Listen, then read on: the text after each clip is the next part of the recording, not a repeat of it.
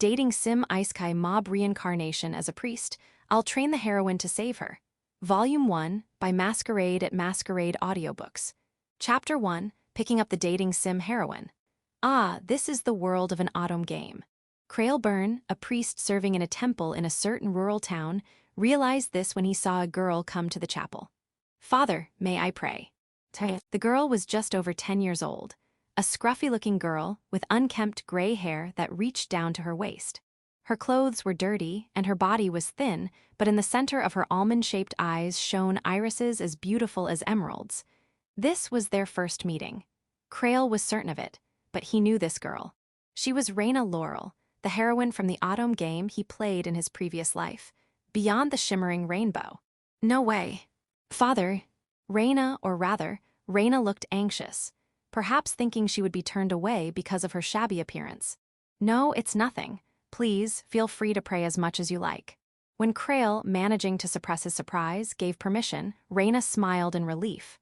"Thank you. Then, if you'll excuse me." Reina knelt on the floor of the chapel and clasped her hands together. As she prayed in silence, a change occurred. Sparkling white light began to pour out from Reina's body and was absorbed by the statue of the goddess at the back of the chapel. It was a scene of divine miracle, but it was also a scene from the game's opening. Reina was no ordinary human. She was the protagonist of the Otome game and also the saint. Reina was the child of a merchant's mistress. After her mother died of illness, she was taken in by her father, but as a child born of a mistress, she was cruelly oppressed by her stepmother and sisters. That's why her hair was unkempt and her body was emaciated. A year after being taken in by her father, Reina visited the temple to mourn her mother's death anniversary. There, she performed a miracle and was recognized as a saint. Her prayers turned into light and were absorbed by the goddess statue. Their power returned to the earth to protect the people. That was the scene. "So, that's my position, huh?" Watching Reina pray, Crail murmured in astonishment. Crail Byrne was a reincarnated person.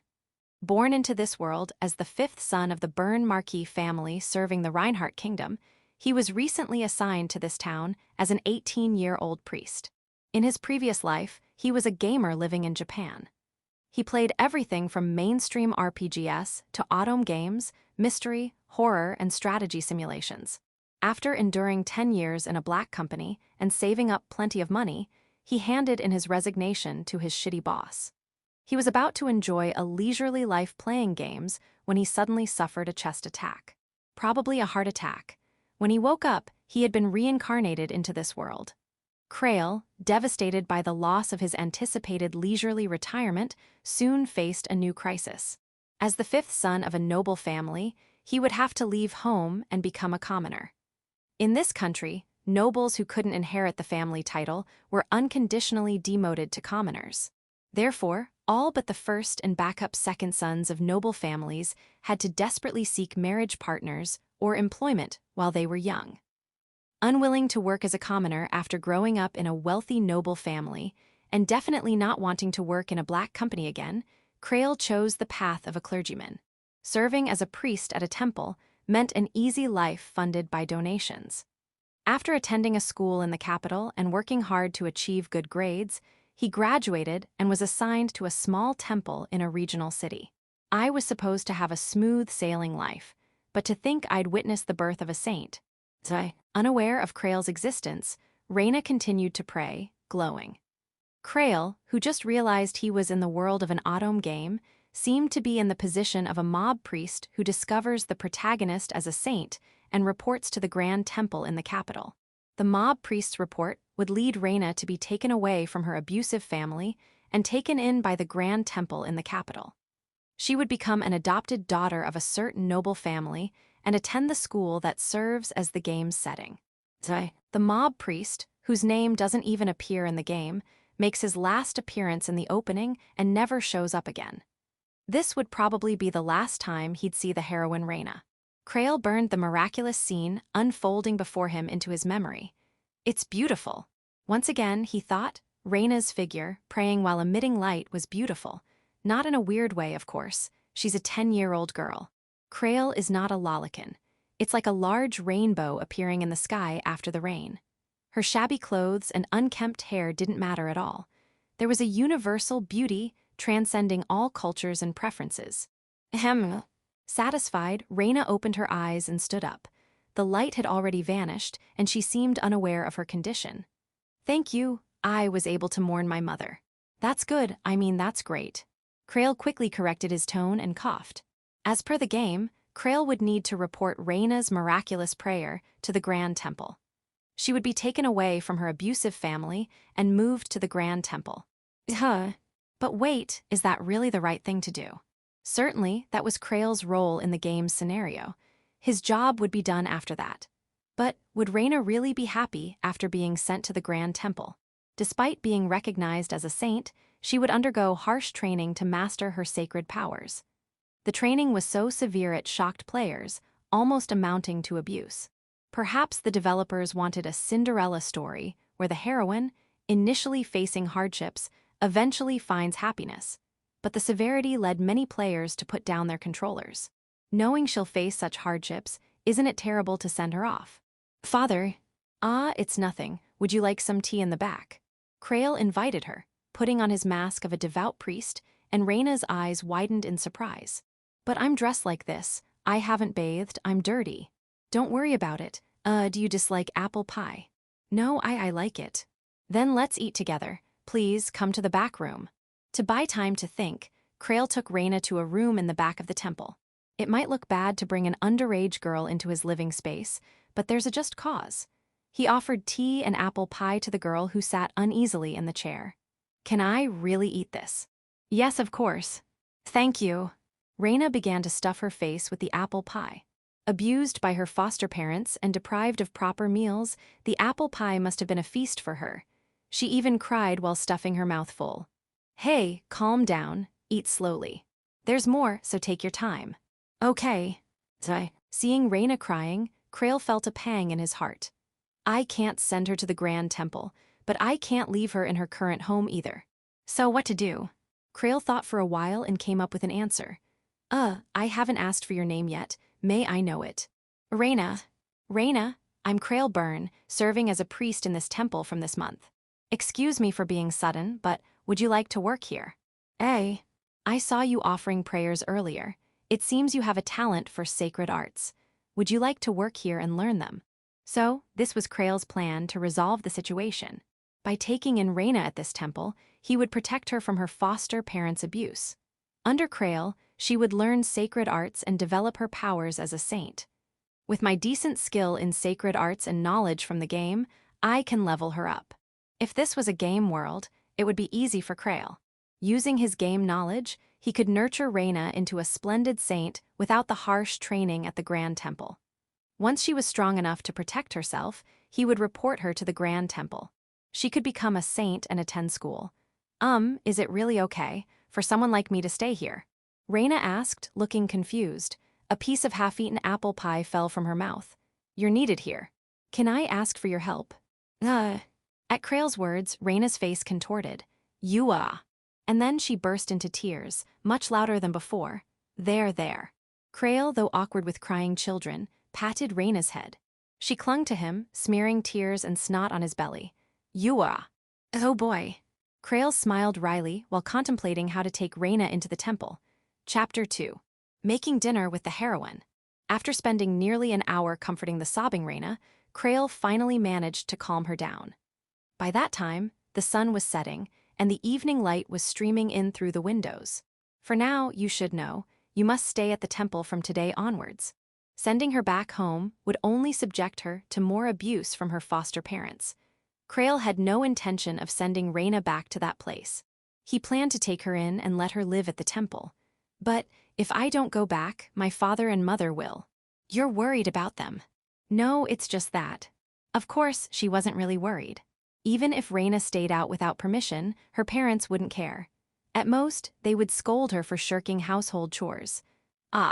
Reina, understanding that her parents wouldn't be concerned about her, hung her head, clutching her skirt.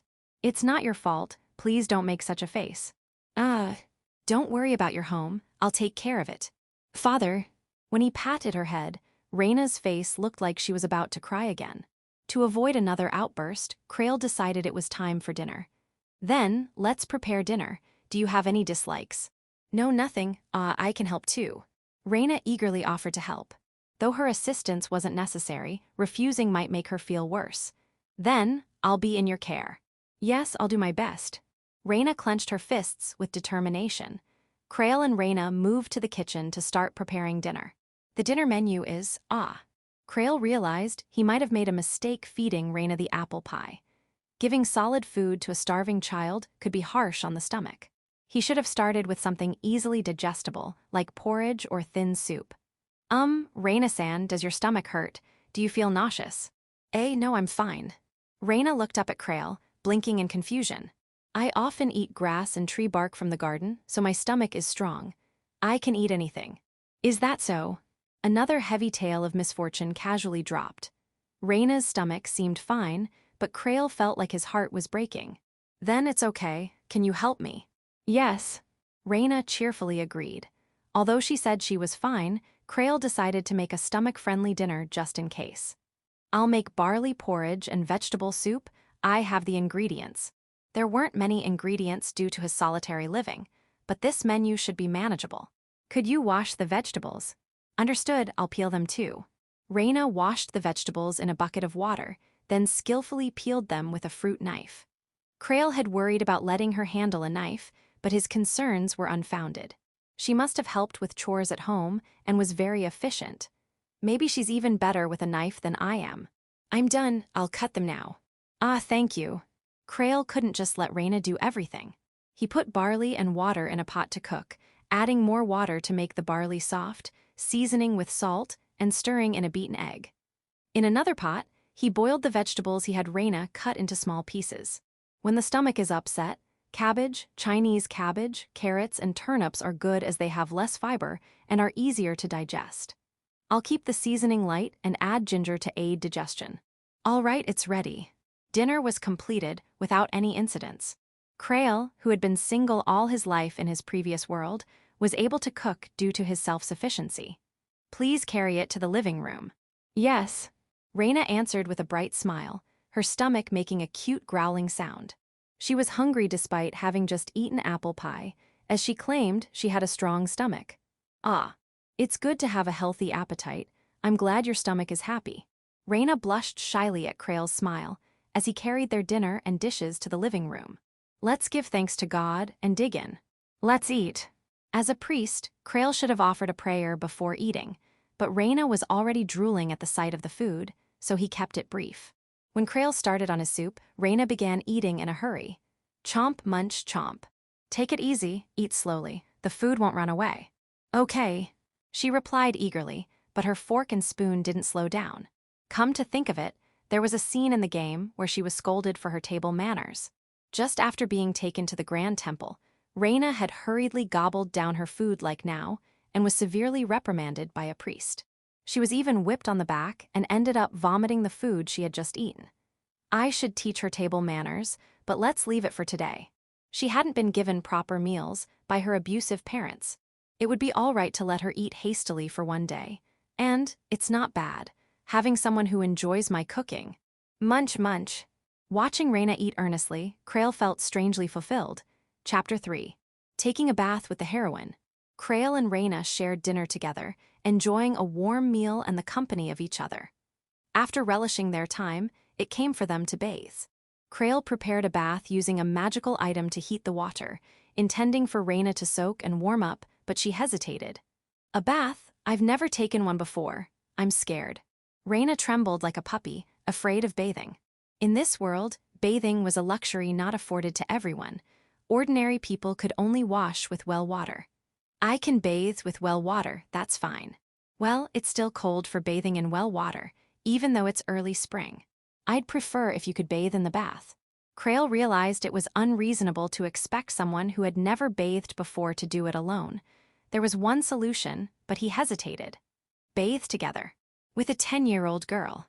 The thought of an 18-year-old young man and a 10-year-old girl bathing together was fraught with implications of wrongdoing. It would be a clear violation of laws in Japan. But there's no other way. I can't just leave her like this. Reina's body and clothes were filthy, and her hair, which should have been a beautiful silver, was dull and gray. Not bathing her was not an option. If you bathe with me, I'll do it. Reina suggested it herself, leaving Krail no escape. I'm sorry, you must hate bathing with someone as dirty as me. No. That's not true at all. Seeing Reina's sad face, Krail quickly reassured her.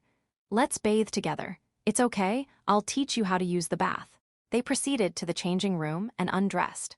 Guilt overwhelmed Krail, but seeing Reina's naked body covered in countless scars changed everything. This is... Father. Reina looked up at him curiously. Her body bore many scars, old and new, testifying to the violence she had suffered. Bruises, whip marks, burns from cigarettes, clear signs of abuse. Heal. Krail activated a healing spell, his lips trembling. Reina's body was enveloped in a soft green light, erasing all her scars. The dirt remained, but her skin was now unblemished. My body, the pain is gone. It's normal to not be in pain, don't be afraid. Krail forced a smile, concealing his sorrow. Being in pain isn't normal, let's get into the bath. Please sit here. Reina sat on the bath chair, and Krail gently poured warm water over her. Does it feel too hot? No, it's fine, I think. Reina, unfamiliar with bathing, was nervous and passive. Krail poured water over her several times, washing away the dirt from her hair and body. He scrubbed her skin with a towel until it became smooth. Her nutritional state was poor, but that would improve. All right, you're clean now. This is me. Reina stared wide-eyed at her reflection in the mirror. The girl in the mirror had a neat face, with long bangs hiding it but still cute enough to show glimpses of a beautiful girl. Like a rough diamond. The heroine of an Otome game, soon to be a revered beautiful saintess. You've become pretty. This is the real you. I'm pretty. Yes, very cute. At that, the girl in the mirror looked like she was about to cry. Such a tearful child she was. With a wry smile, Krail lifted Reina's body and gently placed her in the bathtub. Chapter 4. Sleeping with the Heroine. It's midnight.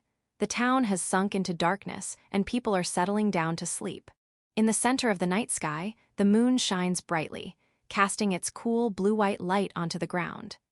In a corner of this dark world, two humans lie in a room of the temple, clinging to each other as they sleep. Who's who? Well, I did expect something like this might happen. A girl who is afraid of bathing has finally finished her first bath, with the priest Krail holding her shoulder in the warm water. Carefully drying off the now calm Reina, they decide to get into bed before the water gets cold. Krail, the only resident of the temple, offers the bed to Reina, but she refuses and insists on sleeping on the floor as usual. Krail tries desperately to convince her otherwise. After some back and forth, Krail and Reina end up sharing the same bed. Reina sleeps peacefully in Krail's arms. Her peaceful expression is reminiscent of a well-fed cat basking in the sun. Even after feeding her and helping her bathe, Krail felt the urge to lecturing her that she was being too trusty to the man she was meeting for the first time. Reina is a 10-year-old kid. It doesn't matter if she is a video game heroine or a saint. She should still be at the age where she wants to be spoiled by her parents. And yet, she lost her mother and was taken in by a father who is nothing but a poison to his children. She has struggled to survive while being abused. For Reina, Krail may be the first person who was kind to her in her life. No, well, I guess it can't be helped. No, I don't want to get hurt. Suddenly, Reina's face twists in pain. Is she having a nightmare? She grabs Krail's clothes tightly, tears streaming from the corners of her closed eyes. I don't want to be alone, no. I don't want to feel lonely. It will be all right, I'm right here. With a pained expression, Krail whispered in Reina's ear. Placing his hand on Reina's unconscious head, he activated sacred magic. Mind Cure. Reina was enveloped in a faint blue light. It's same as in the game, when casting magic to nullify abnormal states like confusion or fear. Tranquility would return to Reina's sleeping face. Seeing the expression of relief, as if being embraced by a mother's arms, Krail sighed with relief. Coo. It's okay. It's all right. Your efforts will surely be rewarded. It seemed that Krail had experienced a pain akin to walking on a path paved with thorns. The extent of the suffering and hardships endured was unknown. However, the time of misfortune was over. From now on, it was time to live a life of picking up the dropped pieces of happiness. eating, bathing in a warm bath, and going to sleep without any worries. You will surely find happiness. You can become a heroine that everyone envies and admires. Yes, Reina is the protagonist of the Otome game, Beyond the Shimmering Rainbow. She is destined to meet a wonderful man, form a connection, and achieve a happy future. A golden future, shining like the color yellow, awaits Reina on the path she walks. Honestly, it was just a whim at first. Originally, Krail should have informed the High Temple about the existence of the saintess, and then he would have been relieved of his duties. He shouldn't have had any further involvement in Reina's life. Nevertheless, he provided Reina with meals and baths because he didn't want to bring misfortune upon her by sending her to the High Temple. It was because he couldn't bear the thought of a young girl suffering due to his actions. But now it's different. I want to witness you being happy. I truly feel that way. Surely this is what fatherly love is. From the bottom of his heart, Krail wanted Reina to lead a happy life. He wanted to protect Reina, who thought eating weeds, getting beaten and bruised, and sleeping on the floor were normal daily occurrences. Somewhere along the way, such feelings had sprouted. Until the day you soar into the world as a heroine, I will protect you. So, sleep peacefully. Su. Until the day Reina, as the saintess, leaves the nest, Krail resolved to protect her. With that deep determination, he closed his eyes. Chapter 5, Negotiating with Toxic Parents. The next day, as decided the day before, Krail headed to a certain place. Though he felt uneasy about leaving Reincarnated behind, perhaps due to the hardships she had faced, she seemed much more reliable than other children. She should be able to handle staying behind. Listen, absolutely do not leave the temple. Even if someone comes, do not unlock the door. Absolutely. Yes, I understand. Reincarnated nodded in agreement. Krail had a strong reason for emphasizing this. The reason was Reincarnated's appearance. Reincarnated wasn't wearing the rag-like clothes she had on yesterday. Instead, she was wrapped in the shirt Krail had lent her. A girl in just a shirt, around 10 years old. If someone saw a girl dressed like this surrounded by the temple, it could lead to a serious misunderstanding. Well, it can't be helped. It's not like the temple keeps children's clothes for girls. Given that this was a temple, there were clothes for priests and sisters. However, there were none in Reincarnated's size, so Krail had no choice but to lend her his own clothes. Well then, please take care of the house. Yes, I'll tidy up properly. Reincarnated gripped a broom and saw Krail off. He had told her she didn't need to do anything, just take it easy.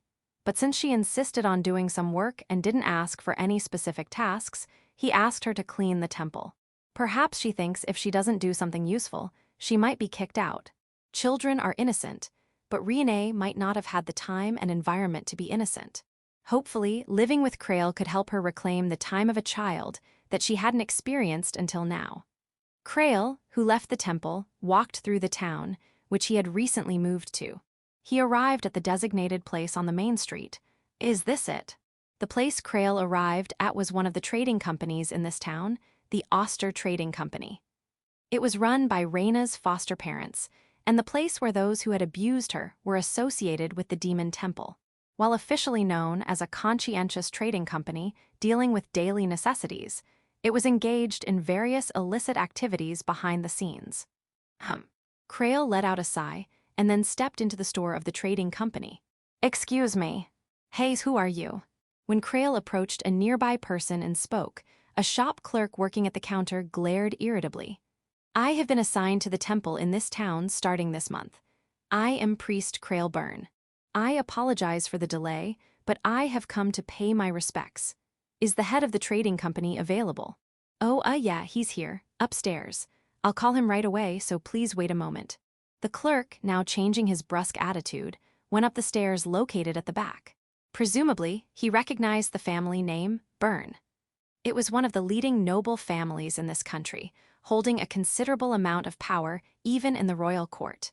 Even if not, offending a clergy member could tarnish the reputation of the trading company. It seemed that the clerk hurriedly switched to a more polite response. Well, if it isn't Priest Byrne. Thank you so much for coming.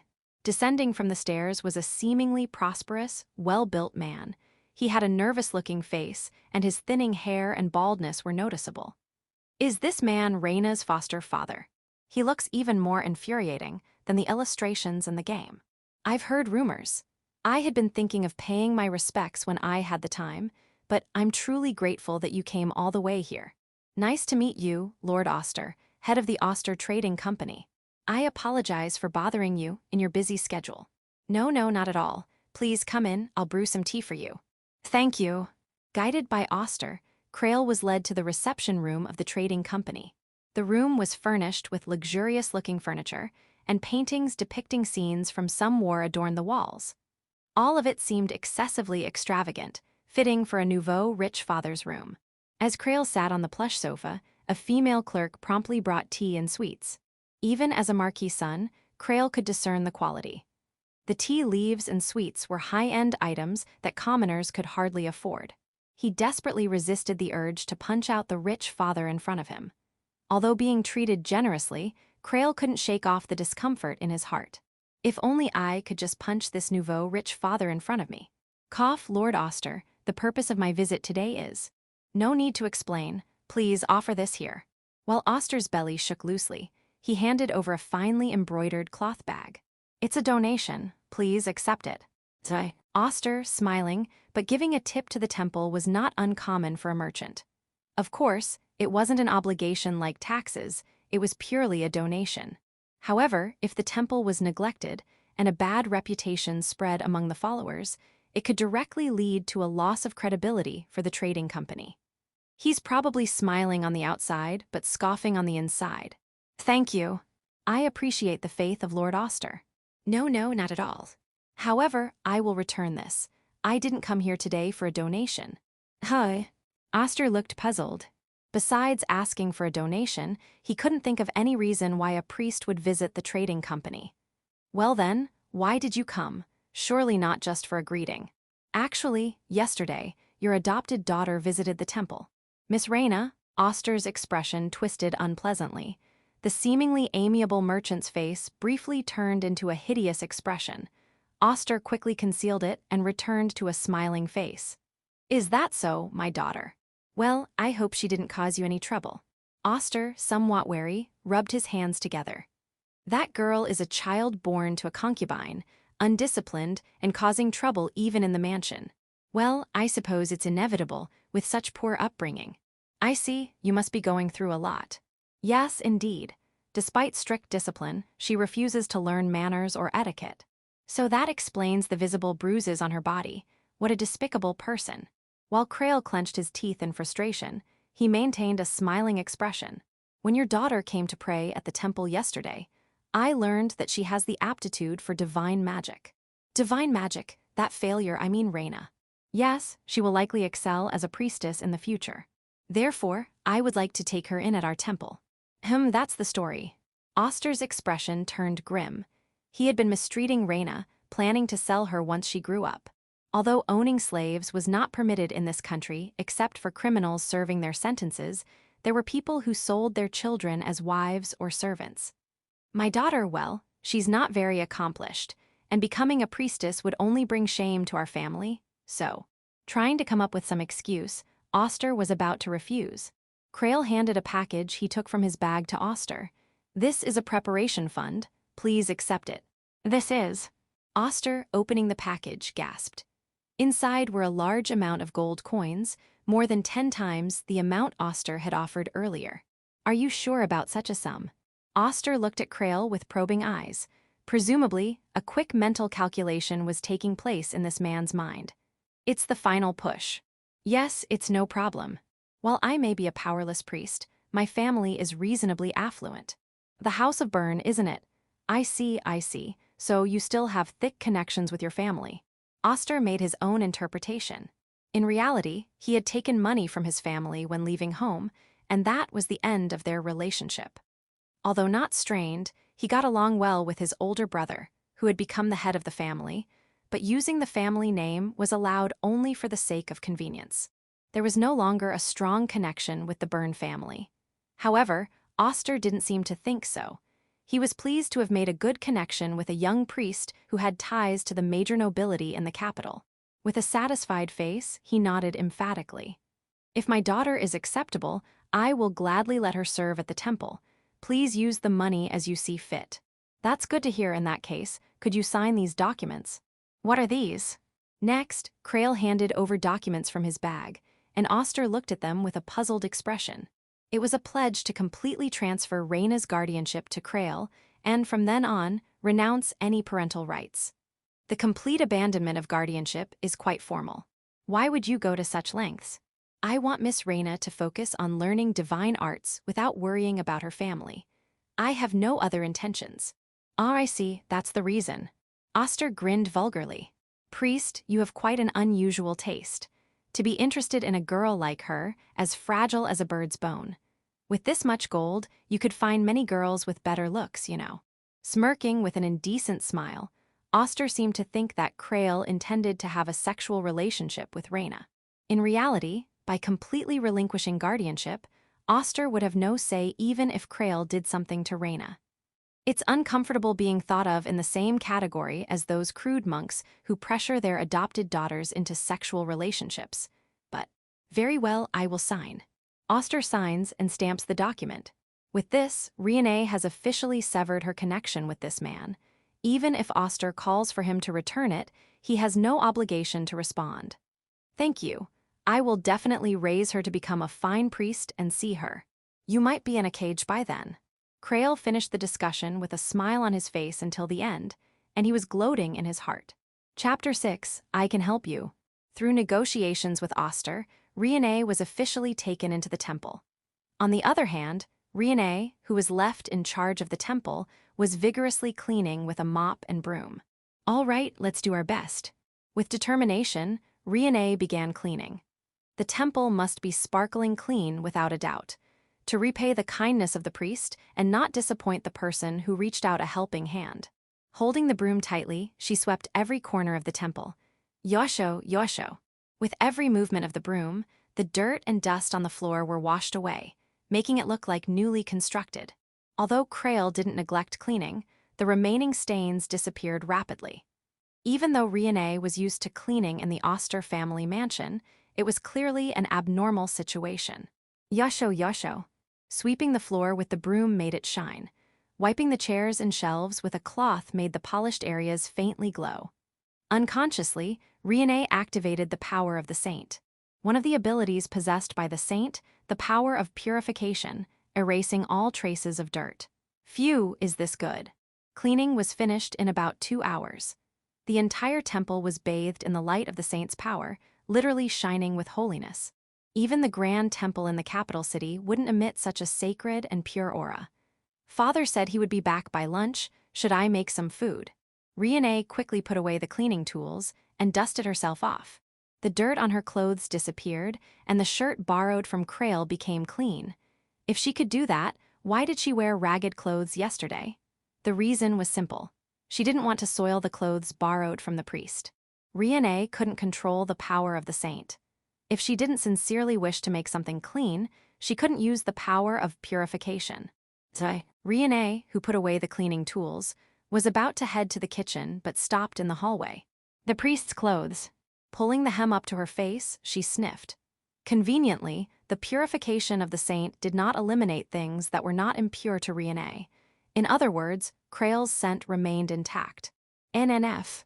For some reason, she felt happy, and a strange sound came out of her mouth. Although they slept in the same bed last night, it was the best sleep she had in a long time, perhaps since her mother passed away.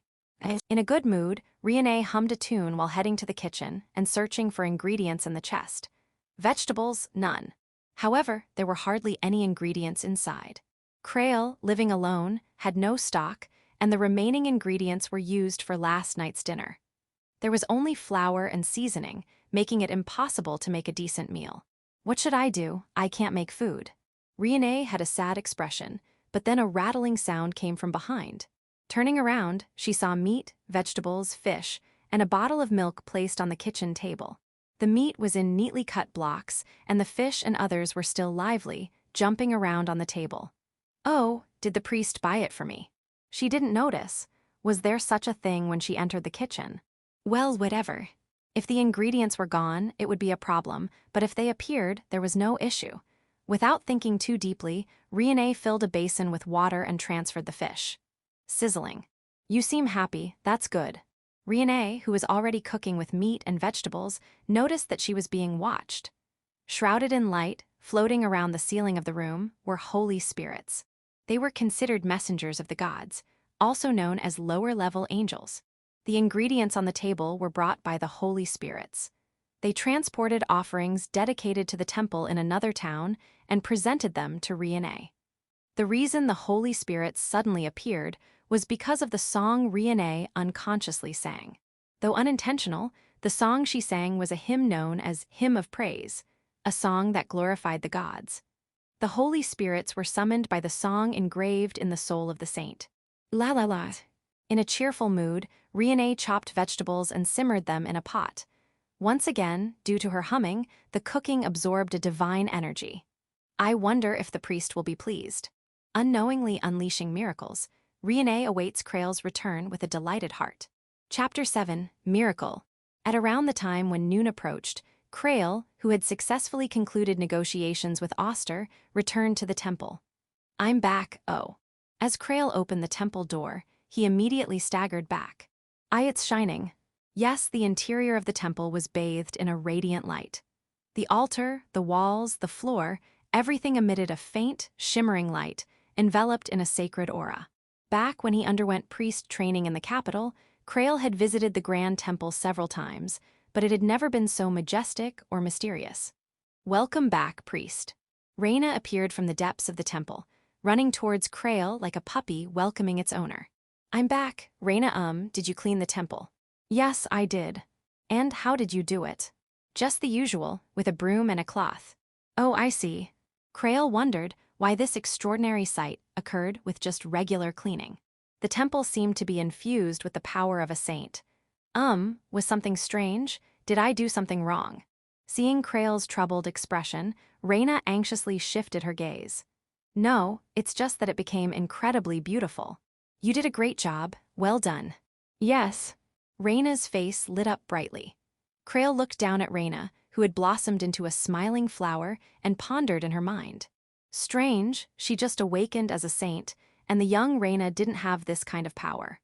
According to the game scenario, she should only develop the power of the saint after enrolling in the academy, but while Creel was troubled in his thoughts, he hadn't realized that Reincarnated unconsciously activated miracles due to the kindness and happiness she experienced from Creel. The power of the saint, activated by deepening relationships with capture characters. Creel couldn't believe that he, a mob character, could make it happen in just a day. This wasn't because Creel was special. It didn't mean he was superior to romanceable characters. Reincarnated entered the academy after being taken in by the temple, enduring years of abusive training. After losing her mother and suffering abuse from her father and stepmother, Reincarnated was taken to the Grand Temple.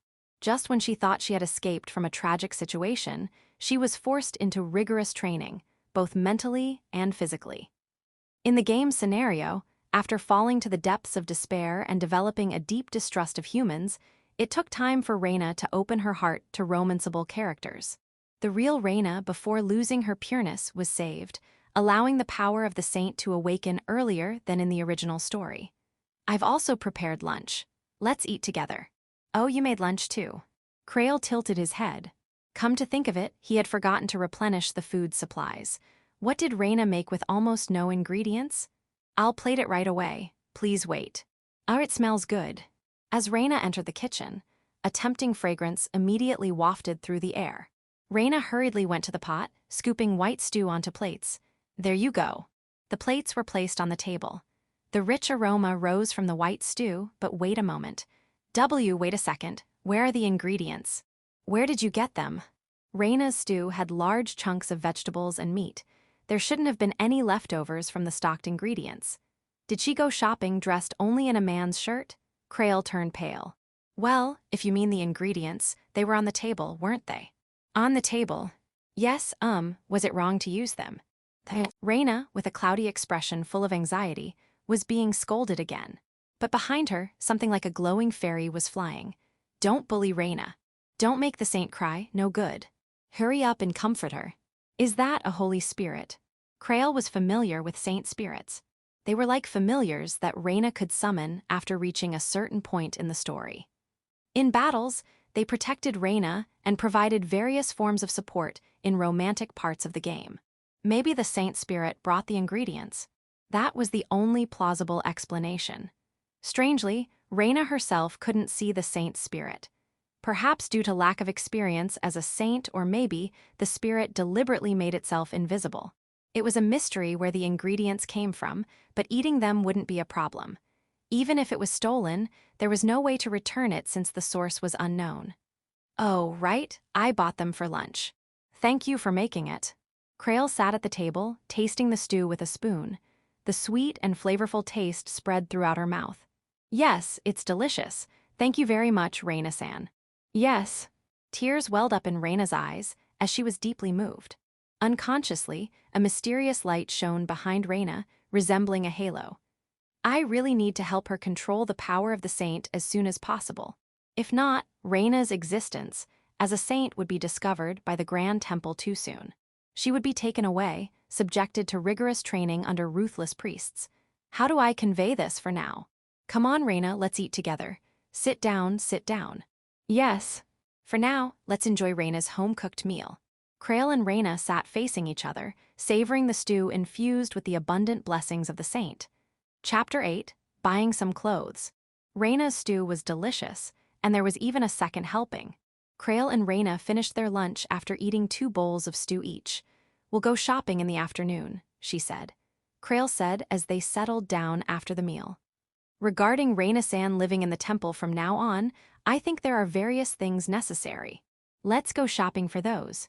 I don't think you need to buy things for me. I want to buy them. You cleaned the temple beautifully and made lunch until noon. Let me show my appreciation. Yes. Blushing with embarrassment, Reina nodded slightly. Well then, please change into this outfit.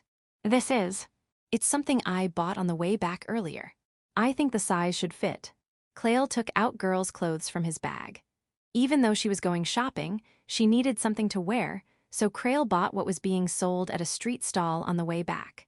It was just something bought as a temporary measure, so it wasn't particularly fashionable. It was a plain dress. Please change into it. When you are done changing, let's go shopping. My clothes that the priest bought for me. Reina hugs the clothes offered to her. Thank you. It's the first time since my mother left that I've had clothes bought for me. I see. I'm so happy.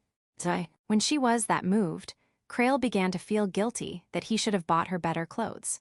He was going to buy proper clothes again when he went shopping, and he regretted that he had chosen them at random. Well then, I'm going to change. Reina took off the shirt she was wearing. A young girl in a bathing suit appears. Krail hurriedly averted his gaze and tried not to look at Reina's naked body. Next time, please change your clothes in your room. Even if I'm the only one there, it's not appropriate. I'm sorry, I'll be careful. Understood. Well then, about that shirt. I'll wash it for you. She reached out to take back the borrowed shirt, but Reina quickly hid it behind her back. I'll wash it for you. Yes, thank you. Reina repeated the same lines with an even stronger tone, and although Krail tilted his head in confusion, he decided to entrust her with it. Then Reina happily hugged the shirt for some reason and took it somewhere. Well then, let's go out, father. Yes, shall we? Though Krail was curious about where Reina had taken the shirt, he decided to set that aside and focus on going shopping. Krail left the temple with Reina and headed towards the market. The town where the two lived was a regional city called Egbel, located in the eastern borderlands from the capital. Compared to the capital, it was a much smaller rural town, but it was still the largest town in the vicinity, with about 3,000 people living there. Oh, father, who is that child? A familiar face from the neighborhood called out.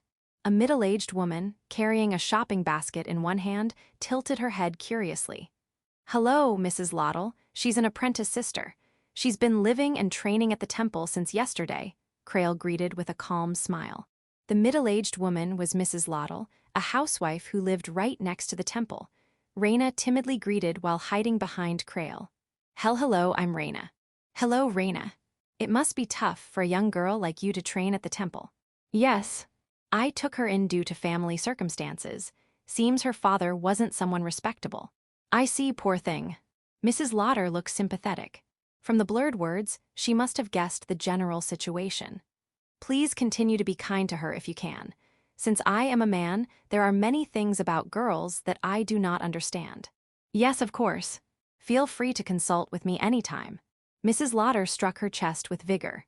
This robust lady had the fault of being a gossip and talkative, but she was caring and loved children. She was also deeply religious and donated to the temple. Even to Crail, who had not known her for long, it was clear she was a good person. Thank you very much. Take care. First, it might be good to cut your hair. You have such a cute face, so you should also dress fashionably.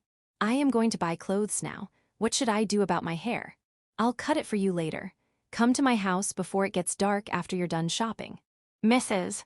Lauder laughed heartily. It was an offer he couldn't wish for more. Crail bowed his head. I'm sorry, could I ask for your help? Ah, sure. Raina wants to be cute, doesn't she? I want to be cute. Raina stepped forward from behind Crail, speaking more forcefully than usual. Despite various imperfections, Raina too must have her thoughts on being a girl. All right, then I'll be waiting. Yes, excuse us. Thank you, excuse us. After parting with Mrs. Lauder, Crail and Raina headed to the market. The market was lined with many shops, and vendors opened their stalls. Although it was not as crowded as the capital's market, there were still quite a few people around. Raina, please be careful not to get lost. Yes.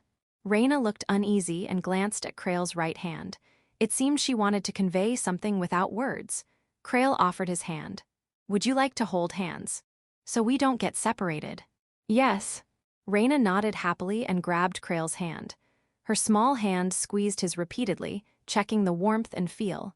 It seemed she had grown quite attached to him. He felt as if he had a daughter. To think I'd feel like a father at 18, well, it's not a bad feeling. Father, what shall we buy first? Let's start with clothes. Clothes, but I've already received clothes from you.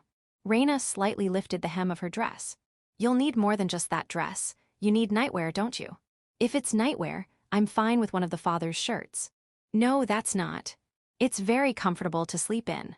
Raina declared, though he wished she'd keep her voice down a bit. It was nice to be appreciated, but rumors like the priest enjoys dressing a young girl in his clothes would be troublesome. Anyway, let's look around. Yes, if father says so. Taking Raina with him, Crail headed to a nearby clothing store. The store wasn't very large but seemed to have a good selection, including children's clothes. Welcome. Oh, isn't this the new priest? The middle-aged male clerk greeted them. This was their second meeting since Crail had greeted them upon his assignment to the town. Are you shopping today? If you're choosing clothes, I will help you pick them out thoroughly. Crail offered a strained smile. As the clerk's manner of speaking suggested, he was what one might call flamboyant. He was a muscular man in his 40s with slicked-back hair and makeup, a character with a strong presence. Can't believe it. Such a character exists in the village where the heroine was born. He almost felt like this person must have some significant role, given how much character he had. They had come to this store for its good reputation and reasonable prices. Otherwise, he might have preferred to avoid such a character. We're here to buy clothes for this child today. Could you help us choose? Hello. Raina peeked out from behind Crail, looking timid. Oh my, what a cute child. Are you the priest's daughter? No, perhaps your sister. She's an apprentice sister, taken in by the temple, due to family circumstances. Family circumstances, I see. The shopkeeper's expression darkened slightly, as if he had grasped the situation from Crail's brief comments. Don't worry, I'll choose for you. Come this way. Father, I think it'll be okay. It's a reputable store. With a heart adding, believe it or not, Crail watched Raina being led away like a sacrificial lamb. Here we are. We're back. Minutes later, an angel appeared before Crail. To be precise, a girl who could be mistaken for an angel stood there. Raina, who had returned, was wearing a different white dress from before, adorned with lace ribbons and decorations, a stark contrast to what Crail had bought. Her shoes were red boots and her hair was styled up. Though still thin, she was a beautiful girl who would not embarrass him anywhere. This is surprising. You look very cute. Cute am I? Yes, it suits you very well. Raina's face lit up with a deeply moved smile, and the confident shopkeeper emerged. This child, she's great material. She looks good in anything. Indeed. It's a waste for her to end her life as a sister in the temple. Think well about her future. Crail nodded, receiving advice from the older man. Without being told, Krail had already been thinking about Reina's future. He didn't plan to end her life as a temple sister. Eventually, he intended to send her to the academy in the capital to pair up with the appropriate partner as the heroine. Father, he also recommended this dress to me. May I try it on? Yes, of course, please show me. Hey. Reina smiled shyly, taking a red dress in hand and heading into the fitting room. Chapter 9. Finishing shopping. It's really okay, you bought so many clothes for me. After finishing selecting clothes and leaving the store, Reina spoke with an apologetic tone. Reina was indeed a girl after all. While she seemed to enjoy trying on clothes when it came to actually purchasing them, she seemed hesitant. When Krail bought her several pieces of clothing, Reina immediately shrunk back, looking apologetic. It's no trouble at all. They all looked great on you, Reina-san. But even buying underwear. It's not like it's a visible place, and I could have managed without. Let me buy them. Please. Living with a girl, one tends to be considerate, even about things like not having underwear. It wasn't a problem that could be dismissed just because she was a child. Besides, the shopkeeper was very kind. Budget-wise, it was no problem at all. The muscle-bound, bearded cross-dressing shopkeeper, his name seemed to be Oratorio, and he gave quite a discount. Let's give some service to a cute little girl with a bright future, he winked. Though his appearance was unsettling, he seemed genuinely kind-hearted. The local reputation was also good, so Krail decided to continue using that shop if needed. Next is buying daily necessities, right? Dishes and towels were already available at the temple, but toothbrushes, handkerchiefs, bags, stationery, etc. would be needed. There's a general store over there. Let's go. Yes.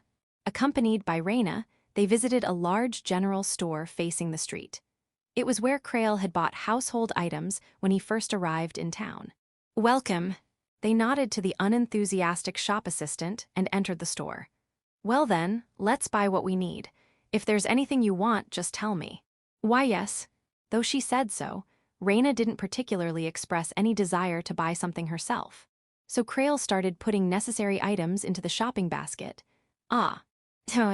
Suddenly, Reina let out a sound. Krail turned around to see Reina staring at a stuffed animal displayed on the shelf. It was a black cat stuffed animal, large enough for a child to hold, with golden eyes like a full moon floating in its black fur. Reina was silently gazing at the stuffed animal. It seems like Reina wants that. Without a word, Krail grabbed the stuffed animal and put it in the shopping basket. Ah. Let's buy this too. It's okay. I don't really want it or anything. Don't hold back. We're just buying what we need. Krail quickly came up with a suitable excuse. Stuffed animals are like guardians for children. They can take the place of bad things happening to them or eat bad dreams. So, households with children need to buy dolls for protection, you know. Is that so? Now that you mention it, my mother also bought me a doll when she was alive. That doll must have also been discarded by that abusive parent. Krail gently patted Reina's head and then took the shopping basket to the shop assistant. Anything else you want? I'm fine. Then let's hurry and buy everything and go home.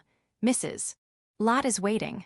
Seeing Reina's face, both apologetic and happy, Krail became convinced that his actions were correct.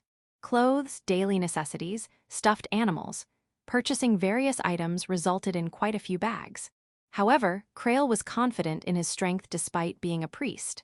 There were sacred magic spells that could temporarily increase strength and stamina, so he had no problem carrying the bags to the temple. Welcome back. Sorry to keep you waiting, Mrs. Lauder. On the way back to the temple, Mrs. Lauder was standing in front of her house. Oh, no problem at all. I was just sweeping in front of the house. Shall we go for a haircut now? Can we, Reina-san? Yes, please. Yes, then please come this way. Led by Mrs. Lauder, Reina entered her house. Krail took the bags from Reina and was about to carry them into the temple. Hey, delinquent priest, coming back from shopping. As Krail opened the door to the temple, he was called from behind. Turning around, a young man dressed in what seemed to be the town's militia armor stood there. Looks like it. That's rude. It's your old friend. Appearing was Roywood Belen, a friend who served as the town's militia. He was the third son of the Belen family, and they had been classmates at the academy in the capital. After graduating from the academy, Roywood joined the military and was dispatched to this town as a militia. Even though he had just been assigned, he had already been appointed as the unit leader. "What's up?" "As you can see, we have some packing to do." Crail spoke in a rough tone, unlike a clergyman. Roywood was a close friend, so there was no need to be reserved. "It's nothing serious. I heard rumors that you were walking around with a kid, so I thought maybe you've turned into a lolicon or something and came to see. That's none of your business. There's a reason. I just rescued a girl who was being abused by her toxic parents." "Abused?" Roywood frowned. Hearing the unsettling words, he spat out in displeasure. "Well, it's not a peaceful story. Makes you want to punch parents who bully their children." Although Roywood was from a noble family, being the third son, he received quite rough treatment. He seemed to have feelings about parents who mistreated their children, as he had an angry look on his face. Looking at the face of such a friend, Crail muttered softly, "It might be just right." "Huh? What's that?" "I want you to investigate about that girl. There's something I've been wanting to know." Meeting Roywood here was unexpected, but in a way, it was convenient. Crail decided to delegate to Roywood something he had been thinking about investigating. "I want you to investigate the Oster Company. There's a possibility that the company is involved in the illegal trafficking of drugs."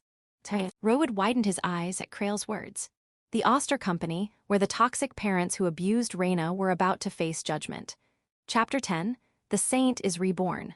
Crail was separated from his friend, sorting through the items he had bought at the back of the temple. The sun was starting to set.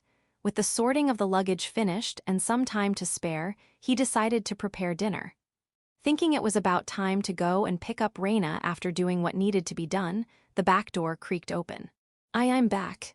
Welcome back." Oh. Upon seeing Reyna return from the back door, Crail couldn't help but let out a gasp of admiration. There stood a beautiful girl, akin to a work of art created by the gods. She had cut her long bangs and tidied herself up, regaining her natural beauty. Earlier, Crail had compared Reyna to an angel at the clothing store, but that was an understatement. Now, the girl standing before her was the epitome of a perfect angel. A uniquely beautiful girl, with no concern about being undernourished, was right before her eyes. No, it's kind of creepy how I'm praising a 10-year-old girl like this, even though I say so myself. "It suits you very well. You look completely different." "Thank you, I'm so happy, really." When she smiled like a child, cuteness and beauty reacted chemically, bursting forth. In the game, many noble men such as princes, dukes, and the Pope's sons were fascinated with Reyna. Seeing Reyna now, it was clear why. Reyna's beauty was incomparable. If she wanted to, she could even conquer a country. In the game's scenario, it was understandable why the prince would go mad and endanger the country to obtain her, possessing such a pure and lovely beauty. A supreme work of art loved by the gods, this must be what they call a holy woman. Well, if those abusive parents knew, they wouldn't leave her alone. They'll definitely do something unnecessary. Reyna's father had sold her for money, but seeing Reyna now, he would probably do anything to get her back. If he sold her to some wealthy tycoon, she might fetch a price that could build a castle. "I'm counting on you, Roywood. Please gather evidence and catch those abusive parents." "Priest." Excuse me." Crail cleared his throat. "For now, shall we have dinner? I made it myself today." "Oh, I'm sorry. I should be the one cooking as your guest." No, I had some spare time. Let's eat right away." Seating Reyna at the table, Crail immediately served the dishes. Tonight's menu was omelet rice. In this country where bread was the staple food, it was a rare dish, but Crail found rice among the ingredients brought by the Holy Spirit, so he decided to make it. There was some ketchup that he had made before. It's irrelevant, but Beyond the Shimmering Rainbow is set in a medieval European-like world, so why are there tomatoes? Tomatoes were supposed to be native to South America. "What's this?" "Please try it, I'm confident in it." Reyna cautiously pierced the omelet rice with her spoon. Then, the membrane on the surface broke, revealing a half-cooked egg overflowing from within, accompanied by stir-fried chicken rice with vegetables and bacon. "Wow!" Reyna's eyes widened. It was a dish Crail had learned during his college days working part-time at a restaurant, but it seemed Reyna was pleased. After taking a bite, her face lit up and she couldn't stop eating. It's delicious. Really, really delicious. Hee hee, I'm glad. Krail nodded satisfactorily and ate the omelet rice. It was delicious. He had done a good job. Reina also seemed to like it as she happily chewed away. Nom nom gulp. Hey, if you eat too quickly you'll choke. Oops. While smiling wryly at Reina, who was answering with her mouth full, Krail brought up what he needed to discuss. Reina, from now on, you'll be working as a sister at the temple. I'll teach you starting from tomorrow. Noms nom. Being a priest involves learning a lot. You have to memorize the contents of the scriptures and prayer formulas, and you also need to study history, mathematics, and other subjects. You'll also need to master sacred arts. Noms nom. Reina, who was taken in by the Grand Temple, had been forced to study by a tutor priest and mercilessly whipped whenever she couldn't understand a problem. Krail wanted to make sure Reina didn't go through such experiences, so he wanted to make sure Reina had her studies perfected now. I'm sure you'll pick it up quickly, Reina. Let's do our best starting tomorrow. Noms nom. Did you hear what I said? Yes. Reina energetically replied. It seemed she had listened attentively, but it might be better to discuss such complicated matters after the meal. There's ketchup on your face. Ahem. Krail smiled wryly as he wiped Reina's cheeks with a handkerchief. Chapter 11, Educating the Heroine. The next day, as planned beforehand, I began Reina's education. In a room deep within the temple, I sat Reina at a desk and declared the start of the lesson. Shall we begin our studies? Yes, please teach me. Reina responded with sparkling eyes. Thanks to 2 days of nutritious meals, Reina's complexion had significantly improved. Though her body was still thin, her health was steadily improving. Do you have any subjects you're good at or struggle with, Reina? I'm not sure, but I like reading books. My mother used to read to me a lot when she was alive. Then let's start with theology. Reina hadn't been exposed to studying before, so it seemed wise to start with a subject she might excel in. Let's begin by reading this scripture aloud. You understand the text, right? Yes, my mother taught me. Good, please begin. Yes, in the beginning there was darkness. And God said, "Let there be light," and light filled the dark world. This world scripture bears resemblance to the Bible, featuring Genesis and episodes such as the Tower of Babel, Sodom and Gomorrah, and Noah's Ark.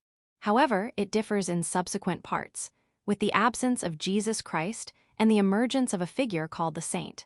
Seeing the desolate world, the saint of Genesis spoke, "I shall bring healing to this world."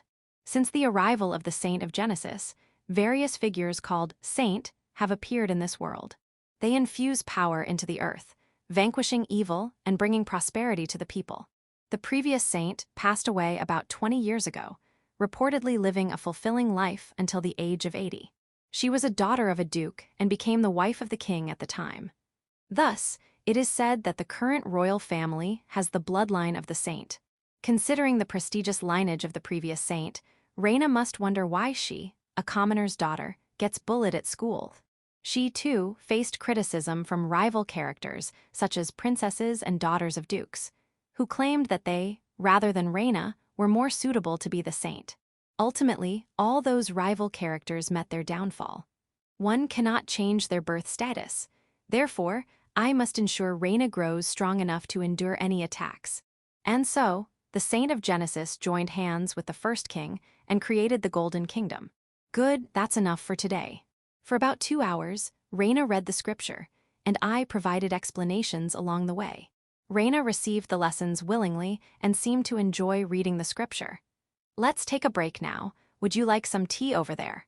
Yes, by the way, I thought scriptures would be more difficult. It was easy to read and quite interesting. Children's versions of scriptures are simplified for studying purposes. The original scriptures are much thicker and might take days to read. To become a priest, one must memorize the extensive contents of the scripture, akin to a dictionary.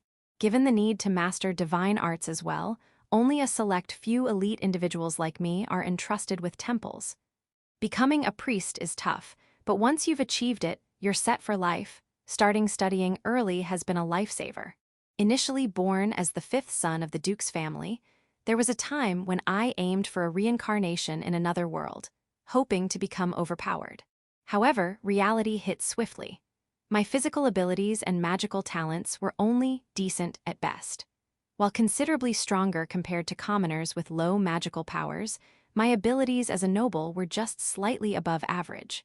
If only I had excelled in specialized knowledge like medicine in my previous life as a gamer salaryman, but I lacked such expertise. Despite being born into the Duke's family, as the fifth son I held no real power. I quickly abandoned the idea of aiming high and chose the secure path of a priest. If only I had realized sooner that this world was like a game. Sigh. Is something wrong, father? No, it's nothing. Right, since we're here, shall we learn how to brew tea? I took out some tea leaves from the shelf, prompting Reina to tilt her head in confusion. I probably know how to make tea, you know. The way commoners make tea and the etiquette for nobles are different. Similar to business etiquette for tea, there are proper manners for nobles. The amount of leaves, water, the placement of cups and snacks, there are intricate rules. Failure to abide by them could lead to being seen as uncouth. You might have opportunities to attend tea parties with nobles in the future. It wouldn't hurt to learn just in case. I doubt I'll have such opportunities, but if you say so, Priest Sama, I'll do my best. Once Reina starts attending the academy in the capital, she'll interact with upper-class individuals, including the capture targets. To avoid being ridiculed as a country bumpkin, she should learn manners such as table etiquette. I'll also teach you how to use knives and forks during meals. It might be overwhelming at first, but let's take our time and learn. Yes, I'll do my best. Reina nodded enthusiastically as I continued teaching her manners in a relaxed manner. She was naturally quick to pick things up. Alongside her studies, she managed to learn manners thoroughly. With her already beautiful appearance, refined manners would make her even more sophisticated. She'll probably be able to dine much more elegantly than me in a year or two. In a year or two, Reina will become a lady suitable for any occasion. Watching her grow, I felt like a father monitoring his child's development. Chapter 12. Emergency. It has been a month since Reina was taken in at the temple. Initially, Reina was quite skinny when she first visited the temple. However, eating 3 meals a day along with snacks has resulted in her cheeks becoming plump. It seems her chest has started to grow as well, which has led to an increase in awkward situations for Krail, who lives with her. We're living together, so some things can't be helped, but please, spare me from sharing baths. To Krail's great distress, Reina still tries to bathe with him or sleep in the same bed.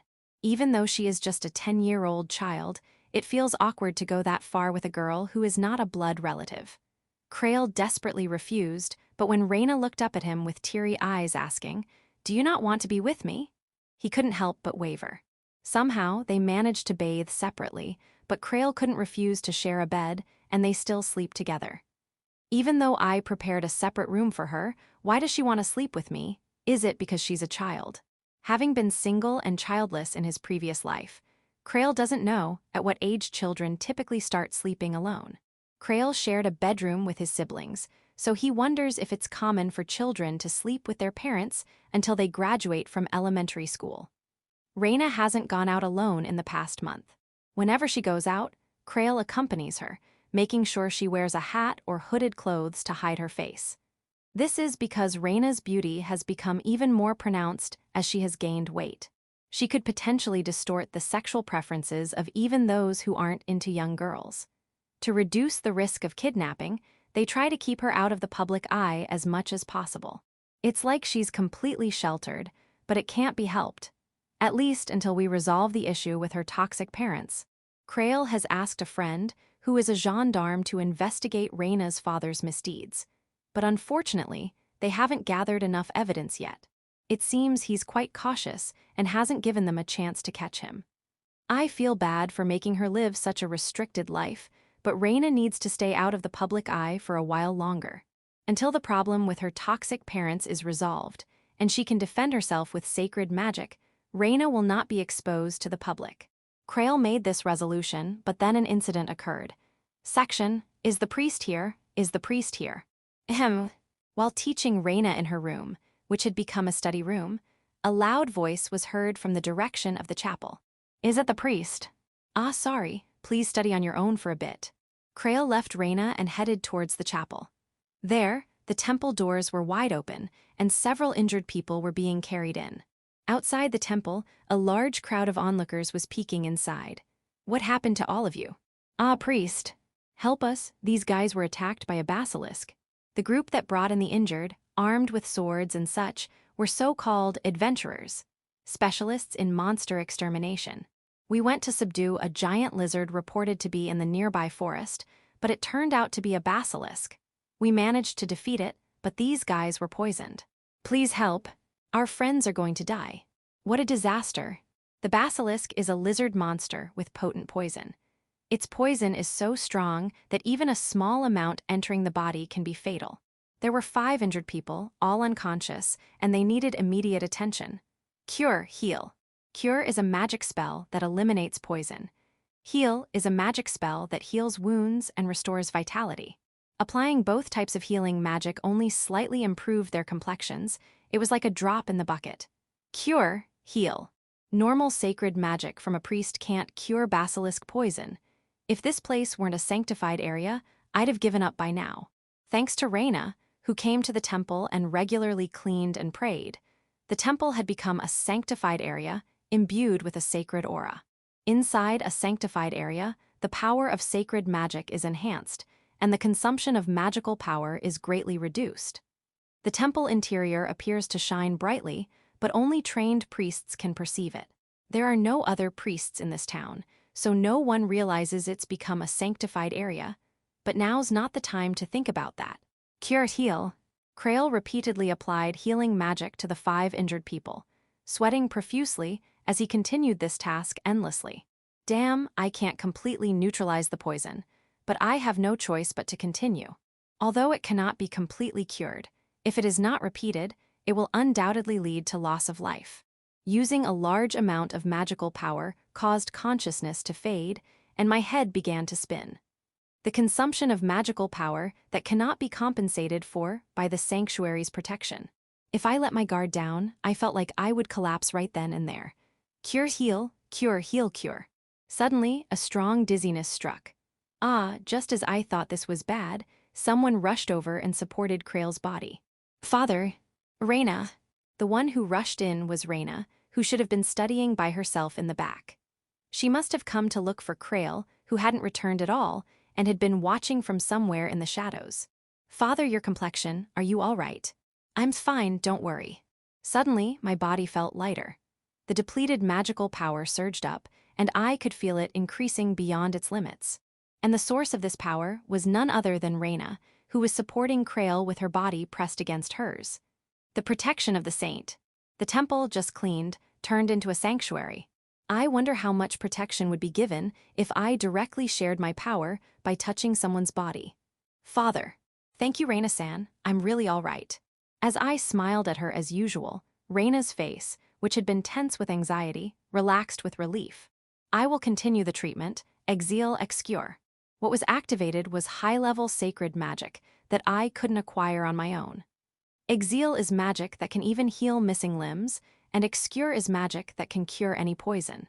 Even in the capital's grand temple, it's a high-level magic that only a handful of priests can use. The injuries of the wounded began to close, and their pale faces regained color. Amazing. Hey, are you all right? Pull yourself together. The adventurers around cheered with joy.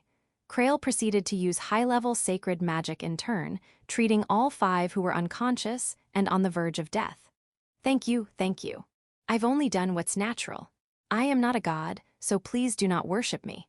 That's right, the one who should be thanked, the one who should be revered, is this child. Father, looking up at him in wonder, the girl received a silent continuation of strokes from Krail as he placed his hand on her head. Chapter 13, Sister Reina in Action. Heal. Oh, I feel so much better now. Thank you, Reina-chan. Yes, take care. In the chapel of the temple, Reina, dressed in a sister's uniform, was performing healing magic. An elderly person who had received treatment for their back pain stood up and smiled warmly at Reina. Reina-chan, you're still so young, yet so remarkable. Here, take this donation and vegetables from our garden. Please enjoy them. Thank you, Grandpa. I'll cook and eat them. Hey, old man. If your treatment is done, move along, you're blocking the way. There was a line forming in front of Reina, eagerly awaiting the treatment of the beautiful sister. Many were elderly, but there were also some young men among them. One young man had a slack, lovesick expression on his face, with only a minor injury to his finger. Clearly, he had ulterior motives in approaching Reina. However, they were all scolded by the elderly and chased out of the temple. Phew, it's suddenly become lively, hasn't it? Krail, who was working on something away from the line, muttered. 2 more months had passed since the basilisk incident. Since that incident, there had been a significant increase in visitors to the temple. When Krail first arrived, the temple was quiet, but now it was bustling with people coming for worship or seeking healing through sacred magic. It's helpful that donations are increasing, but when it's this obvious, it's a bit troublesome. Oh my father, are you jealous that your cute girlfriend is being taken away? The one teasing him was Oratorio, the owner of the familiar clothing store. Don't worry, that girl is faithful. She'll come back to you properly. I didn't say anything like that, Oratorio-san. Krail chuckled awkwardly, shrugging his shoulders. The temple is a house of prayer. It doesn't have doors to reject people. However, it's troublesome if it's so obvious that everyone's here for Reina. Since Reina started offering healing treatments as a sister, there had been lines at the temple almost every day. Their purpose, of course, was Reina. She was just too adorable of a sister. During the basilisk incident, Reina had exposed herself to the public. She didn't hide her face with a hat or hood like she did when she went out, and there were even bystanders outside the temple gates. Many people questioned who this beautiful girl was, and Krail honestly explained that she was a girl taken in due to family circumstances. At that point, it became rather unnatural to keep her hidden. Rumors of a young priest surrounded by a beautiful girl could easily spread. Krail officially presented Reina as a sister to the public. Haha, Reina-chan is so popular. But still, is it okay for her to use magic so much? Of course, I've set limits on the number of people she treats, although it probably wasn't necessary. Krail taught sacred magic to Reina, but honestly, he doubted if it was necessary. Reina learned healing and curing magic with just one glance. It took a little longer to learn magic like strengthening or guarding body functions, but even then, she could learn it in less than 3 days. I spent 5 years mastering magic, and she learns it in a month. That's really shaking my confidence. In the game, Reina, who was taken in by the Grand Temple, would be subjected to persistent bullying. Perhaps the reason for the educator's resentment toward Reina was the difference in talent.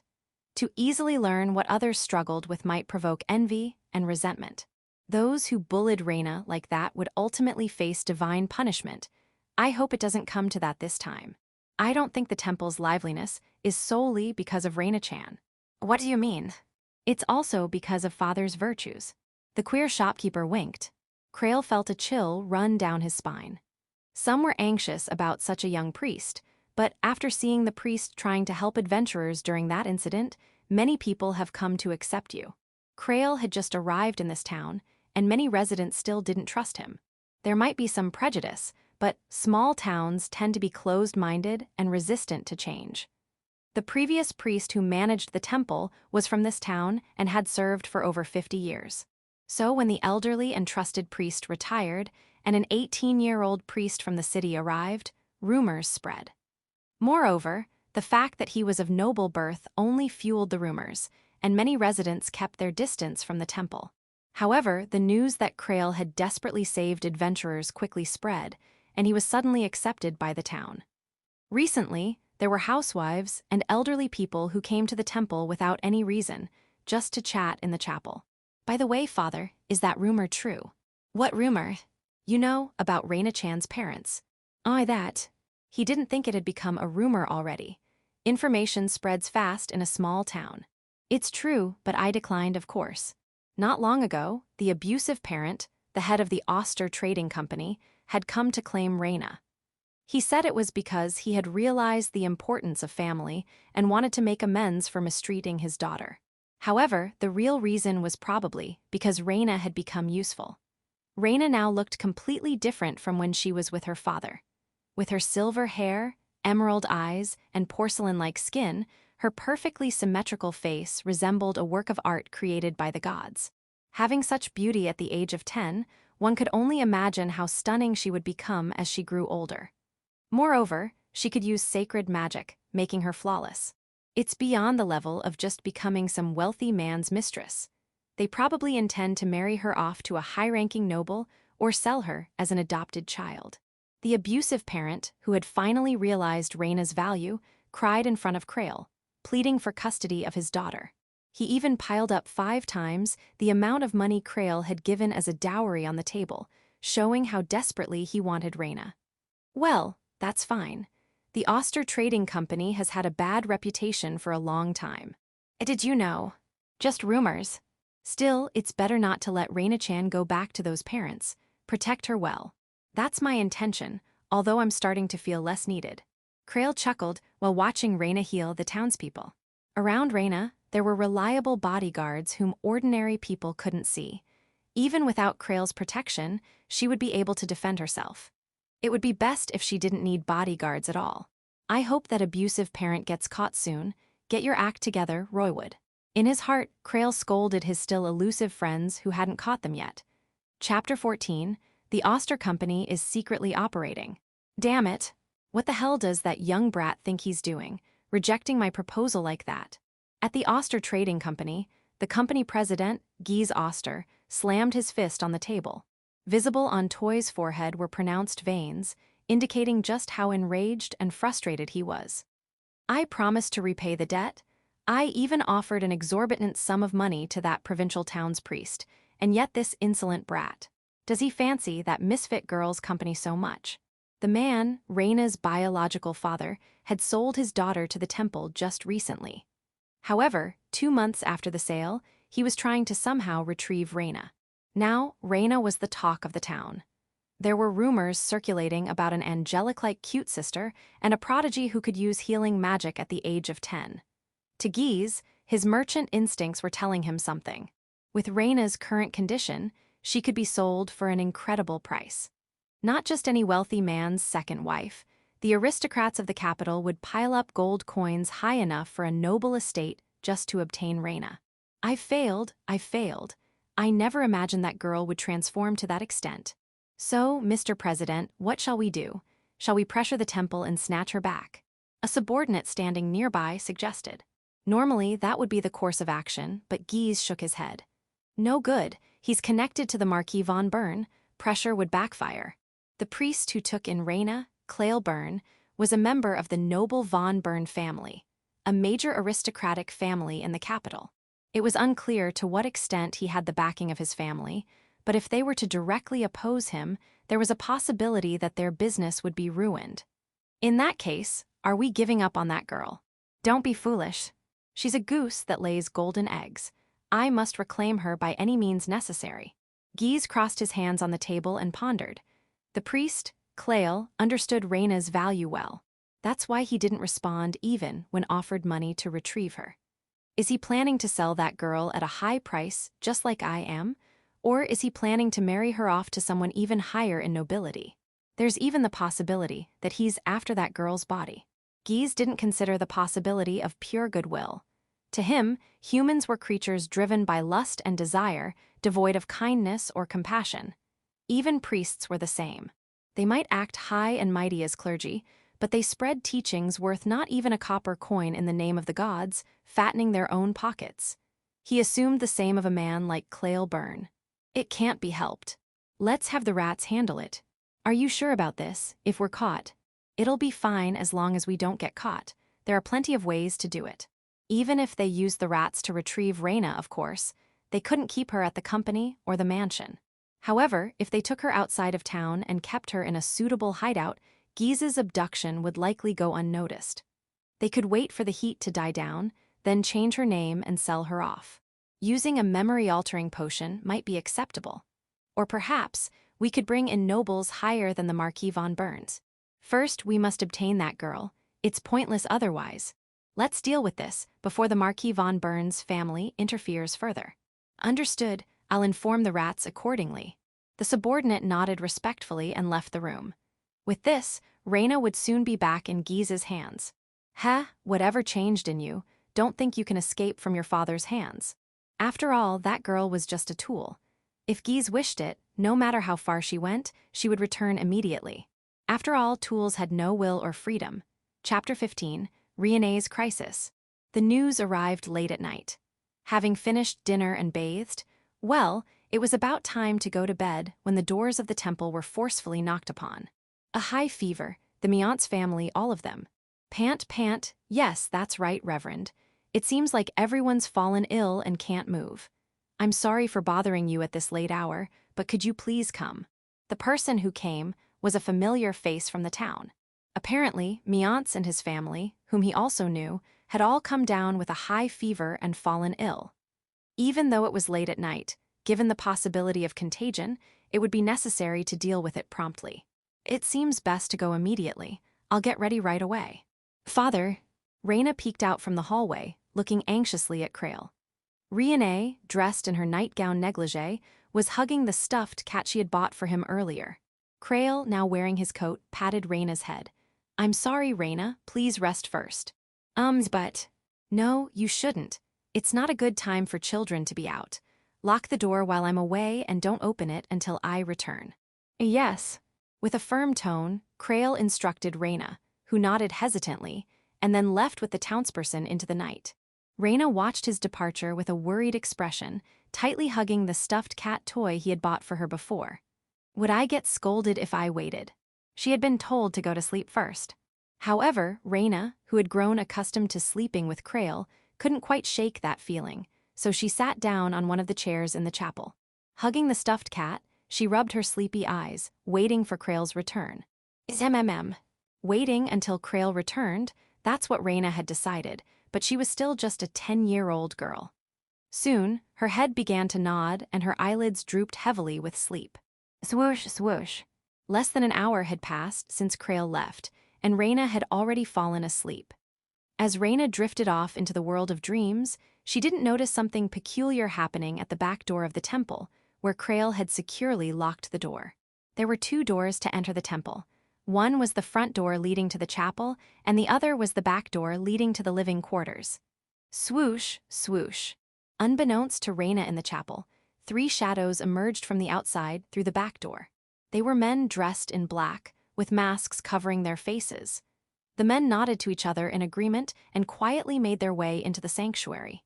Silently moving, the men opened the bedroom door, the dining room door, and the bathroom door. Upon confirming that no one was around, they turned towards the chapel. One of the men in black slightly opened the door and peeked into the chapel, spotting Reina. The man in black who found Reina signaled to his companions. The 3 men in black, moving with stealth, invaded the sanctuary of the house of God. Mumble, Father. Reina didn't notice the intrusion of the men in black.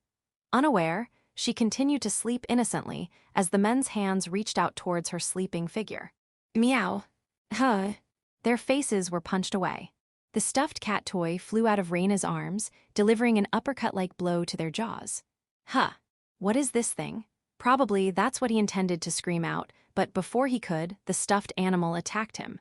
Fugga. GGGH. Gasp. GGGHH. Kicking the floor of the chapel, the stuffed cat moved at a speed like the wind, attacking the men. Despite being accustomed to rough work, the men in black were kicked in the stomach, punched in the head, and had their jaws smashed one after another, causing them to faint. In just 3 seconds, the stuffed cat flew out of Reina's arms and turned the tables. Reina made a slight gesture of discomfort. The stuffed cat quickly returned to Reina and peered into the face of the sleeping girl while she sat motionless.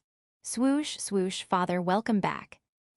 Reina was fast asleep. It seemed like she was dreaming. The stuffed cat, relieved, quietly nestled back into Reina's arms.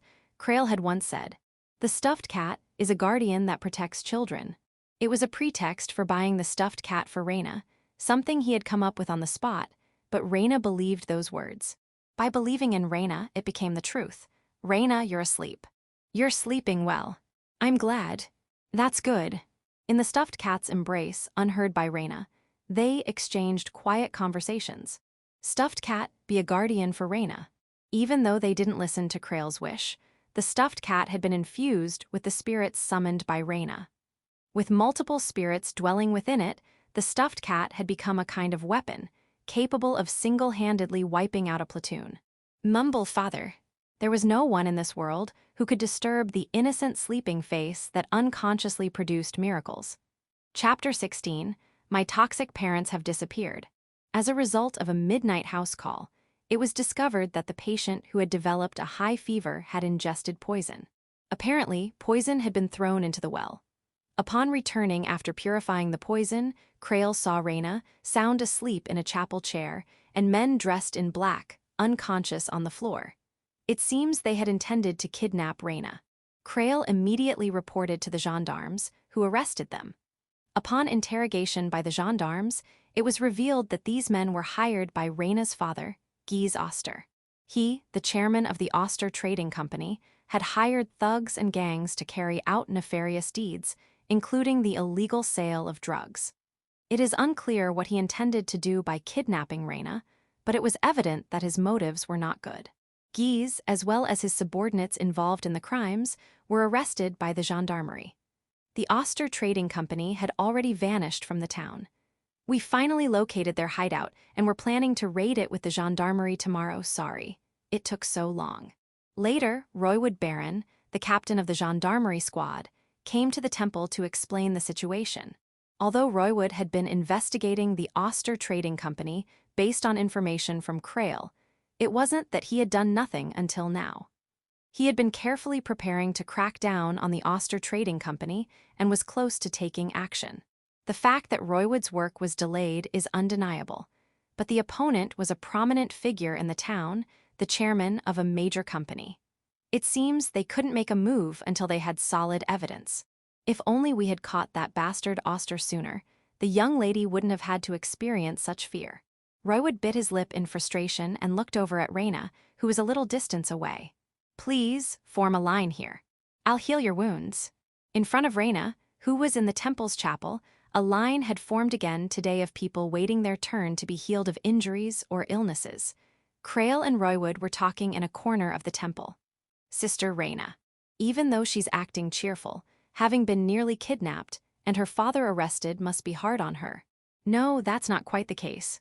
Accepting his friend's apology, Krail shrugged. When the kidnappers broke in, Reina was fast asleep. She didn't even realize they were trying to take her away. When Krail returned, Reina was drooling in her sleep. After tying up the kidnappers, Krail carried Reina to her bedroom. I did inform her that her father was arrested, but she didn't really react. She just said, "Is that so?" and left it at that. Surprisingly bold, isn't she, despite her cute appearance? Rowood chuckled and scratched his head. Anyway, it was my negligence that delayed our action. Please apologize to the young lady for me. And about the assets of that company, after deducting compensation and other expenses for the victims, the remaining amount will be paid to the young lady. I'll ask the judge to ensure she receives as much as possible. With that, Roywood left the temple. It was his way of making amends. A significant sum from the Oster Trading Company's assets, though only a part, would end up in Reina's hands, a considerable amount for an individual. Reina, as if it was only natural, handed over the money delivered by the judge to Krail. I don't need it, so please use it as you see fit, father. Use it as I see fit, huh? Faced with an amount many times what he had paid to take in Reina, Krail agonized over how to use it. Eventually, he decided to save it for Reina's future, resisting the temptation of the unprecedented fortune. Chapter 17, 5 years have passed. 5 years have passed since Reina's issue with her toxic parents was resolved. Despite the numerous troubles that continued to befall Krail and Reina, they were able to resolve them effortlessly, thanks to the saintess's protection. Reina grew up healthily and unhindered, now becoming a fine lady. Her studies for entering the academy were going smoothly.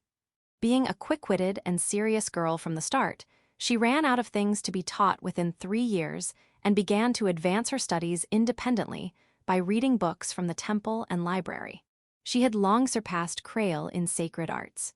She effortlessly learned magic that Krail couldn't master on his own and had somehow come to control the power of the Holy Spirit. With her current abilities, Reina might even be able to defeat the final boss that appears in the late game on her own. Next year, she'll be of age to enter the academy. Maybe she's at level 99 as a saintess. Makes me wonder, was I really necessary? What's the matter, Master Krail? No, it's nothing, Reina. In the dining kitchen of the temple, Krail shook his head in response to Reina's curious question. Before him, Reina, wearing an apron, was stirring a pot. She had grown her radiant silver hair down to her waist and had fully matured into an adult woman, her beauty refined even further, surpassing even that of the game's heroine. No, even more so. I don't credit myself for this. Honestly, what did I even do for her? Krail had aimed to use his game knowledge to raise Reina, avoid a tragic development, and nurture her into a splendid heroine. That goal was almost fully realized, but now he questioned whether he was truly necessary to her. All I did was take Reina into the temple. I only taught her the basics, and she practically learned the sacred arts on her own. Even without me, Reina might have found happiness on her own. Reina's growth was much faster than any game could compare, seemingly independent of any need for Krail's game knowledge. It was the Holy Spirit, and the gendarmes who caught the toxic parent, in a way. I owe more to Reina than she does to me.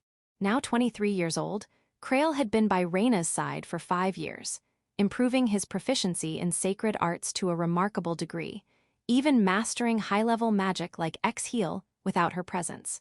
His reputation had spread to nearby towns, bringing in many seeking his healing and leaving substantial donations at the temple. Even if I retired today, I could live comfortably for the rest of my life. But have I given her anything in return for all she's done for me? Lately, Krail had been plagued by such thoughts, doubting whether he had fulfilled his role as a parental figure and if other fathers were doing a more admirable job, leading to a kind of parental blues. Next year, Reina would leave the temple to enter the academy in the royal capital, meet handsome characters, fall in love, and eventually unite with one of them. Facing the approaching separation, Krail was losing confidence as a father. Here, the stew is ready. You really don't seem well, do you? Reina placed the dish on the table and peered into Krail's face. No, it's nothing really. Really? Lately, you've been acting strangely, Master Krail. Reina. Over these 5 years, Krail had begun to call Reina without the formal san, persuaded by her tearful plea that being too formal was sad. Reina, in turn, called Krail by his name. Do you have a fever? Excuse me for a moment. Reina touched her forehead to Krail's. Their faces were so close, almost as if they were about to kiss, Reina's beautiful visage right before him.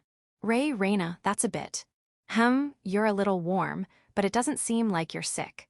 Maybe it's just the change of seasons making you feel unwell. I'm fine, really. Hastily, Krail pulled away.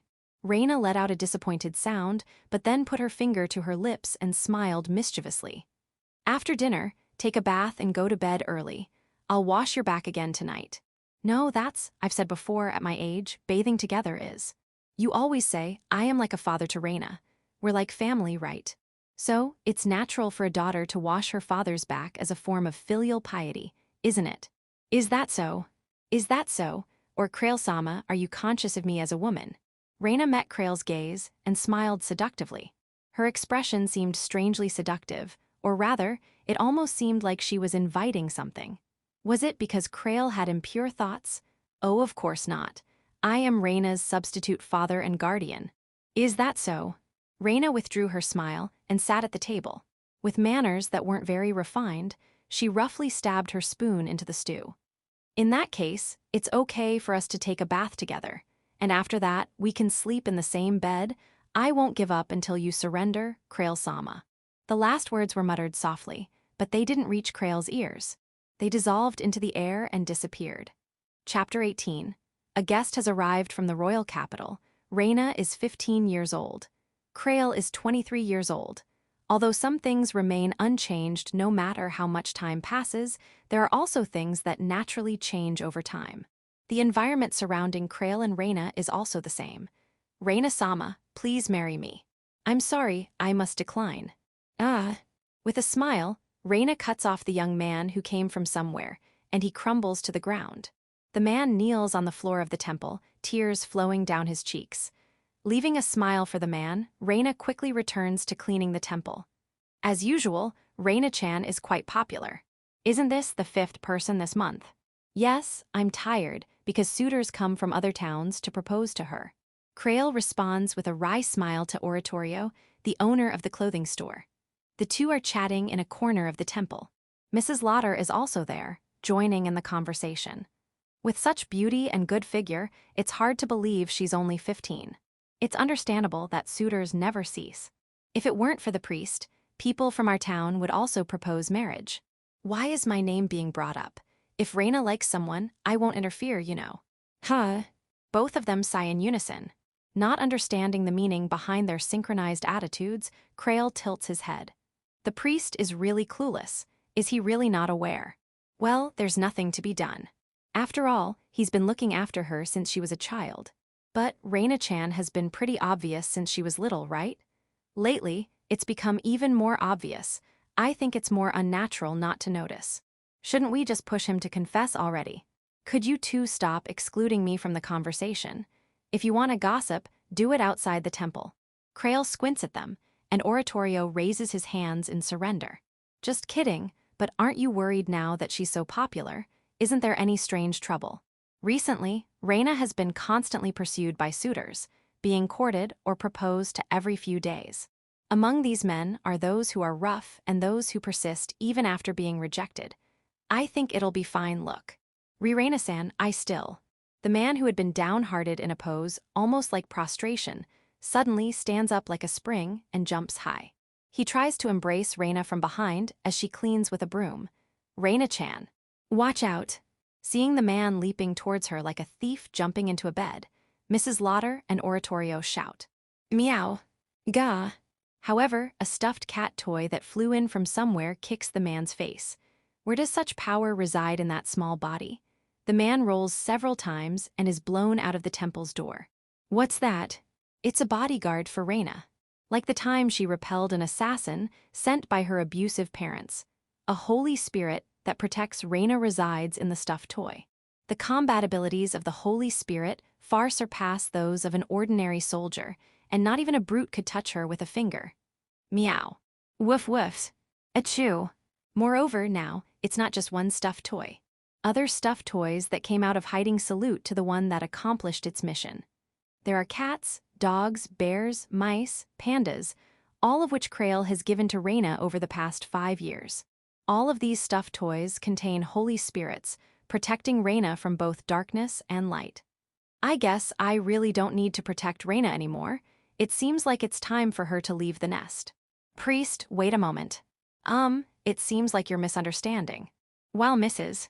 Lauder and Oratorio try to convey something to Krail, before that, the open door of the temple is knocked on. Pardon me, is the priest of this temple present? Looking towards the door, there stands an old gentleman dressed in a black coat. The old gentleman, paying no attention to the corpses of suitors lying outside the door, calls into the temple. Looks like a new suitor has arrived. That old man over there. Krail's mutterings make Mrs. Lauder and Oratorio tilt their heads. Yes, this time it's a suitor she can't refuse. Krail hurriedly approaches the old gentleman, placing a hand on his chest and bowing deeply. I am Cleric Krail Byrne. Thank you very much for coming from afar. I didn't expect you to come personally. Your Excellency. Things are what they are. I will rush over from the ends of the earth if necessary. The old gentleman removes his black hat and responds to Krail's greeting. I may not need an introduction, but just in case, I am Dilet Horst, cardinal serving at the great temple in the capital. I heard that a saint has been found here and came to greet her. Cardinal, a person who reigns at the top of the great temple, has come personally. Of course, the purpose is to welcome Reina, the saint. It's finally time to say goodbye. Krail lowers his eyes slightly and guides the cardinal to the reception room deep inside the temple. Chapter 19, Talking to the Cardinal. Lord Krail, what about? I'm sorry, please handle the matters at the temple for a moment. Understood. With a puzzled expression on her face, Reina left the temple duties to Krail, and he ushered Cardinal Dilet Hoost, who came from the grand temple of the capital city, into the reception room. Is she the saintess? Indeed, she is a woman of radiant beauty. As soon as they entered the reception room, Cardinal Dilet Hoost inquired, probing for more information. He seemed impatient despite Reina not even being seated yet. I am Reina. I have been under the care of this temple for the past 5 years. 5 years. For now, please have a seat on this sofa. I'll bring some tea right away. Kuma. As they conversed, a teddy bear plush appeared at the door of the reception room. The teddy bear plush, no larger than Krail's knee, carried a tray in its small hands and brought 2 teacups filled with tea-emitting white steam. Kuma, thank you very much for this. Krail accepted the tea and placed it in front of the cardinal. The teddy bear plush bowed slightly and then left the room. What was that just now? It's the work of the saintess. As Krail uttered with some effort, the cardinal muttered, seemingly resigned. So, is it common for miracles like the one just now to happen regularly in the temple with the saintess? Yes, well, it's enviable. I wished we had welcomed the saintess into the grand temple sooner. Sitting on the sofa, the cardinal took a sip of the tea. After enjoying the freshly brewed tea for a while in silence, he spoke again. Now, Priest Krail Byrne, first, let me commend you for discovering and protecting the saintess. You have done well to find her. You will likely be officially rewarded by the Grand Temple soon. Thank you. However, there is something that must be clarified before that. Placing the teacup on the table, the cardinal stared at Krail with a stern expression. Are you truly a faithful follower of the gods? Or are you a great sinner, like a thief, who would exploit the power of the saintess for your own purposes? Let us make that clear.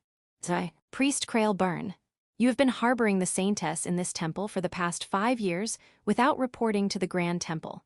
Why is that? Why did the cardinal visit this town? Of course, it was because Krail had sent a letter reporting the situation. Reina has to attend the academy.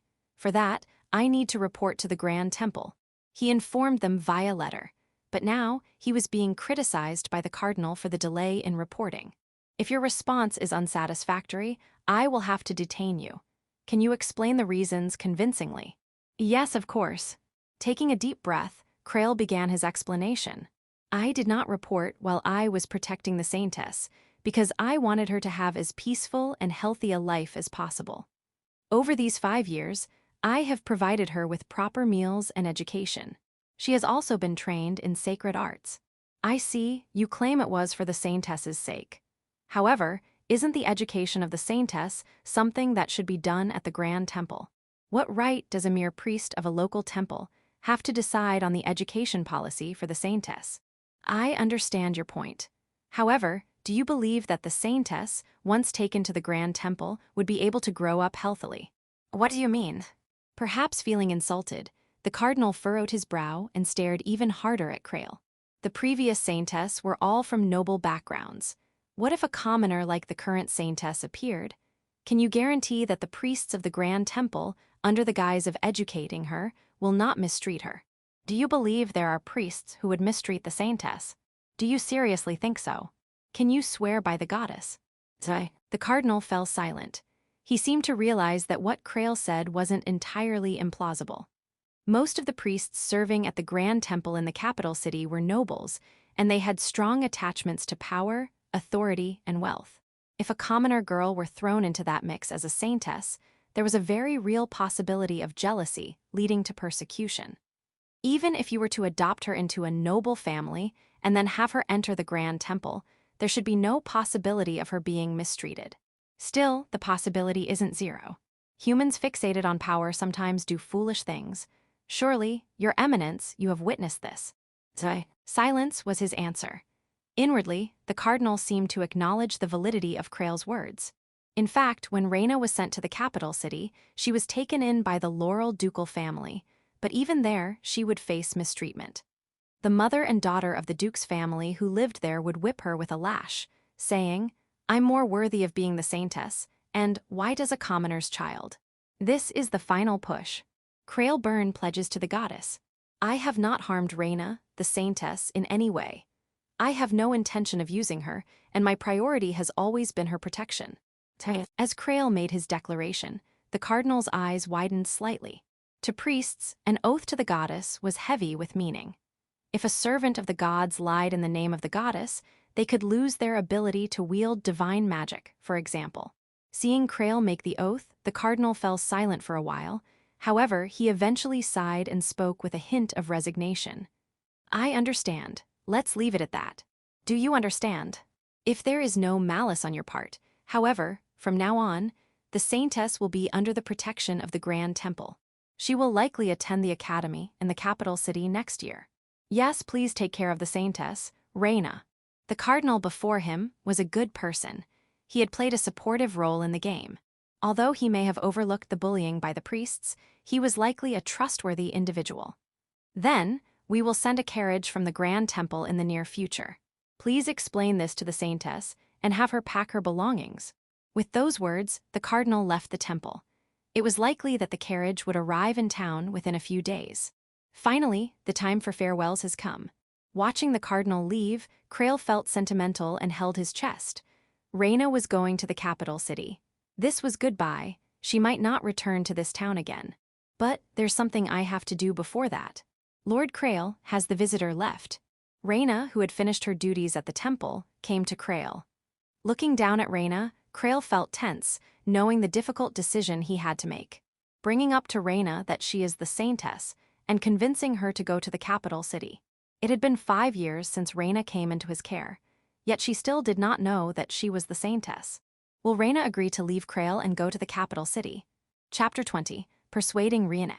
That evening, seated across from each other at the table, Krail broached the topic with Reina. I decline. After finishing his explanation, Reina exclaimed with a beaming smile. Krail had been thinking of ways to persuade Reina, but she immediately shook her head. I understand. I will go to the capital. Hi. It was agreed upon quite easily. Krail blinked in surprise, feeling a mixture of unexpectedness and sadness. However, Reina's expression seemed discontent, her lips pouting cutely. Don't get me wrong. I don't want to be separated from you, Krail-sama. But I also thought it wouldn't be right to stay like this. Krail-sama, you're a noble, right? Yes, that's correct. Technically, I'm still part of the Byrne family. Krail had renounced his right of succession, but he still belonged to the Marquis Byrne family in terms of status and was allowed to use the family name. However, it was merely a formality, and he had no real power. Nobles and commoners can't marry, so if I want to, I need to attain a higher status. Did you say something? No, I just realized I can't rely on Krail-sama forever. I thought about it, and I want to go to the academy, become someone respectable, and then come back to repay you. You don't need to repay me. If anything, I've received more than enough. Thanks to living with Reina, Krail's skills in sacred magic had improved significantly. His magical power had increased nearly tenfold, and he had acquired powers rivaling those of the high priest in the Holy Kingdom. The temple where they lived together had also been completely purified, and just by living there, they could live a life free from illness and calamity. Even though it's only been 5 years, I'm proud to have been able to welcome you, the saintess, to this temple. Please prioritize your own happiness from now on. Is it really okay to prioritize my own happiness? Reina asked softly, lowering her voice slightly. Yes, of course. Is it really okay for me to prioritize my happiness over Krail-sama's will? You said that right. Well, yes, but... For some reason, a chill ran down his spine. Despite Reina's smile lacking even a trace of malice, why did that smile seem so terrifying? Understood. I've got your word. Reina clapped her hands together loudly. As you wish, I will act to prioritize my happiness. However, before I depart from my hometown and journey to the capital, can I ask for one reward from Krail-sama? A reward? Yes. After I fulfill my duties as the saint and graduate from the academy safely, could Krail-sama grant me just one wish? A wish. After a moment's thought, Krail nodded. Yes, of course, if it's within my power. Okay, I've got your word again. What do you mean by word? Don't worry about it, I won't go back on my word. Hi. With her saintly aura in full force, Reina declared confidently, radiating a halo-like light from behind her, causing Krail to shudder involuntarily. Chapter 21, It's Time to Say Goodbye. A few days later, Krail and Reina spent their last moments together. They went to greet the townsfolk, visited memorable places, and spent a whole day chatting aimlessly at the temple. During this time, a carriage arrived from the Grand Temple of the capital. Descending from the luxurious carriage, adorned with the emblem of the temple, which one might mistake for carrying royalty, was the cardinal whom they had met a few days prior. I have come to escort you, Lady Saintess, the cardinal said, kneeling down and bowing respectfully. Around the carriage were the sacred knights of the Templar, who had dismounted from their white horses and bowed their heads towards Reina. Moreover, the townsfolk, who had heard in advance that Reina was going to the capital as the saint, had gathered, waving handkerchiefs wet with tears to bid her farewell. "Thank you for the escort from the capital," Reina said calmly, clad in a new white robe. Despite the grand reception of the cardinal and the Templars, she showed no sign of fear. Her dignified demeanor was truly that of a saint, leaving everyone around in awe. "That is too kind of you to say, Lady Saint," the cardinal replied without lifting his head. Reina nodded and urged him, "Please rise. Having been able to welcome the Lady Saint is an utmost honor." The cardinal began with a ceremonial greeting, but he faltered mid-speech. Looking up at Reina, who was dressed in a pure white gown, she seemed like an angel descended from the heavens, especially accentuated by the dress designed by Altro, enhancing her mystical beauty. "She's a goddess," the cardinal muttered unintentionally, forgetting his words. Though his words could be perceived as disrespectful, Reina paid no mind and gracefully turned around, her dress swaying as she did so. "Everyone, I am deeply grateful for all your kindness." She spoke towards the townsfolk with a voice akin to the tolling of a blessing bell. All eyes in the vicinity were fixed on Reina. "I have been able to live until today because of the kind support of all of you. I will never forget your kindness." "Reina-chan becomes splendid," a tearful Mrs. Lottrell said, while Oratoria, struggling to hold back tears, muttered, "You're making us sad, aren't you?" Reina raised her right hand, and a faint light descended from the sky like snow. The light was absorbed by the people, the ground, the buildings, enveloping the entire town in a soft blessing. "Wow! It's a miracle! How beautiful, how magnificent!" The cardinal and the Templars exclaimed in admiration, while the townsfolk were captivated by the particles of light being absorbed into their bodies. "And Krail-sama," Reina looked up at Krail. With jade-like eyes and silver hair, she looked nothing like the battered girl he had met before. "I owe everything to you. Thank you so much for everything," she expressed her gratitude sincerely. "Yes. Could you kneel down for a moment?" As instructed, Krail knelt down on one knee. With a gentle smile enveloping her, Reina placed her hand on Krail's head.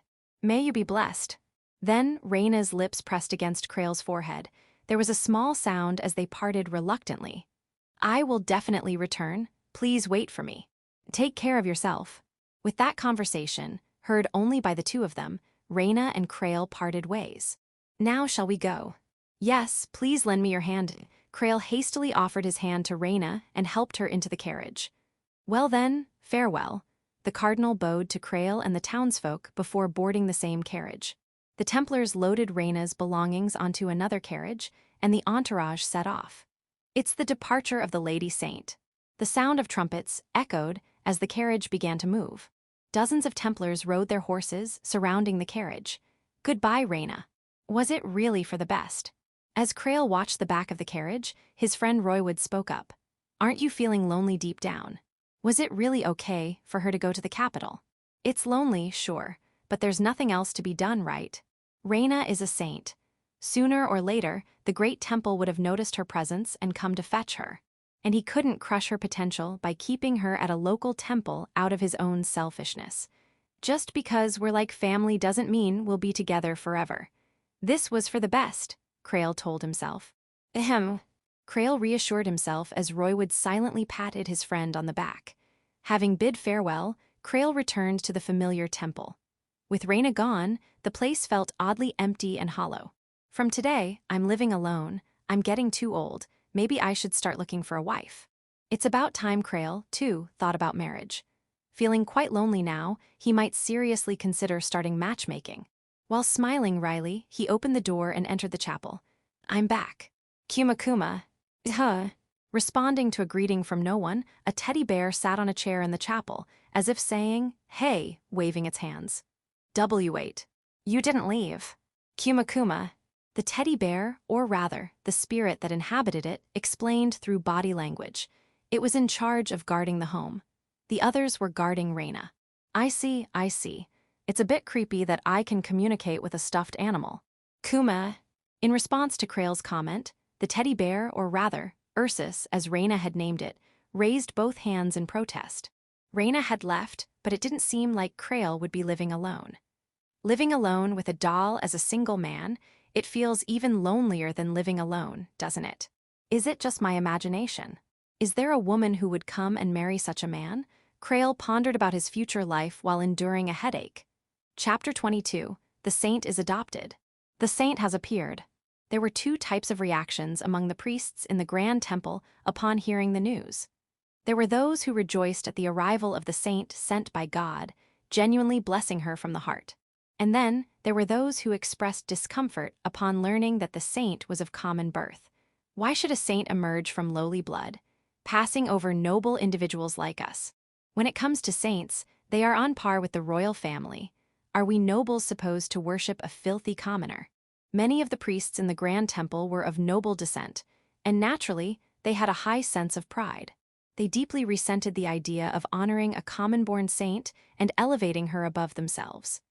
I, as the daughter of Duke Laurel, cannot tolerate being overlooked for a common saint. This is unacceptable. And thus, the Laurel Ducal House, which had agreed to take in Reina as an adoptive daughter, was no exception. The Laurel Ducal House, the birthplace of the former saint, had a daughter the same age as Reina. She was greatly angered by the fact that a common girl, not herself, had become the saint. I, who share the same blood as the former saint and was born into the prestigious Laurel Ducal House, should be the one to become the saint. Yet, to have a commoner steal the position of saint, it's unforgivable. The cardinal had chosen the Laurel Ducal House as Reina's adoptive home, thinking that since it was the former saint's birthplace, they would understand how to treat a saint. However, this consideration completely backfired. Carrot, the daughter of the Laurel Ducal House who had been appointed to take in Reina as an adoptive sister, was fully intent on tormenting her. "Nice to meet you, I'm Reina. I'll be in your care from today onward." However, Carrot would soon find herself frozen in shock upon seeing Reina's appearance. The girl who appeared at the entrance of the ducal house, descending from the carriage, was simply an angel. So cute. There stood a beautiful girl in a pure white dress, her silver hair flowing, her jade-colored eyes sparkling. She was so flawless, so pure. Her appearance left one with no choice but to think of her as a work of art created by the gods. I can't. She's the wicked woman who stole the position of saint from me. I must keep a firm check on her. How dare a commoner woman come to the Laurel Duchy? Carrot suppressed the urge to writhe on the floor in agony and desperately bluffed. "His Eminence the Cardinal asked us to take you in, normally, someone of your dirty commoner background." Too shiny. I can't say it. Even if it's a lie, I can't bring myself to call this angel dirty. Carrot collapsed on the spot and began to cry bitterly. Carrot had admired the saint from a young age, aspiring to become one herself, diligently training. She studied hard, mastered holy arts, and devoted herself to volunteer work. Unfortunately, she didn't become a saint, but her efforts paid off, and she was able to become the fiancée of the crown prince, the future king. However, her position was shaken by the arrival of Reina.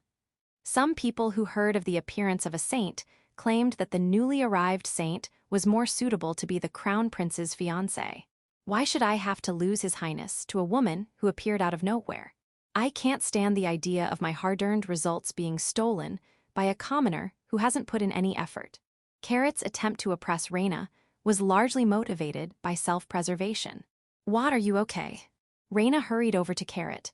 She lifted the crying Carrot and looked into her eyes, her own eyes red with tears. I lose. I will give up the crown prince to you. You are the rightful future queen." No, I don't want him." Reina panicked and exclaimed when suddenly offered the crown prince. "There's no way I, a commoner, could be fit to be the crown prince's wife. A romance with such a difference in social status would never work out," Reina firmly declared. She smiled kindly at Carrot and held her hand, trying to reassure her. "I've been taught by the person who raised me. You must not approach a man who is engaged, especially not a prince. Even if a commoner like me were to marry into the royal family, it would only lead to days filled with anxiety and worry." This was the teaching that Krail had repeatedly instilled in Reina as she grew up. Upon entering the academy, Reina became acquainted with several men, one of whom she fell in love with. However, if she chose the crown prince route, a very difficult scenario awaited her. Carrot Laurel, the fiancée of the crown prince and her stepsister, faced severe bullying from her, attacks from her entourage, and even being poisoned by a maid of the ducal family who adored Carrot. Moreover, after condemning Carrot and ousting her, a whirlwind of developments ensued. She was almost assassinated out of revenge by the entourage that was punished with her. Their families staged a rebellion causing many to lose their lives, and the exiled Carrot resurrected an evil god. Therefore, Krail had educated Reina not to choose the crown prince. Carrot-sama is the fiancé of the crown prince. You have worked very hard since you were young, haven't you? Yes, but I couldn't become a saint. Whether you are a saint or not doesn't matter. You, born and raised as a ducal daughter, are the most suitable to be the crown prince's wife. Please be proud. Reina smiled with a halo of light behind her, and bathing in that pure light, Carrot cried even more. Saint, please call me Reina, Sister Carrot. You still call me sister after I tried to say such cruel things. Oh, you truly are the real saint. Carrot clasped her hands together in prayer, accepting Reina. In the Otome game, Beyond the Shimmering Rainbow, Carrot Laurel, the rival character in the Crown Prince route and the series' last boss. The malicious stepsister fell on the very first day Reina was adopted into the family. Chapter 23. Is the Duke's house a dangerous place? I'm Reina, nice to meet you. Reina, who had just conquered Carrot Laurel, her new sister-in-law, at the entrance, then proceeded to greet the head and heir of the Laurel ducal house. As she elegantly lowered her head, pinching her skirt, both the men who would become her father-in-law and brother-in-law were left speechless. Ah, welcome. I am Zeront, the head of the Laurel ducal house. You can think of me as your real father. So this is the saint I see. What a tremendous beauty and aura. Zeront Laurel, the head of the Laurel ducal house, murmured inwardly. Although he had heard that the newly discovered saint was of common birth, any contempt he may have felt vanished at first sight.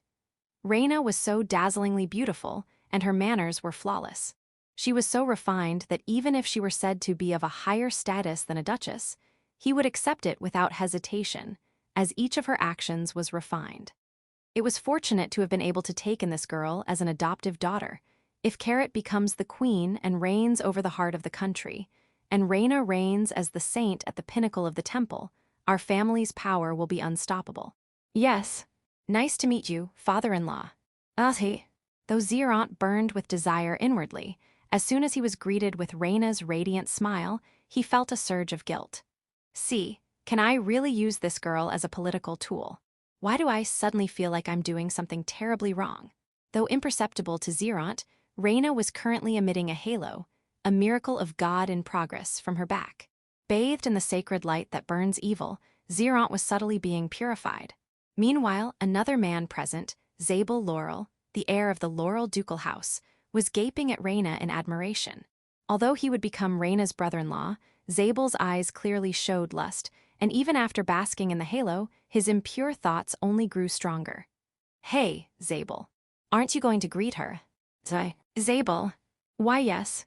Startled by his father calling his name again, Zabel straightened up hastily. I'm Zabel Laurel, the eldest son of the Laurel ducal house, in other words, your brother. Yes. Nice to meet you, Brother Zabel. As Zabel breathed heavily, in response to Reina's smiling greeting. How beautiful she is, she must be my wife. Zabel's eyes sparkled, and he made a firm pledge in his heart. This man, who harbored lust that not even the miracle of God could cleanse, was actually one of the capture targets in Beyond the Shimmering Rainbow. The gentlemanly nobleman in the game was completely captivated by Reina's beauty and had become a slave to his desires. Anyway, you should rest and recover from your journey today. Since we didn't prepare a room due to the suddenness of your arrival, please use the guest room for tonight. After clearing his throat, Zeront spoke. In reality, he had no intention of keeping the common-born saint in the house for long, and planned to send her to the Grand Temple immediately since they hadn't prepared a room. We'll prepare your room tomorrow. Please make yourself at home, as if it were your own house. Thank you, father-in-law, however, that won't be necessary. I intend to visit the Grand Temple as soon as possible. I want to start my training immediately. Well, there's no need to be in such a hurry. This is your home, take your time. Zabel spoke in a fluster. Despite meeting a woman who exceeded his ideals, he couldn't bear to part ways like this. If she entered the Grand Temple for training, who knows when she would return, and she possessed such beauty. There was plenty of potential for other suitors to appear. I've heard that you've already mastered all the sacred arts. There's no need to rush to the Grand Temple. And Zabel says so too. Wouldn't it be better to stay here at least until you enter the academy? Zerant also chimed in, but Reina shook her head with a serene smile. No, as a saint, I want to fulfill my mission as soon as possible. But I have a back I want to catch up to as soon as possible. For that reason, I cannot afford to stand still. I apologize to the Laurel Ducal House for causing any inconvenience, but no, if you say so, then it can't be helped. Feeling the unwavering determination in Reina's strong tone, Zerant nodded in agreement. If anything happens, I want you to rely on the Ducal House at any time. Please don't hesitate. Yes, thank you, father-in-law. While Reina and Zerant exchanged smiles, Zabel alone wore a clouded expression, looking pensive. The two smiling faces did not notice the desire smoldering in Zabel Laurel's heart, one of the capture targets. Chapter 24. The Duke's eldest son is a beast. Tonight is the only chance. If I'm going to do it, it has to be tonight. On the night Reina arrived at the Laurel Duchy's mansion, Zabel Laurel, the eldest son of the ducal family and Reina's stepbrother, quietly slipped out of his room. He carefully walked down the hallway, making sure not to make any noise. I wanted to persuade her to stay at the house calmly, but Carrot made it impossible for me to get close. Zabel had intended to woo Reina into staying and becoming his wife. However, Carrot, his sister, was always by Reina's side, during dinner, afterwards, and even during bath time, making it difficult for him to approach her. Despite initially declaring, I cannot accept a commoner-born saint. How did she end up becoming so attached to his stepsister? Then, the only choice left is to make her mine by taking her to bed tonight. Zabel was on his way to Reina's guest room to sneak in for a nocturnal visit.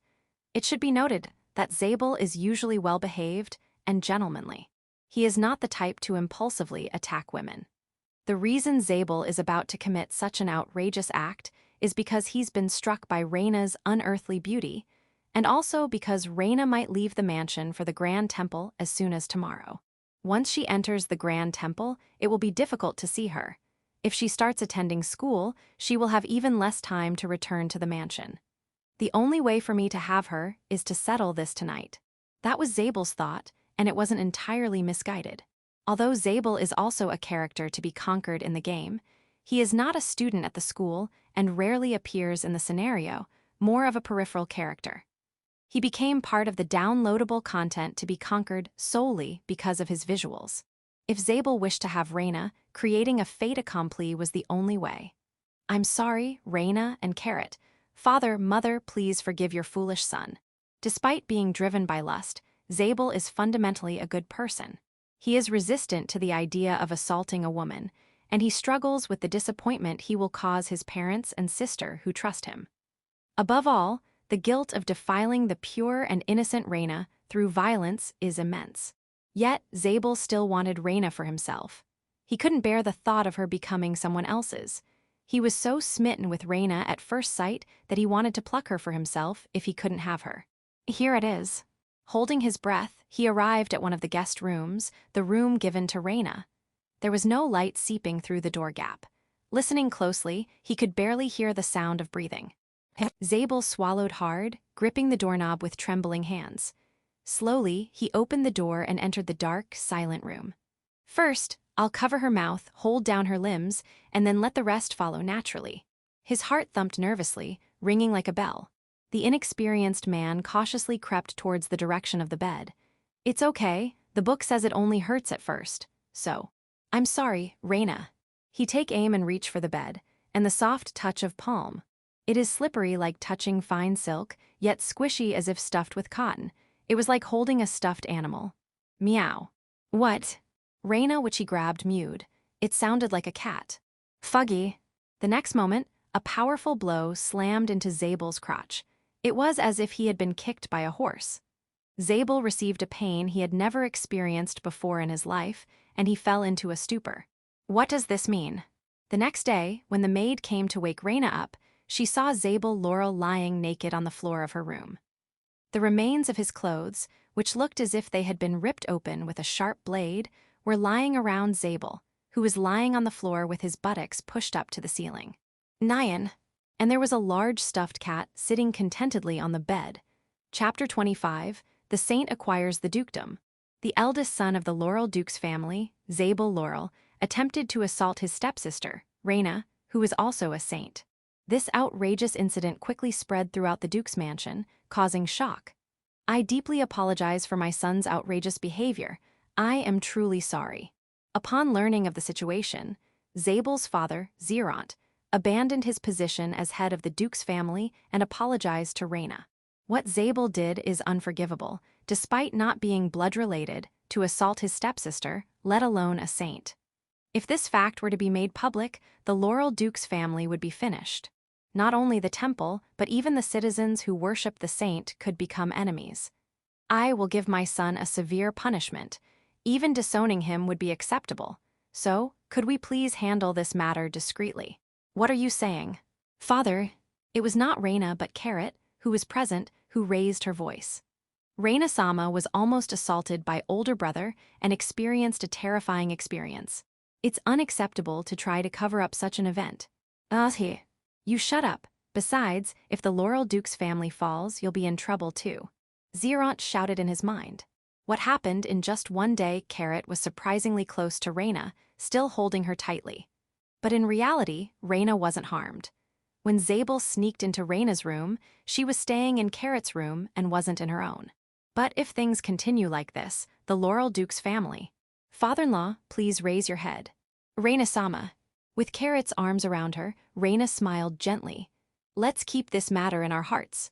There's no need to make a fuss. Is that okay, really? Reina-sama, are you sure? Yes, I don't mind. Reina smiled and turned her compassionate eyes to everyone present. I am already a member of the Laurel Duke's family. I don't want to excessively blame my family's mistakes. If my brother-in-law Zabel has sincerely repented, that's fine.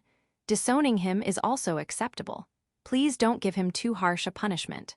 All right. I will make sure Zabel sincerely repents. As a token of that, though, in the future when I make a mistake, please forgive me with a smile. Can we agree on that? With a halo behind her, she spoke with a saintly smile. Carrot clasped her hands together as if in prayer, and Zeront also bowed deeply. The crisis of the Duke's family's downfall had passed, thanks to Reina's mercy. There's no way Reina-sama would make a mistake. How merciful she is for the sake of that fool brother. Reina-sama is so kind-hearted. We're truly saved. I can't thank her enough. Carrot and Zeront both praised Reina's kindness and nobility. Hee. However, Zeront didn't realize. The Laurel Duke's family had incurred a tremendous debt to Reina. Instead of utilizing Saint Reina for the Laurel Duke's family, Zeront had put himself in a position to be used by her. Chapter 26. Riene enters the Great Temple. After finishing her one-day stay at the Laurel Duke's mansion, Reina officially entered the Grand Temple. She would receive education as a saint in the Grand Temple in the capital city, fulfill her duties, and then attend school from next month. So, they've finally found a saint. I'll make the most of it for the authority of our temple. Well, there's no way a commoner could be a saint. I'll use her education as an excuse to bully her. If we brainwash the saint and make her obey us, my rise to power will be unstoppable. Let's make the most of this opportunity. In the strongly authoritarian Grand Temple, there were many who schemed to use the saint for their own selfish desires. However, when they actually faced Saint Reina Laurel, they fell silent immediately. Nice to meet you, I'm Reina Laurel. I look forward to working with you. The carriage that arrived from the Laurel Duke's family was carrying a dazzlingly beautiful girl. She was literally shining with a halo behind her, and several holy spirits floated around her as if protecting Reina. In an instant, the clear distinction of her status as a clergywoman was evident. She was indeed a saint. Regardless of whether she was a commoner, she was a being distinct from them. No, having a saint as a saint is convenient. I'll use this girl to gather donations and enrich myself. A bishop in the Grand Temple was plotting such things. However, Reina smiled at the bishop. Bishop, please guide me as you see fit. When stared at by Reina, it felt as if his heart was being seen through to its depths. A sense of guilt, as if he had done something terribly wrong, as if he had become the most heinous criminal of the century, grew stronger and stronger. And no, I can't. If I use her to make money, it'll definitely be exposed. And then, I'll surely be condemned to eternal torment in the depths of hell. The bishop, who had been embezzling and committing sexual assault under the guise of clergy, suddenly felt ashamed of his actions. Ha, you commoner-born saint. Prepare yourself, I'll straighten out your filthy nature. The older sister who was chosen as Reina's educator spoke in a strong tone, as if to encourage herself. First, try solving this problem. If you get it wrong, you'll be whipped. Yes, I've solved it already. You already solved it. Reina, who had received sufficient education in Creole, easily solved the given problem. And the formula the teacher wrote here was wrong. Please be careful. The sister slumped her shoulders. Reina's studies were perfect. She had also mastered etiquette, and her knowledge of sacred arts was unparalleled. There was nothing for the sister to teach her. Every time she tried to find fault and punish her, the holy spirits around Reina would interfere. On the contrary, the sister would stumble every time she walked, or water would fall on her from above, and she ended up having to repent to Reina. Heh, I never thought a commoner-born saint would be such a beautiful girl. In that case, I'll just use drugs to manipulate her and turn her into a tool. Jaya. Meow. Woof woofs. Shortly after Reina entered the Grand Temple, a priest was seriously injured and taken to the hospital. Illegal drugs were found in the room of the attacked priest. The priest was excommunicated and left the Grand Temple.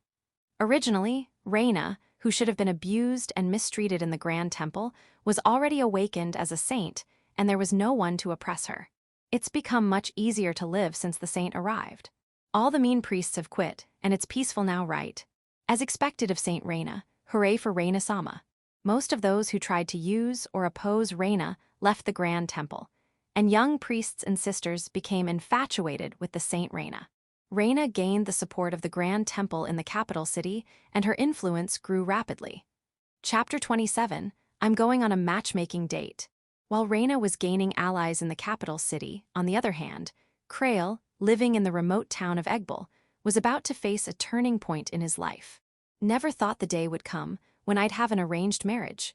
On that day, Creole was set to have his first ever arranged marriage meeting. The other party was a daughter of a certain priest family. It was arranged by the cardinal who had come to welcome Reina. Creole was 23 years old, slightly past the marriageable age in this world. Whether the cardinal arranged it out of concern for Creole or for some other reason, the fact remained that the woman was coming all the way from the capital city. Are you sure about this, father? The one expressing concern was Oratoria, the owner of a clothing store that was a regular at the temple. The setting was his clothing store. Creole was there to pick out clothes for the arranged meeting. Is there a problem? Though yes, I don't think this outfit suits me very well. It's not about the clothes. I'm just worried about whether it's okay to have a meeting like this while Reina-chan is away. I'm not doing this because she's away. I'm also at an age where I need to think about my own marriage prospects. A month had passed since Reina was welcomed into the Grand Temple in the capital city. For Creole, it meant being freed from child-rearing and education, finally having some time for himself. It wasn't that difficult living with Reina. Rather, it was just that household chores and temple work couldn't be divided, reducing leisure time. However, living with a teenage girl could also impose limitations, one of the typical ones being marriage prospects. Living with Reina reduced opportunities for meeting new people, and Creole found it difficult to search for his own marriage partner. Reina will surely find her happiness in the capital city. It's about time I started taking care of myself properly. Yeah, well, I won't stop you, but I'm worried. What will happen when Reina-chan finds out about this? Altario expressed his concerns. It was rare for him to furrow his brows like this. What about Reina? I don't think you need to worry too much, but I guess, as a daughter, she might have some complicated feelings if her father suddenly gets married without her knowing. Creole tilted his head. It could be that as a father figure, if he got married without her knowledge, she might feel conflicted. But Reina was a sensible girl. She would probably understand that Creole was past the marriageable age, and a simple letter informing her later would suffice. I see, well, all right then. I'll adjust the hem of this suit for you. Yes, thank you. By the way, when will the prospective partner be coming to this town? I heard she'll arrive the day after tomorrow. Please adjust the hem by then. Okay, got it, I'm praying for your success. Yeah. Thank you, well then see you. After leaving the adjustments of the suit for the arranged meeting to the subtly concerned Altario, Krail left the shop. Reina was off to the capital city, embarking on a new life. Krail couldn't keep standing still in the same place forever. Well, can't just ruin the Cardinal's reputation. Guess I'll muster up some courage for this arranged meeting. Krail renewed his determination and looked up at the western sky where the setting sun floated. But unfortunately for Krail, despite his enthusiasm for marriage hunting, his efforts would go in vain. 2 days later, the prospective partner who was supposed to come to Egbel didn't show up. According to later accounts, the woman had reunited with her childhood lover, who returned from the battlefield the day before the arranged meeting and disappeared hand in hand with him. Krail was rejected without even meeting the woman. Chapter 28, I recommended an arranged marriage, but in a chamber deep within the grand temple in the capital city, the room's owner, Cardinal Dillet Horst, pondered as he perused the report brought to him by his subordinate. I see, so the saintess is truly living up to her title. The report delivered by his subordinate detailed the changes that had occurred in the grand temple since the arrival of the saintess, Reina Laurel. 1 month ago, in the remote town of Egbel, a young girl was discovered to be a saintess. She was taken in as an adopted daughter by the Laurel ducal family and subsequently entered the grand temple. Only 1 month had passed since Reina Laurel, the saintess, had arrived at the grand temple. Nevertheless, numerous changes had taken place within the temple. Priests and bishops who had engaged in embezzlement and other wrongdoing suddenly repented and returned the ill-gotten gains. Some even left the temple altogether to embark on pilgrimages or engage in charitable work. Furthermore, those who had attempted nefarious acts against the saintess were exposed one after another and expelled from the temple. Some were even apprehended by the authorities. What remained were individuals of integrity who were genuinely motivated and abhorred corruption. The Grand Temple, which had been steeped in authoritarianism and corruption just a month prior, had now become completely clean with improved transparency. I never expected such drastic changes in just 1 month. The power of the saintess is truly remarkable.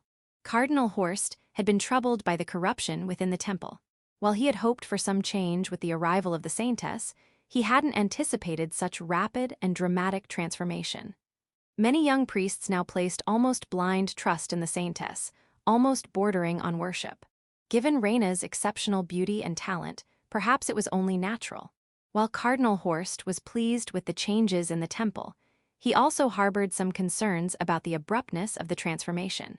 The presence of a saintess was akin to a potent medicine. An overdose of such medicine could lead to adverse effects. Indeed, he had heard that many among the nobility harbored mistrust toward a saintess of common birth. They feared she might become a symbol of the common people's uprising, overthrowing the monarchy or the aristocracy. From what Cardinal Horst had observed, however, Saint Reina showed no interest in power or politics. While she might extinguish sparks of conflict, she was unlikely to engage in direct confrontation with the royal family or the nobility. Nevertheless, there were those among the powerful who did not share this belief. It was a common trait for those with guilty consciences to harbor suspicions that someone might betray them. Among the authoritarian nobility, there may even be those who view the saintess as a threat and seek to eliminate her. However, surely no one would act rashly. With the Laurel ducal family standing behind Saint Reina, the Dukes of Laurel are a famous family that has produced queens in the past. Anyone attempting to harm her would surely hesitate. Furthermore, indirectly supporting Reina was the Byrne Marquis family. This was because the Byrne Marquis family's priest, Cleric Krail Byrne, was Reina's adoptive father. With 2 prominent families with authority in the capital standing behind her, no matter how much they may think the saint is an obstacle, they will not actively move to eliminate her. The saints also seem to have the blessing of the Holy Spirit, so there's nothing to worry about there. While the Byrne Marquis family might be indirectly supporting Reina, Cardinal Horst's concern lay more with the individual, Krail Byrne. Reina clearly held affection for Krail. It was only natural, considering he was her foster father. However, in Cardinal Horst's eyes, it seemed as if Saint Reyna held deeper feelings for Krail, perhaps in a romantic sense. Saint Reyna will eventually marry into the royal family or a major noble family. It would be unacceptable for her to marry a rural priest, despite his ties to a Marquis family. The issue wasn't whether Krail was a good person or not. For the stability and security of the country, the saintess should marry into the appropriate influential family, in Cardinal Horst's opinion. Nevertheless, he wouldn't forcibly remove Krail. Doing so would only incur the distrust of Saint Reyna. It's a pity, but while Saint Reyna remained in the capital city, Cardinal Horst decided to arrange a marriage for Cleric Krail. Since the daughter of a count he knows was recently widowed due to her fiancé's death in war, she became available. She was 20 years old, 3 years younger than Krail.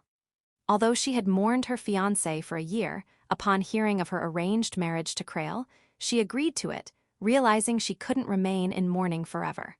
Krail accepted the arranged marriage as well, and the daughter was scheduled to arrive in the town of Egbel tomorrow. If Cleric Krail marries, Saint Reyna will surely give up. She'll turn her attention to another man in the capital city. Your Eminence, forgive the intrusion. There was a knock on the door, and a familiar subordinate appeared. What is it? The daughter of the Turner Count's family, who is heading toward Egbel, has gone missing. It seems she eloped with another man. What do you mean? Cardinal Horst couldn't help but rise to his feet, his voice raised. It was a rare occurrence for the normally mild-mannered cardinal. Eloped with another man, could it be that she had a lover? And no, it seems her fiancé, who was believed to have died in war, was actually alive. He recently regained consciousness at a field hospital and returned to the capital city. Upon hearing that his beloved was to be married through an arranged meeting, he took her hand and fled. Cardinal Horst held his head in his hands. Though they hadn't even met yet, the woman he had introduced had run away with another man. He had committed a great disservice to Cleric Krail. There's nothing to be done. Let's send a letter of apology and a gift to Cleric Krail. We'll have to find another prospective bride. Even though Cardinal Horst attempted to introduce several women to Krail, each of them disappeared before meeting him.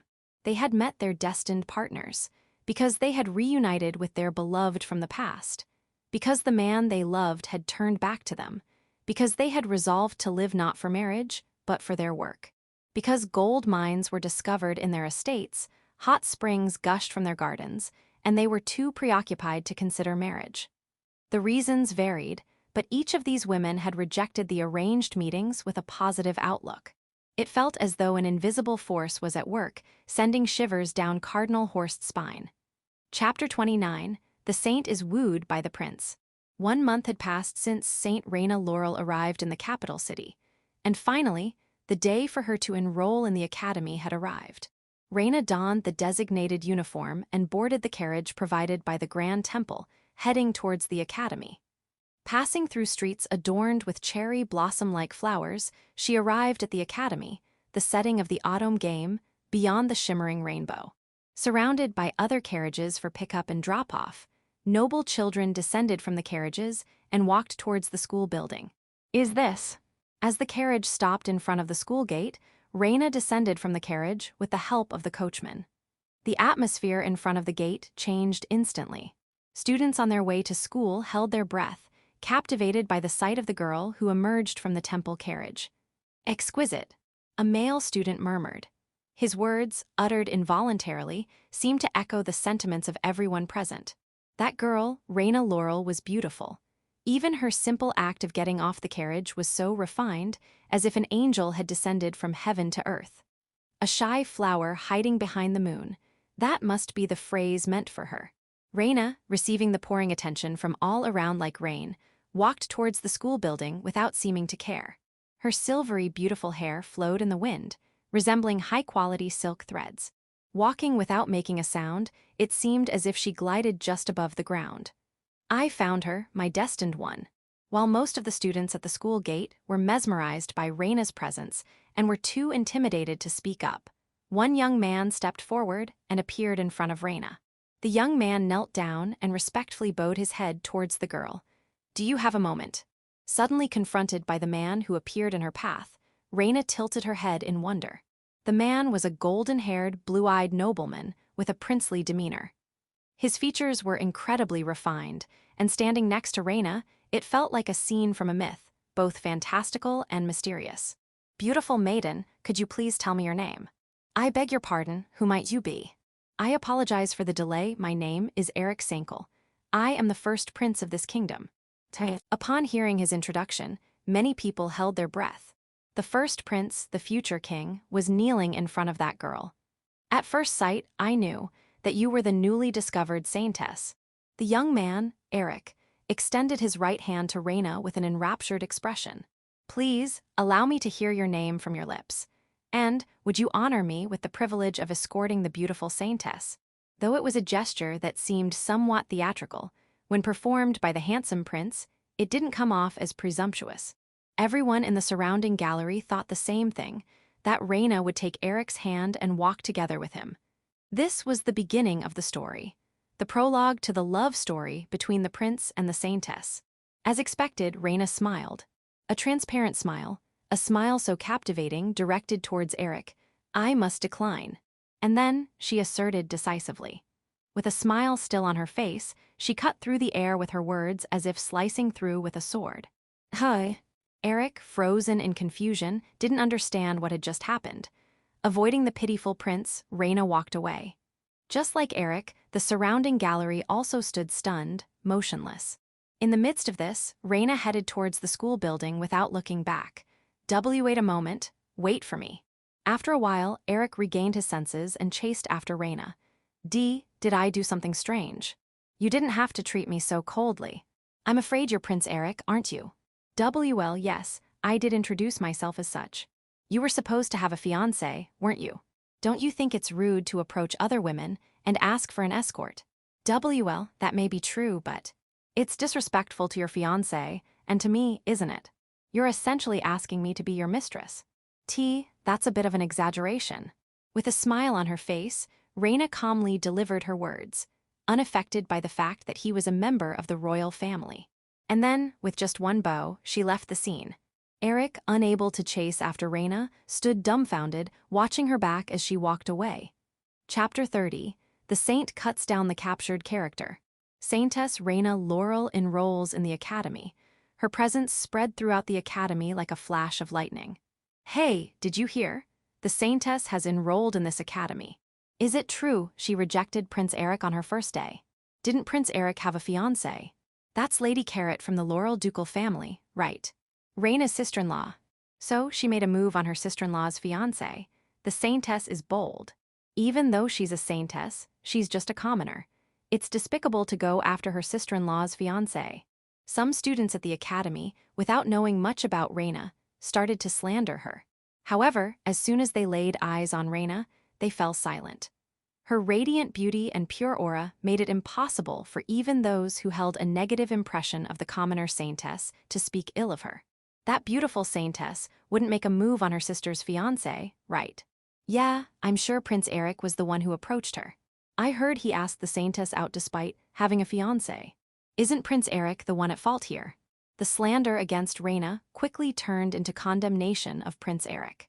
Despite his intentions to get closer to Reina after enrolling, Eric couldn't bear the criticism from his peers and ended up unable to approach Reina. Instead, it was the other capture targets who made contact with Reina. "You're the saintess, right? Hang out with me for a bit." A rough, arrogant, handsome guy. "Miss Reina, would you like to have tea together?" A smart-looking, handsome guy with glasses. "Sister Reina, let's play together." A short, cute, animal-like Shota handsome guy. "You'll get hurt if you come near me, go over there." A mysterious, dark, handsome guy.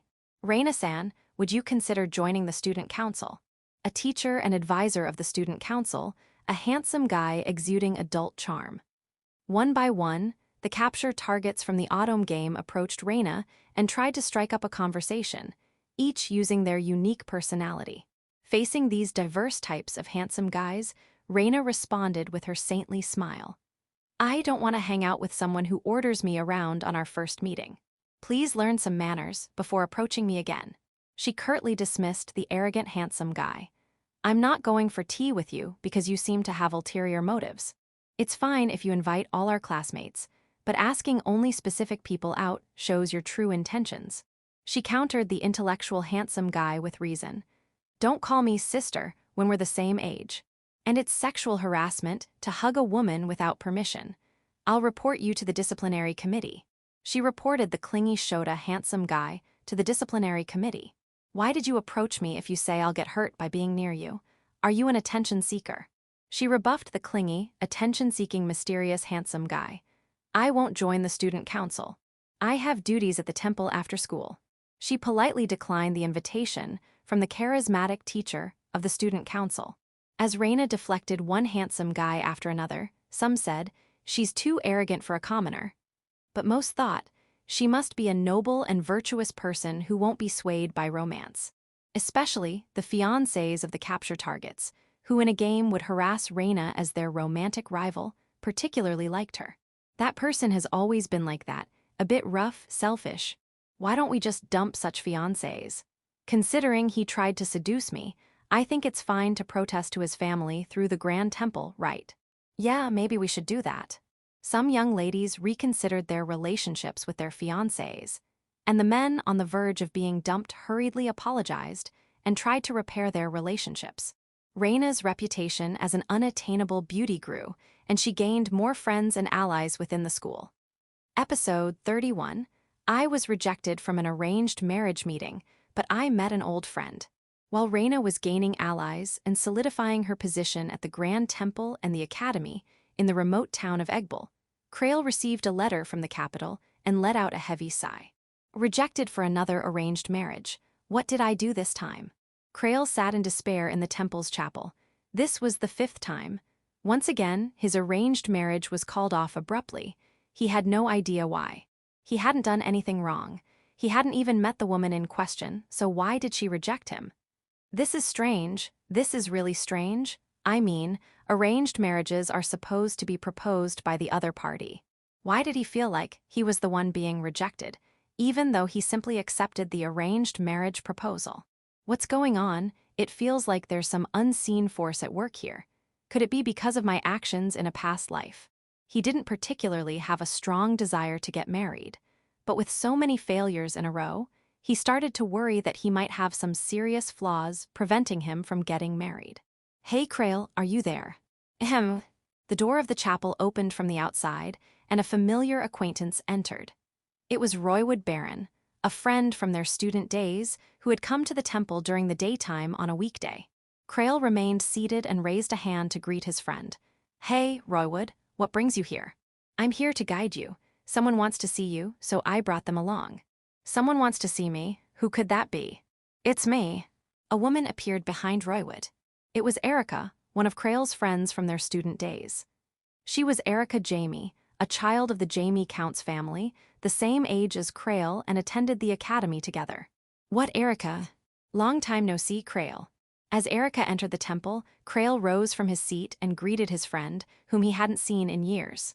What's up? What brings you all the way to this remote town? Do you need something from me? Krail greeted his friend, who he hadn't seen in years, as they met again.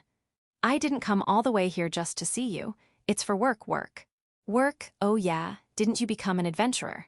Despite being a daughter of a count, Erica had always loved swinging swords since their student days. Originally, she was supposed to marry through a political marriage after graduation, but she disliked being tied to her family, so she became an adventurer after graduation. In essence, she had severed ties with the Jamie Counts family and traveled around as a wanderer. You're still adventuring. What do you mean still? Of course I am, and I even got promoted to ranker recently. I'm a veteran adventurer now. In this world, there were monsters, and there were adventurers who hunted them. Adventurer ranks ranged from A to E, with a rank being the highest rank an adventurer could achieve. Wow, that's quite an achievement. You must be famous in the capital. Famous? That's unexpected coming from you. Huh, what's that supposed to mean? Krail, you're quite famous in the capital. They call you the great priest who raised Saintess Reina. Huh? Krail's eyes widened in surprise. He had never heard of such a thing before. I hear the capital is abuzz with talk about Saintess Reina. She's been saying everywhere that she owes everything to you. I am who I am today because of Priest Krail Byrne. They're even discussing making you a guardian saint at the Grand Temple, like a patron saint of childcare and education. What? He never expected things to turn out this way. The title of guardian saint was the highest honor bestowed upon priests and clergy who had achieved remarkable accomplishments. If he were to become a guardian saint, his name would be remembered in the history of the temple. Since you, who used to say things like living off donations in the countryside, seem to have made it big, I thought I'd come and pay my respects. Seeing your usual spineless face puts me at ease. I see, well, I understand. Muttering to himself, Krail suddenly realized something. Didn't you say you came here for work earlier? That you didn't come to see me. I came here as part of my job. Stop pointing it out. For some reason, Erica blushed and stomped her foot on the temple floor. Episode 32. An unexpected situation occurred. Hey, what's taking you two so long? You're keeping people waiting outside, you know. As Krail and Erica conversed, Roywood interjected with a playful tone, pointing his thumb towards the door. Others are waiting outside, so hurry up and let them in.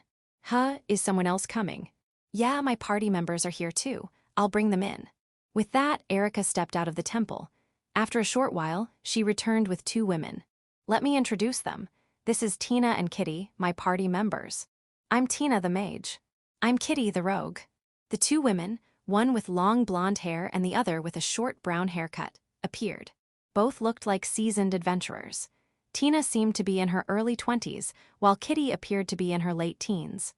I've heard rumors about you.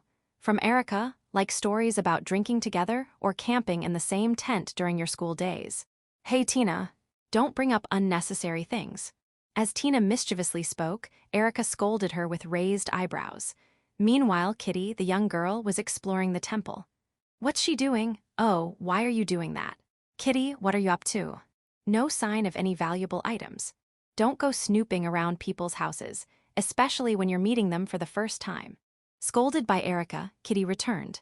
They're quite unique members, aren't they? Are they all women? Yes, we're the Fairy's Sword, an all-female adventurer party. Erica sighed with a tired expression. I've heard that strong adventurers tend to be quite unique individuals, and it seems that wasn't wrong. Still, they must be exceptional adventurers to reach the rank at such a young age. Though each of them had a different personality, they were undoubtedly skilled adventurers. As Krail inwardly admired them, Tina placed her hand on Erica's shoulder. Erica, about that thing, did you ask him? Well, that's. We need to ask soon. We're really in a bind here. Prompted by Tina, Erica turned to Krail with a discontented expression. What's wrong? Could you let us stay for tonight? Could you let us stay here at the temple tonight? As Erica blushed and averted her gaze, Krail furrowed his brows and shifted his gaze towards Tina. Actually, we tried to get rooms at the inn earlier, but they were fully booked, so we were in a bit of a bind. Roywood suggested asking if we could stay at the temple. No available rooms, well, I guess that happens. It is a small town. There are no more than a few inns. It may not be possible to stay there because it is fully booked. It's fine to let them stay, right? If it doesn't bother you. Originally, the temple had rooms for apprentice priests and pilgrims. There was enough space to accommodate the three of them. Well done, Erica. Yay. I didn't do anything. Don't get any weird ideas. As the three female adventurers started bickering, Krail tilted his head in confusion, and Roywood shrugged as if to say, oh well. Kuma. From the gap in the door, the plush bear inside the temple gleefully shone its eyes. Episode 33. I live with a girl, but nothing happens. Erica and her two fellow female adventurers began their shared life together. Just because they were staying didn't mean any special events occurred. During the day, they would venture out of town and into the nearby forest. It seemed their claim of coming to the town for adventurer work wasn't just a lie. We've been tasked with capturing a rare creature called carbuncle. Someone saw it near this town about 10 years ago, so we've come to search for it. Carbuncle was a symbol of luck and rarely appeared in public. It wasn't to be harmed.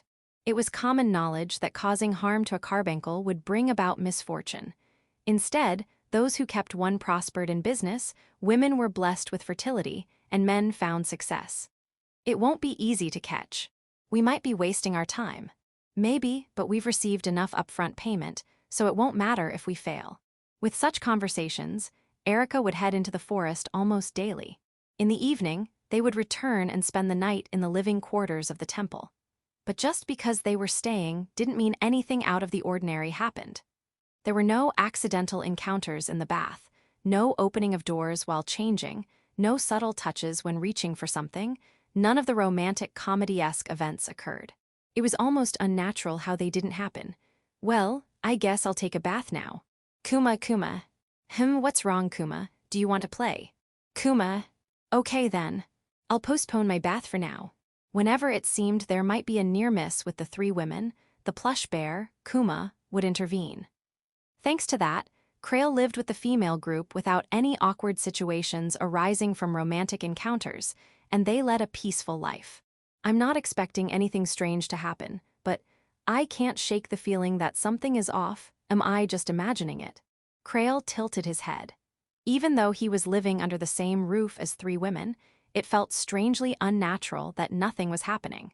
Back when he lived with Reina, they would end up bathing together, accidentally seeing each other change, or he would inadvertently push her over while trying to catch her when she stumbled. Well, I suppose this is normal. There's nothing wrong with it, since nothing is happening. Father Krail, you're amazing. It feels like we're being protected. During a moment of cleaning the chapel, one of Erica's party members, Tina, spoke up. What do you mean? Because Erica-san's guard is so strong, we can't close the distance with her at all. Even though we've arranged to coincide with her bath times. What are you talking about?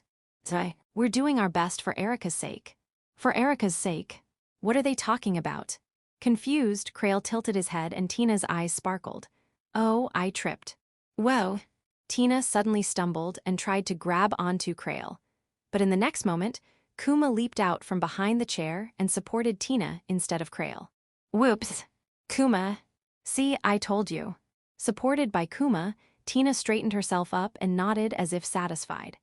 We can't close the distance with Erica because her guard is too strong, even though we've arranged to coincide with her bath times. What are you talking about? Well, love favors the swift, right? Erica is to blame for not taking action sooner. Father, please remain as you are. Kuma. Puzzled and speechless, Krail received a pat on the shoulder from the plush bear, as if to say, don't worry about it. Section, Audiobook by Masquerade Audiobooks. Episode 34, An Old Friend Invited Me. The three members of Fairy Sword, including Erica, came to the temple, and several days passed. During that time, without any romantic comedy moment occurring, peaceful days went by. Amidst that, Erica suddenly made a proposal. Hey, Krail, sorry to bother you, but would you help me search for carbuncles? Why all of a sudden? The location was the living space in the back of the temple, the dining area. Only Krail and Erica were there. Tina and Kitty were elsewhere. Because there were only old friends, Krail's tone was somewhat rough. We found traces of carbuncles near this forest, but even when we get close, they quickly run away. Carbuncles are sacred creatures, so there's a story that they'll come close if a clergyman approaches. Sacred creatures, it would have been nice if Reina were here. Reina would surely have had carbuncles leaping into her arms. What could she be doing in the capital now? They've exchanged letters a few times, and he knows she's doing well, but sometimes he can't help but worry. What's with that look? What? You're always talking about the saint. Is that so? I didn't mean to, but... You don't seem to be aware of it, but you're always talking about the saint. What she liked, what hobbies she had. It's like a doting father boasting about his child. It's not like he doesn't have any idea. Even when alone or with three others staying over, what comes to mind is still Reina. Truly like a doting father, I thought I had let go of my attachment. It might be refreshing. How about going outside the town for a change? Yeah. There are no strong monsters in the nearby forest, so going out for a little picnic wouldn't be a bad idea. Come to think of it, he hadn't left the town much since being assigned here 5 years ago. Got it. I'll help, but in return, if we manage to find the carbuncle, I'll get a share, all right. Yes, that's fine. Let's head out right away then. Hey, right away. You don't have any plan, right? It's such a peaceful town. The main job of a priest is to treat injured people seeking healing magic. But lately, treating the injured has been finishing by morning. Since there are no longer crowds visiting the temple for Reina's sake as before, there's hardly any work in the afternoon except for cleaning the temple. Got it, let's go then. Kuma Kuma, you're taking that along too. The stuffed bear clung to Krail's back. Well, it's quite helpful in various ways, you can trust it. The stuffed bear has been helping Krail, who lives alone, with chores such as cleaning, laundry, and washing dishes. It also helped repel intruders when someone tried to harm Reina in the past. It's quite useful as a bodyguard. I might be more helpful than you taking me along, you know. After all, Reina's power resides within this thing. It's fine, whatever. Erica pouted her lips as if suddenly angry. From Krail's point of view, he didn't understand why she suddenly started getting angry. Now that I think about it, she's always been someone you can't figure out. They went to the same academy, and she would always approach him for no reason, yelling at him over trivial matters. Whenever he tried to keep his distance, she would inexplicably draw closer. Being with him, she'd get angry, embarrassed, confused, her face turning red and blue like 100 faces. A woman who's hard to read, that's Erica for Krail. Well, she's not a bad person. She helped me when I was struggling with my assignments, and then she treated me to sweets afterwards. What's with the staring? Oh, it's nothing. Krail shrugged and headed back to his room to prepare to go into the forest. Episode 35. Something's wrong with Erica. Krail changed into comfortable clothes in his room and headed to a nearby forest with the members of Fairy Sword, including Erica. The forest didn't have particularly strong monsters, and the residents of Eggbol regularly visited for hunting, firewood gathering, and foraging. As Krail pushed aside the branches overhead, he asked the 3 members of Fairy Sword, "Is it true that there's a carbuncle in this forest? I've never heard the townspeople mention it." Krail used a polite tone because Tina and Kitty were present. "There's an adventurer from the capital who said they saw one in this forest. We were skeptical, but after investigating, we found traces." Erica responded with irritation. Tina showed something wrapped in a handkerchief. Inside the handkerchief was golden animal fur. And this is. It's unmistakably carbuncle fur. Carbuncles have golden fur and look like rabbits with a red gem-like jewel on their foreheads. I see, but why did you come all the way from the capital to find a carbuncle? The information seems vague. It's a quest with a hefty reward. Kitty made a money gesture with her fingers. Krail tilted his head in puzzlement, prompting Erica to explain. A count's daughter fell gravely ill and became housebound. The count tried various medicines and priests to no avail and is now desperately seeking the miraculous carbuncle. We received a substantial advance payment and a promise of a large reward, so we took the job despite the uncertainty. I see, so that's why you're in this forest. They moved along the animal trail, occasionally encountering timid monsters that fled upon seeing them. After about an hour, the 4 reached the forest's depths, where the 3 had previously found carbuncle fur. Let's split up and search from here. I'll go with Kitty. Erica, you team up with Krail. Wait, why am I with Krail? Krail is a priest and can't fight. It makes sense for the strongest, you, to pair with him, right? Well, that might be true, but even if there aren't strong monsters in this forest, it would be irresponsible to put our helper in danger. You understand that, right? Fine. All right, let's regroup here in an hour. With that, Tina led Kitty away, leaving Krail and Erica in an awkward silence. Why is she so tense? It's not like we're strangers. Krail frowned, wondering if he had some unnoticed flaw that repelled women. We came to this forest together once before, didn't we? For a noble school class. Huh? Oh, right, the monster hunting class. At the Academy for Nobles, there were classes involving hunting monsters in forests or mountains, as it was deemed the duty of nobles to protect people from such threats. Krail, aspiring to be a priest, joined as a healer. We got separated from everyone due to a monster attack, couldn't find our way back, and ended up sharing a tent. Yeah, we had to split our rations of dried meat and cheese. Yes, I sprained my ankle because of a monster, and you carried me back, remember? Hi. Erica reached out and grabbed Krail's sleeve. Despite being a priest who couldn't fight, you desperately tried to protect me. You were really cool back then. Thanks. Erica blushed deeply, a sight Krail had never seen before. She usually spoke with anger or excitement, but now she was sincerely expressing her feelings. She looked more endearing than ever. Erica. I'm an adventurer, but I'm 23 now, and it's about time for. Erica moved closer with moist eyes, but then. Bear. A stuffed bear suddenly flew between Krail and Erica. Whoa. Kaya. They jumped back, and the bear was holding a rabbit-like creature. Is that a carbuncle? Kuma Kuma. Did you find it? Good job. Krail hugged both the stuffed bear and the carbuncle. The bear looked proud, and the carbuncle curiously glanced around but remained calm in Krail's arms. We did it, Erica. Mission accomplished. Yes. Erica responded lifelessly, as if her spirit had left her body.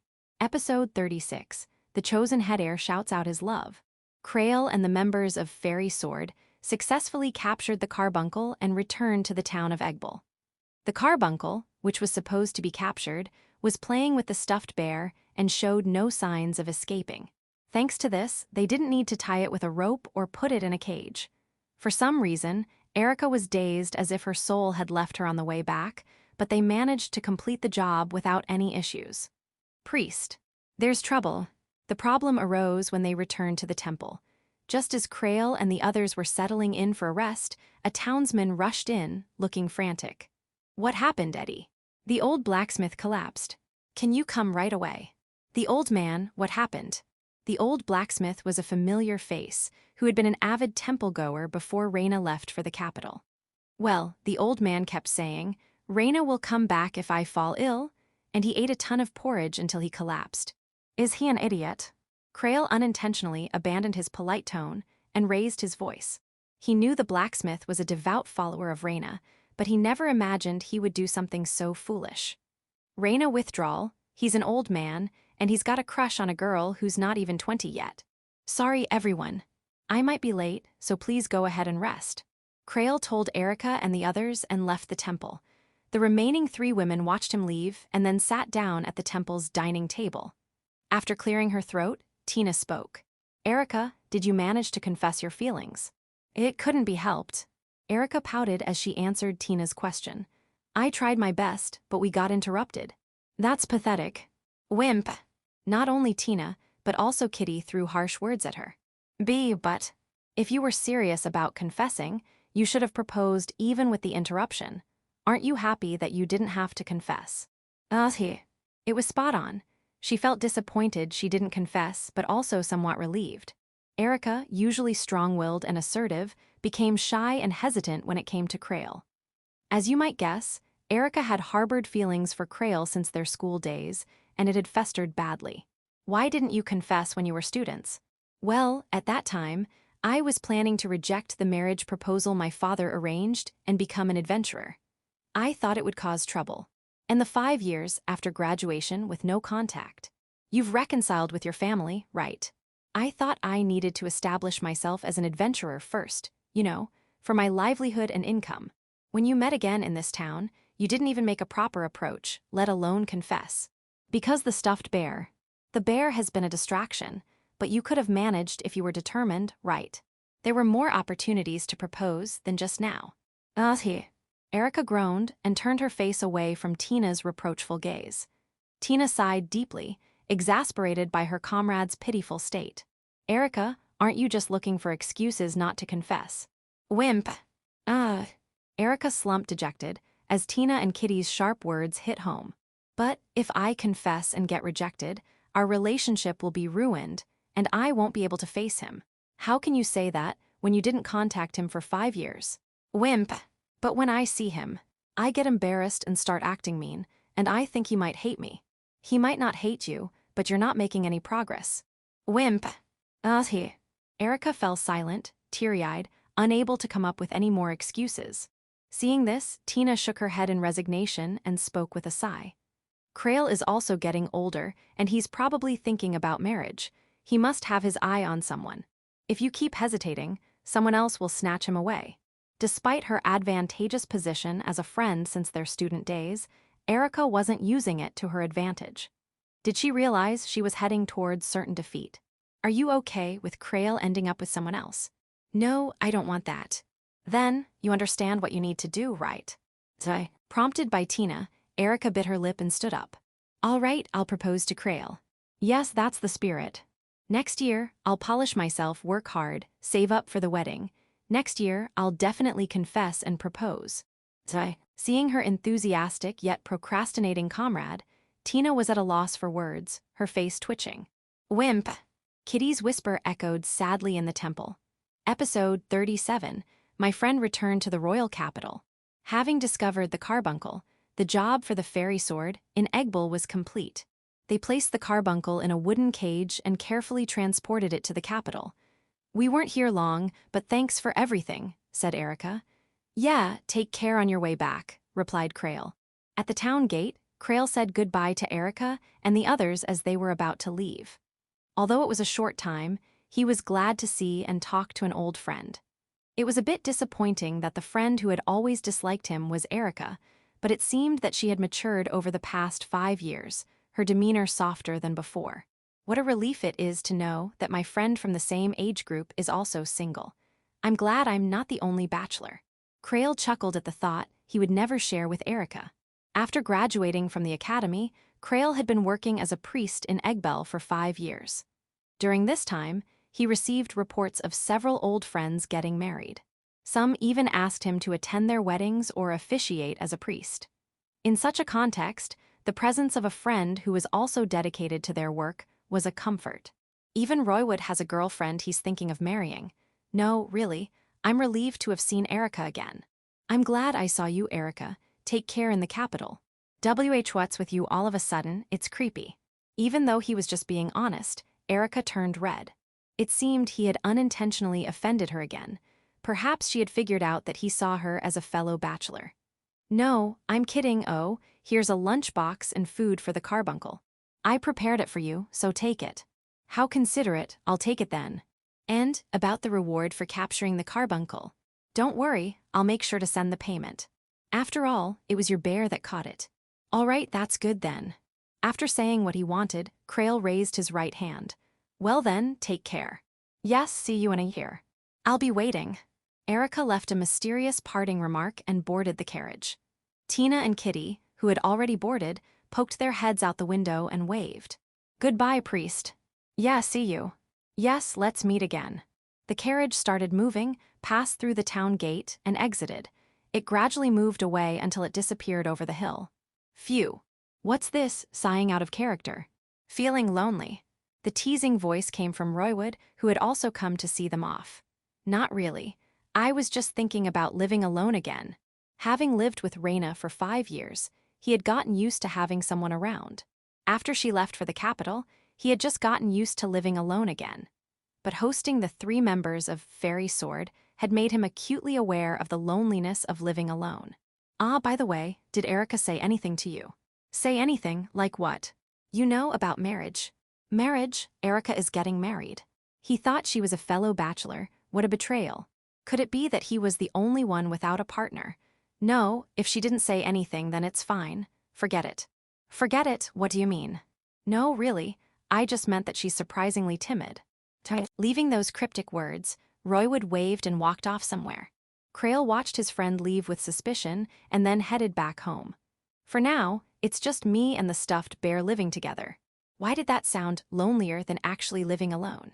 When Krail returned to the temple and opened the chapel door, he saw the bear sweeping the floor with a broom. Kuma. I'm back. Kuma. Yes, the 3 of them left. Thanks as always. Kuma. Strangely, living together had allowed them to communicate despite not understanding each other's language. Krail naturally understood what the bear wanted to say. Why do I feel even lonelier now? Kuma. The bear, as if to say, don't be so lonely, tugged on Krail's pants leg. Kuma. Then, clapping its stuffed hands, several small figures emerged from the back of the chapel. Bear. Gao. Bear. What? What appeared were stuffed bears in different colors, red, blue, and yellow. The original bear's color was brown. They've multiplied. How? The original bear, hands on its hips and chest puffed out as if to say, now you won't be lonely, seemed proud. Though the reasoning and purpose were unclear, it appeared that stuffed bears could multiply. Thinking he would be lonely again after the 3 members of Fairy Sword left, Krail now found himself with 3 new companions. Episode 38 Prince Eric saw, while Krail was reuniting and parting with his friends. Raina, who was living in the royal capital, was steadily building her relationships. Good day to you, Lady Reina. Good morning, Lady Reina. Early morning. In the schoolyard of the academy located in the royal capital, a female student in uniform greeted a young lady. Good morning, it's a fine morning today. Receiving the greetings from the female students, Reina Laurel smiled gracefully. Her radiant smile was truly like an angel descended to earth, so captivating that everyone was enchanted and couldn't look away. Lady Reina is beautiful as always. As expected of the saint, it's truly an honor to attend the same academy. The female student who received Reina's greeting blushed and sighed. Reina's beauty transcended gender and age with a universal appeal. The female students attending the academy were noble ladies confident in their appearance, but they couldn't even feel jealousy towards Reina. Hey, did you hear? Senior Mackenzie from the 3rd year proposed to Lady Reina and was rejected. Well again, isn't this the 3rd one this month? Lady Reina, she seems to be turning down many men, including His Highness the Crown Prince.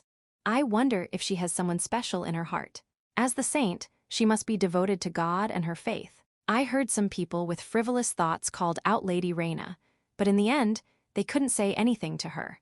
The other day, several girls called Reina behind the school building, intending to confront her about playing with men's hearts. However, when they saw Reina's face, they were overwhelmed by her pure and divine aura, and the words of accusation they were about to speak were swallowed back.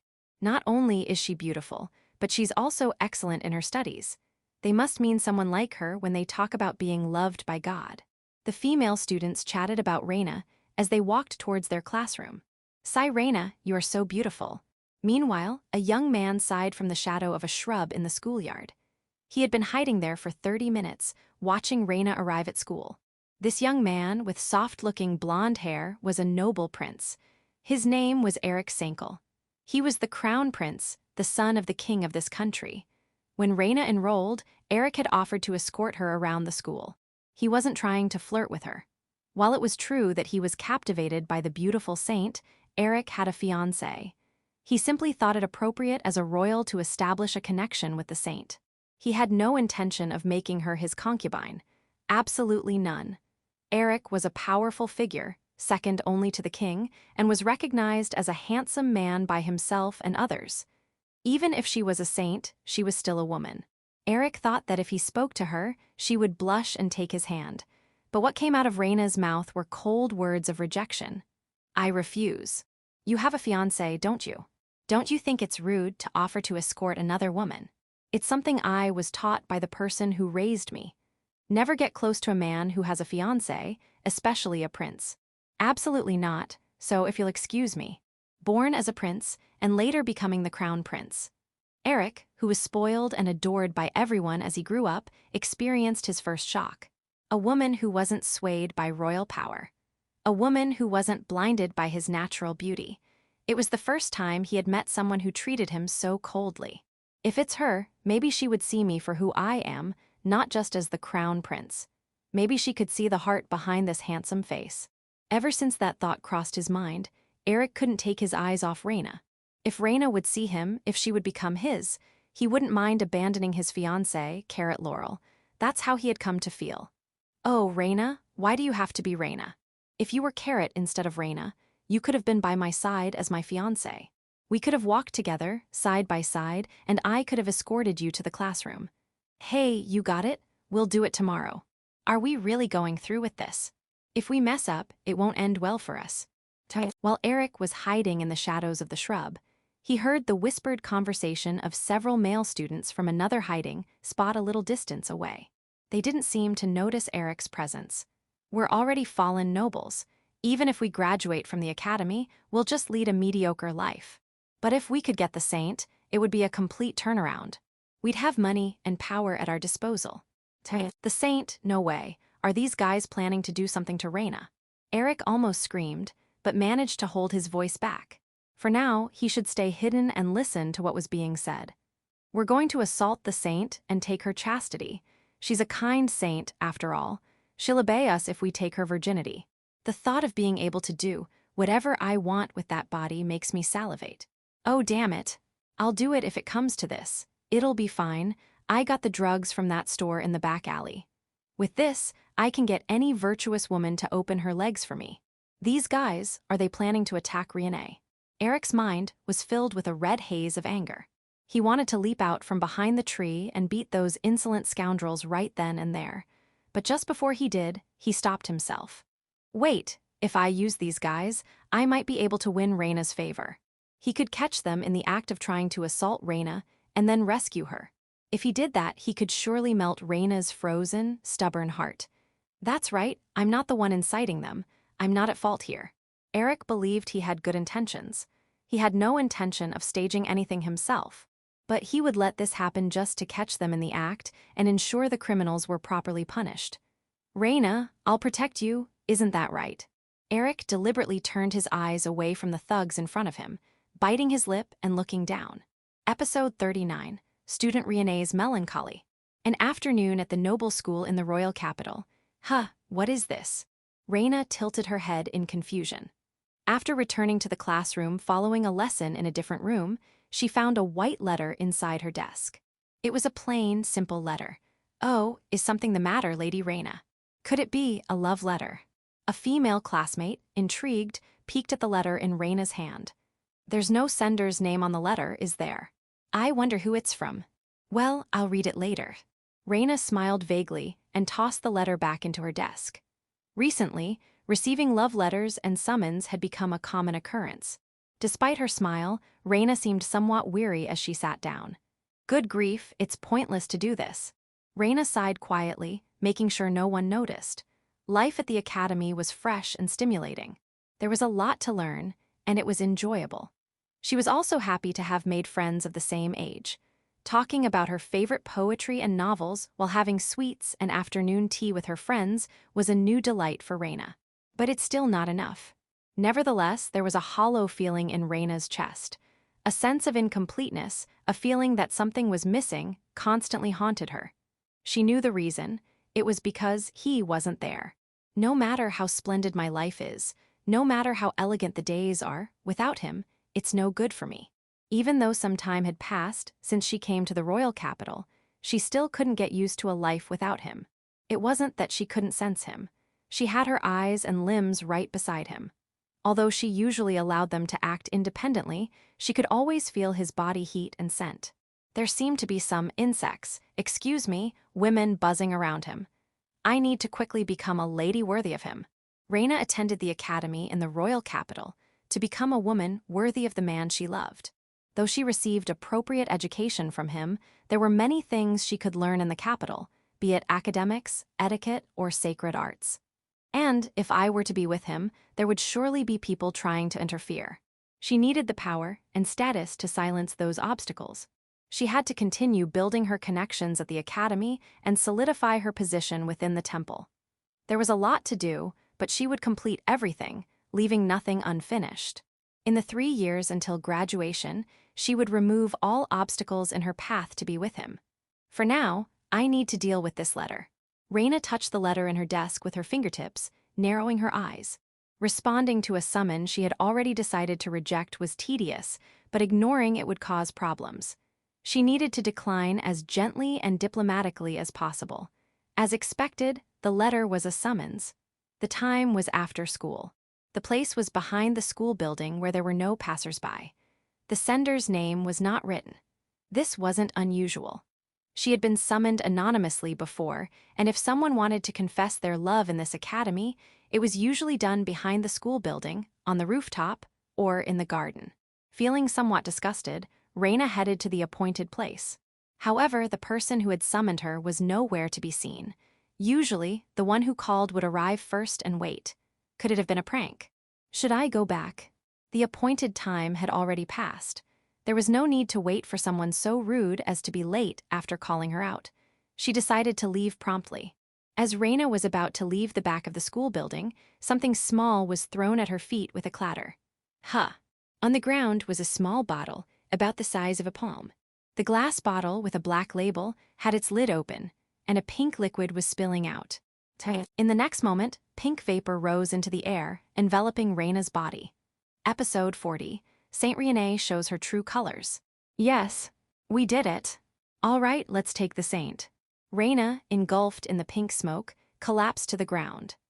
The concoction purchased from the black market merchant in the alley was a blend of aphrodisiac and sleeping potion. No matter how divine she was, once she ingested it, her consciousness would become so intoxicated that she would become a compliant woman willing to spread her legs for anyone. The men, cheering in victory, emerged from the shadows. Haha, the saint was easier than I thought. We'll show everyone who looked down on us fallen nobles. Hey, remember, I get to go first as promised. We'll all share this woman, right? The most luxurious whore ever. Grinning lewdly, the men slowly approached Reina. They wiggled their fingers creepily, reaching towards the beautiful girl now lying helpless before them. Stop right there. A male voice echoed from behind the school building. The golden-haired noble prince, who had been waiting there in advance, was Eric Sankel. What? Why is Prince Eric here? The men were stunned by the sudden appearance of the crown prince. Why was Eric here? Their faces twisted with panic as they looked at each other, unsure of what to do. That's enough. I won't allow you to lay a finger on her. Damn it, if it comes to this. Yeah, let's get him. Normally, they wouldn't dare raise a fist against the crown prince.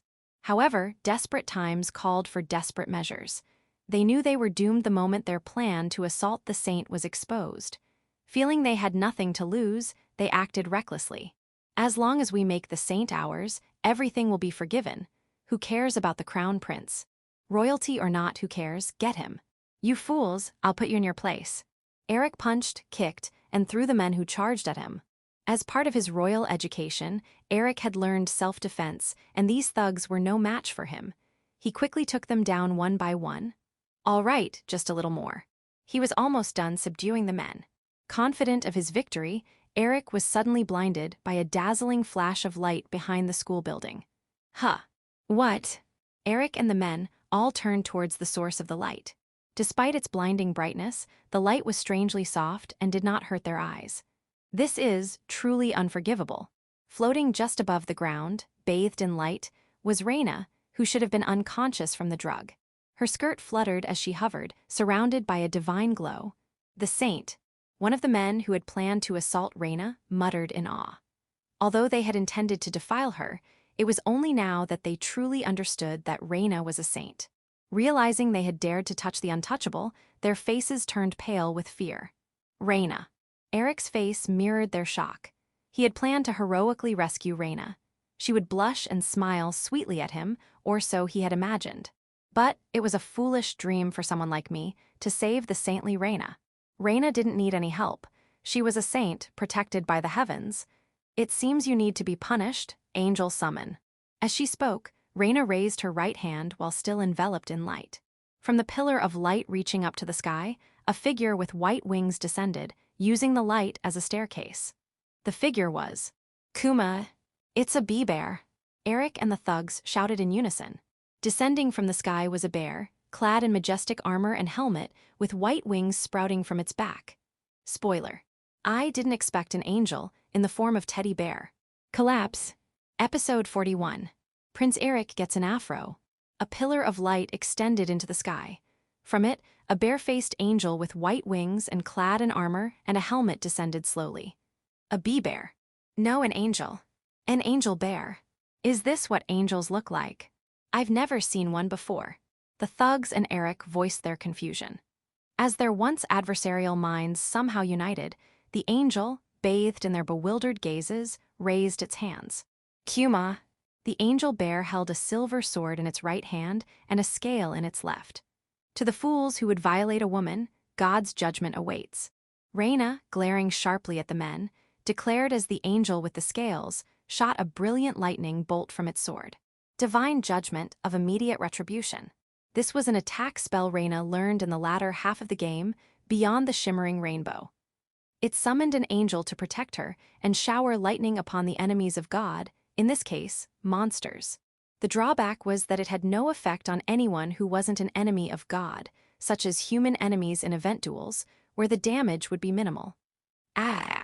However, it seemed highly effective against the thugs, who had used drugs to try and defile the saint.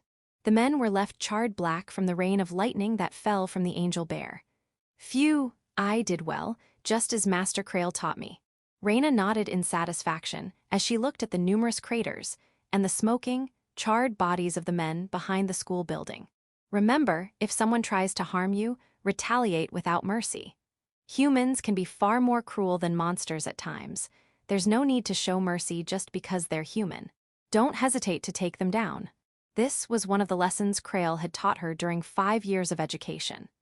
The game had many scenarios where evil humans appeared as enemies, and Reina often hesitated when it came to harming them. Her hesitation had led to her being injured or causing harm to innocent people by trying to avoid the fight. To prevent Reina from getting hurt in this world, Krail had deliberately instilled this lesson in her. It hurts. The men who had been struck by the angel's lightning were still alive, albeit barely. The divine punishment was fair, sparing their lives since their crime was only attempted. Kuma. Incidentally, in the game, the angel with the sword and scale didn't have a bear's head. The bare-faced angel reflected Reina's current image, influenced by Krail's childhood lesson that stuffed animals are protectors of children. What happened? Oh, you're here, Prince Eric. Reina looked apologetically at Eric, who was lying among the thugs. In the heat of the moment, she had taken him down along with the others. Although Eric wasn't a direct perpetrator, he had become a target because he knew of the men's plan but hadn't stopped them until the last moment. Fortunately, his damage was light. Unlike the other men, he wasn't charred black but had only ended up with a frizzy afro head. What a mess this has turned into. Your Highness. I'll call for help right away, so please wait here. Reina, trying to cover up her mistake, quickly left the scene, running away from the back of the school building. Reina. Eric clutched his chest as he watched Reina's back recede. His heart wouldn't stop pounding. Thinking of Reina had always made his chest tight, but now an entirely different level of feelings was welling up inside him. It's like I was struck by lightning. Is this true love? He had indeed been struck by lightning, but with his memory hazy, Eric had no idea why his hair was now an afro. Thus, while Reina managed to fend off the thugs targeting her chastity, it only pushed the crown prince deeper into the mire of love. Episode 42. The Knight Commander's son appears. Hey, is it true that the saintess was almost attacked? Seems like it. Remember that strange pillar of light rising from the academy yesterday after school? I didn't see it myself, but I heard the saintess summoned an angel and defeated the thugs who tried to attack her. Really? I heard it wasn't an angel, but a bear. A bear? Why a bear? Does it matter? I heard the men who tried to attack the saintess got expelled. Thank goodness, Lady Reina is safe. Really? I can't forgive anyone who tries to harm someone as holy as her. Speaking of which, didn't the crown prince change his look? Why does he have an afro? The students at the academy were all abuzz with rumors about Reina. Words of praise for Reina, who had summoned an angel to repel the thugs, were mixed with a few remarks about the crown prince's mysterious new hairstyle.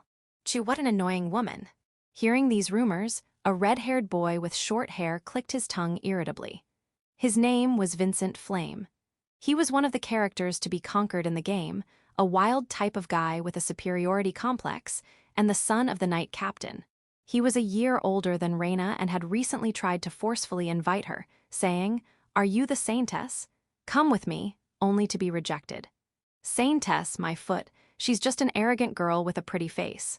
Vincent snorted, but in truth, he was also one of the boys interested in the saintess, Reina. When he had approached her, Reina had bluntly refused, saying, "I can't go with someone I've just met. Think logically." This was actually the correct choice to set a flag for conquering Vincent. By rejecting him firmly, he began to mock the heroine as an annoying girl, yet he kept an eye on her and sought contact. Even so, she was almost attacked. Walking down the hallway, Vincent frowned as he listened to the gossip. He was infuriated by the thought that Reina had been almost attacked in his absence.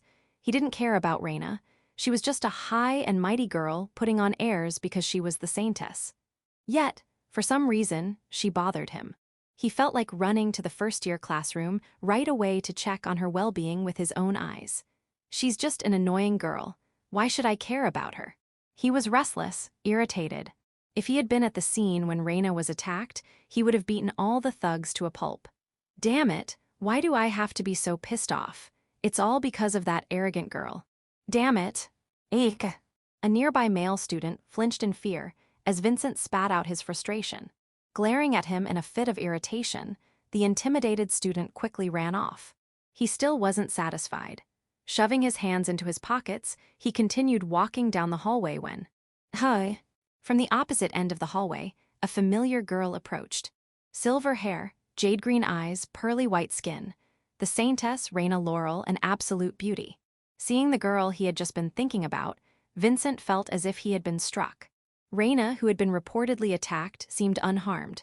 She walked down the hallway with textbooks in hand, flanked by classmates, smiling and chatting. "So, Reina-sama, my brother." "Really? It must be tough having siblings." Reina was engaged in a casual conversation with her friends and hadn't noticed Vincent yet. He grimaced and clutched his chest with his right hand. "Jay just suddenly showing up like this. What should I say? I'm not prepared." Vincent panicked but quickly shook his head, wondering why he was so flustered.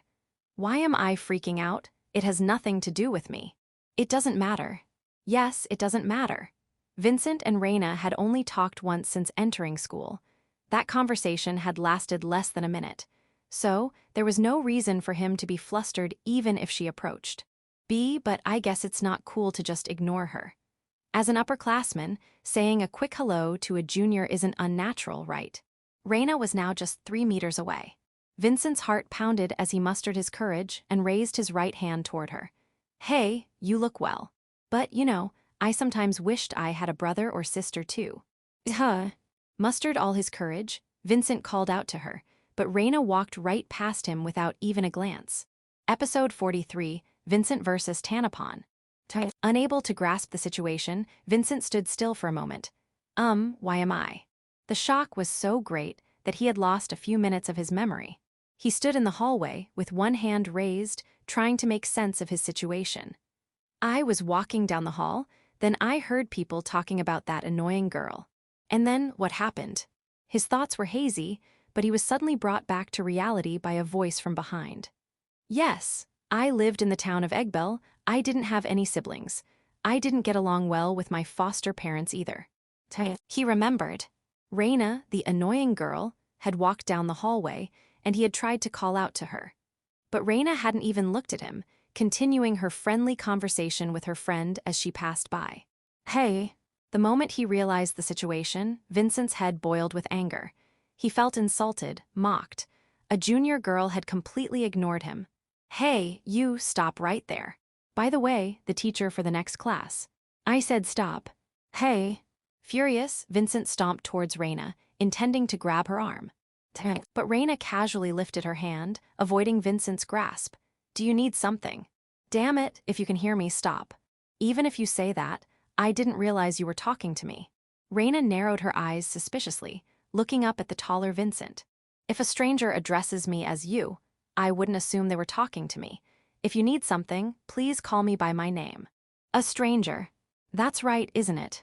Reina tilted her head curiously. It wasn't an act. She genuinely seemed not to recognize Vincent. "You don't know who I am? Are you kidding me?" Vincent felt like he had been hit over the head. True, they had only spoken once before, and he hadn't introduced himself. But he had kept an eye on Reina, concerned for her safety, and she didn't even recognize him. "Lady Reina, that person is Vincent Flame, a senior. He's the son of the Knight Commander, a senior 1 year above us." Reina's classmates who were beside her offered explanations. Reina nodded at their words and turned back to Vincent. "So, you're Senior Flame. I am Reina Laurel. What can I do for you?" Vincent's forehead throbbed with a vein as Reina reintroduced herself. He clenched his teeth, struggling to suppress the urge to yell. "Calm down. It's unbecoming for a man to get worked up over a woman. Stay cool. Stay calm. I heard you were attacked by some strange guys recently." "It was an attempt, though." Reina corrected him with a slight frown. For a woman, there was a big difference between was attacked and was almost attacked. It was an important distinction.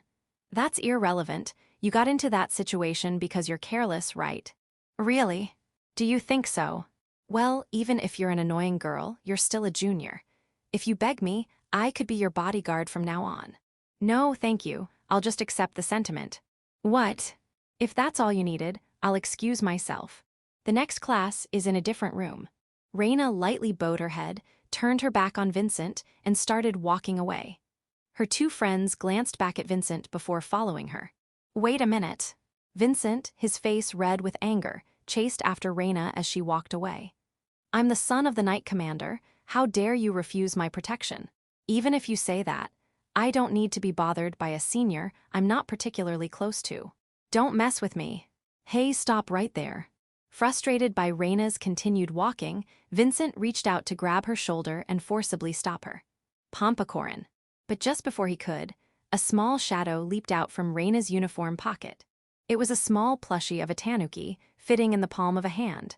The tanuki plushie swiftly dashed forward, landing an uppercut on Vincent's chin. Gah! A completely unexpected strike. The uppercut shook his brain, causing Vincent to stagger.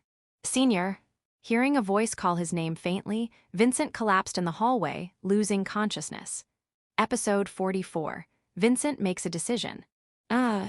Reina let out a faint voice as she looked at Vincent, who had been knocked out by the tanuki plushie. The plushie that had taken Vincent down with one hit was a small one Reina had received from Krail long time ago. Normally, Reina didn't bring plushies to the academy. Even someone as naive as Reina knew that carrying plushies around the academy or having them walk around was unusual. Therefore, her collection of plushies stayed at the Laurel Duke's mansion, the Grand Temple, or around the academy. She had thought there would be no danger of thugs or kidnappers inside the academy. However, the recent incident made her reconsider. Although Reina was resistant to various status ailments and only lost consciousness for a minute, it could have been dangerous if the assailants had been after her life instead of her chastity. Maybe I should bring a plushie to the academy, something that not too flashy. The chosen plushie was the tanuki, raccoon.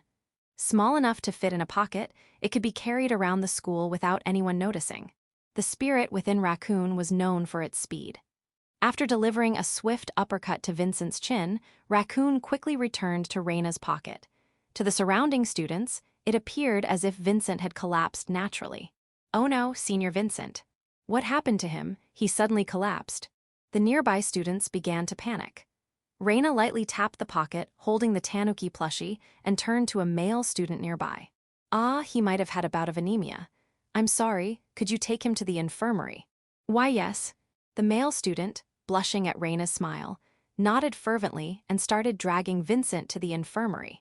What could have happened, Senior Vincent? The son of the Knight Commander, suffering from anemia.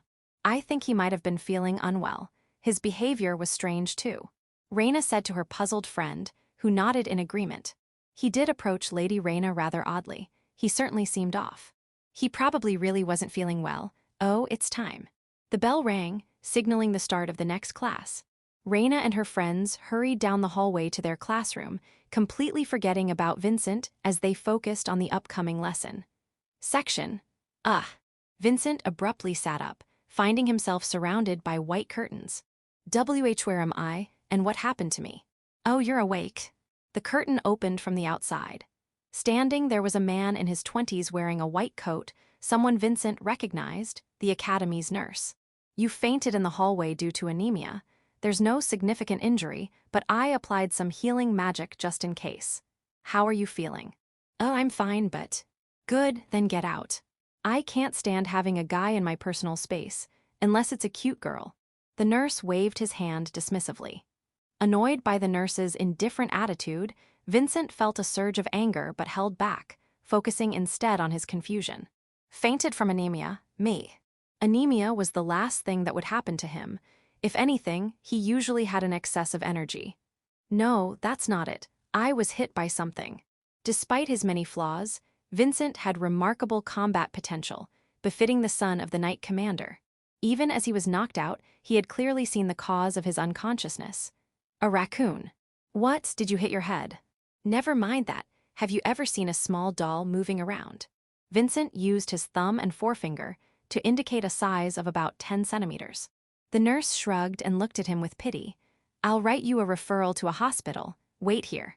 No, that's not it. I'm serious. The problem is that you're serious. Don't worry, I know a specialist. Stop being so kind. Damn it. As Vincent shouted angrily, he recalled the mysterious raccoon plushie. That thing hit me. I won't forgive this. I'll get my revenge. Episode 45. Vincent won't give up. Hey you, come over here, gah. Let me talk. That raccoon, gah. Bring it on, you bastard, gohe. Can you please stop already? This senior is scary. Since that day, Vincent had been persistently following Reina. Whenever he saw her in the hallway, he tried to pull her aside, barging into her classroom to drag her out. He always claimed to have something important to discuss and wanted to be alone with her. However, for Reina, there was no way she would be alone with a senior she wasn't even close to. Each time Vincent approached, the tanuki plushie in Reina's pocket, her secret protector, would spring into action. The tanuki plushie, Raccoon, would strike Vincent's jaw, punch his abdomen, and kick his groin, knocking him out each time. Raccoon's movements were lightning fast. Only Vincent seemed aware of what was happening. To the other students and teachers, it appeared as though Vincent was fainting on his own.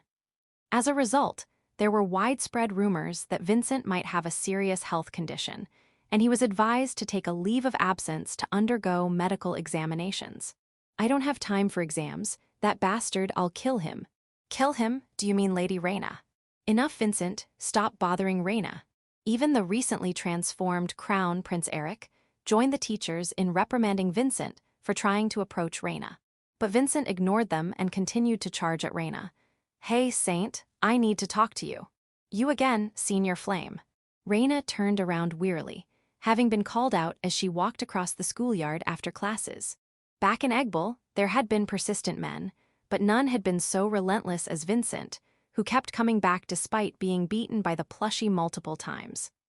Reina felt no attraction to Vincent as a man, but his unyielding spirit and toughness were somewhat impressive, even if mixed with a bit of annoyance. Please give it a rest already. What grudge do you have against me? I have no grudge. I just don't forgive anyone who makes a fool out of me. That's all. I don't recall insulting you. You didn't insult me, but you didn't even notice me, did you? I can tell the way you look at me. It's like I'm just a pebble on the roadside. Vincent growled, his face contorted with rage. The way Reina looked at him was all too familiar, a look he had received countless times in his youth. Vincent Flame was the son of the Knight Commander. However, his mother was not the Knight Commander's wife, but a concubine. As a child born out of wedlock, Vincent was allowed to live in the Flame family mansion, but was constantly met with disdainful gazes from everyone around him. His father, the official wife, her son, her daughter, the butler, the maids, even the gardener. They all looked at Vincent with contempt, as if he were nothing but a pebble on the ground. So I turned it all around. I got stronger and made those who looked down on me eat their words. He defeated the knights who trained him, bested his half-brother, and gained power rivaling that of his father, the Knight Commander. As he grew stronger, the way people looked at him changed. They could no longer ignore him and began to look at him with fear and respect. I won't forgive anyone who mocks me. I'll make you eat your words. Vincent roared, reaching out towards Reina. He stretched his hand towards her like a lost child reaching for his mother. Reina felt a tinge of pity as she saw herself in Vincent, but she had no intention of letting him touch her. Ponpacorin. At that moment, the tanuki plushie sprang out of Reina's pocket, aiming a kick at Vincent's nose. The kick was lightning fast, but Vincent managed to block it with his right arm, though he was knocked onto his backside from the impact. It was the first time he hadn't been knocked unconscious. Are you okay, Senior Flame? Got it. Sorry. I caught it. I stopped your attack, that raccoon bastard. Sitting on the ground, Vincent shouted with a triumphant expression. I caught the speed of a lightning-fast strike. I've grown stronger again, take that. I'll become stronger than you, raccoon bastard. Just you wait. Ponpacorin. Accepting Vincent's challenge, the tanuki plushie in Reina's pocket smirked as if saying, Bring it on. What is this? Witnessing this nonsensical exchange, Reina looked up at the sky, feeling troubled. Episode 46, That Man a Genius. The Noble Academy was still a school. The primary role of students was to study, and this remained true even in the world of an Otome game. During the break between classes, Reina was talking with her friends in the classroom. Lady Reina, the finals are coming up soon. Have you been studying? Not at all. I've been busy with my duties at the temple. Reina responded with a troubled expression, placing her hand on her cheek. Since starting her new life, she had less time for studying due to her responsibilities as a saint at the Grand Temple. Even so, Lady Reina, you're naturally smart, so I'm sure you'll get high scores. Please don't put so much pressure on me. I really don't have much confidence. My, the saint is quite humble, isn't she? And you are. As Reina and her friends were talking, a male classmate approached them. His hair was neatly parted in a 7-3 style, his face cool and composed with a glint in his glasses. He had the appearance of an honor student, his handsome features exuding a sense of calm and confidence. Relaith-san. Reina called out the boy's name. His name was Will Relaith, the class representative and the son of the Prime Minister. He was a character in Beyond the Shimmering Rainbow, positioned as the honor student. As a saint, you should be a role model for everyone. Please act with more confidence. My apologies, did I offend you? No, how about a little wager to motivate each other? A wager? Reina tilted her head and exchanged glances with her friends, who also looked puzzled, waiting for Will to continue. In the upcoming finals, if I rank lower than you, Laurel-san, I'll grant you one request. Doesn't that sound interesting? And if you win, you'll ask me to do something for you. Reina asked cautiously and Will smirked. Of course not. I wouldn't be so rude as to demand something from a lady. Besides, it's impolite to challenge someone in your area of expertise. The request is solely for me to fulfill. It's just a little entertainment. I see. In that case, feel free. Yes, please go easy on me. Will pushed up his glasses and walked away. After he left, Reina's friends hesitantly spoke up. Lady Reina, are you sure about this? He's the one who suggested it, so I don't see why I should worry. It's not like I have to do anything. True. Reina and her friends quickly forgot about Will and resumed their conversation. Meanwhile, Will, having secured a promise from Reina, stepped into the hallway, a sly smile spreading across his face. It worked. I can finally have a direct competition with Lady Reina. Phew. Will had long wanted to challenge Reina. When he first met her, he was captivated by her perfect beauty. At first, he thought she was just beautiful, possessing otherworldly looks due to divine favor. But I was wrong. Lady Reina is perfect not just in appearance, but in intellect as well. As he got to know her in class, Will realized that Reina was highly intelligent and performed excellently. It wasn't just about having a good memory and scoring high on tests. In debates, she surprised everyone with her sharp insights, showing a clear difference in caliber from those around her. I've always wanted a rival who could compete with me on equal footing. Someone chosen who sees the world as I do. Will Relaith was born a genius, smarter than most people. He never forgot what he saw and could solve complex problems in half the time it took other children his age. Even his father, the Prime Minister, was merely better than commoners in Will's eyes. Everyone around him seemed like monkeys. Because of this, Will had always been lonely, feeling like he was stacking stones in a dark solitude. But finally, I found her, someone who shares my level of intelligence. Will was certain. Reina stood on the same high ground as he did, a peer in intellect. After 16 years, he had finally met someone who could fill his loneliness. I've already realized it, so you must realize it too. In the next finals, he would definitely defeat Reina. When he did, she would recognize that Will Relaith was her equal. They would walk together, live together, destined partners chosen by fate. Phew, ha ha ha ha ha. Whoa. Scary, why is he laughing like that? Ignoring the strange looks from those around him, Will walked down the hallway, laughing to himself. Episode 47, Will's Victory and Defeat. And so, the day of the finals arrived. Among the students, including Reina, who were taking the finals, the one most fired up was Will Relaith. I will definitely defeat Lady Reina in this test. I'll show that I am her equal. Will fervently filled out his answer sheet. Despite his intense competitive spirit, he didn't let it get the better of him. He paid close attention to avoid mistakes and diligently reviewed his answers. A genius like him couldn't afford to make careless mistakes due to overexcitement. This question and that question, all of them are trivial. I can solve them without any issues. A 100% correct rate is assured. He had thoroughly prepared for the test. He memorized the entire textbook and understood the tendencies of the teachers who created the tests. He had even acquired and analyzed past exams from previous years through deals with his seniors. His efforts paid off, and there wasn't a single question he couldn't answer. This guarantees a perfect score. Even if Lady Reina also scores perfectly, it would be a tie. Losing is not an option. Will was certain of his victory. The boy, who had experienced loneliness due to his overwhelming talent, had found a rival in Reina Laurel and was more serious about this test than ever before.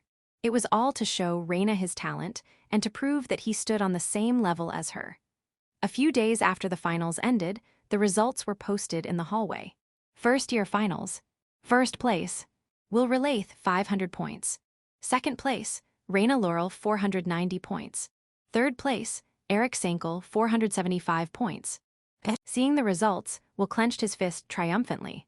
I won, this is my victory. As expected, he had scored perfectly. His classmates praised him for his perfect score. Amazing, Relaith, you got a perfect score. Lady Reina and Prince Eric are impressive too, but as expected of the Prime Minister's son. Truly remarkable. I heard even the Prime Minister is in awe of his talent. There's no one better suited to be the next Prime Minister and support Prince Eric's reign. Will had always been at the top in academics, but putting his all into it made the praise from his peers feel even better. It was a moment of bliss, having his worth recognized by those around him. I've shown the difference in our levels to these commoners. Now, where is Lady Reina?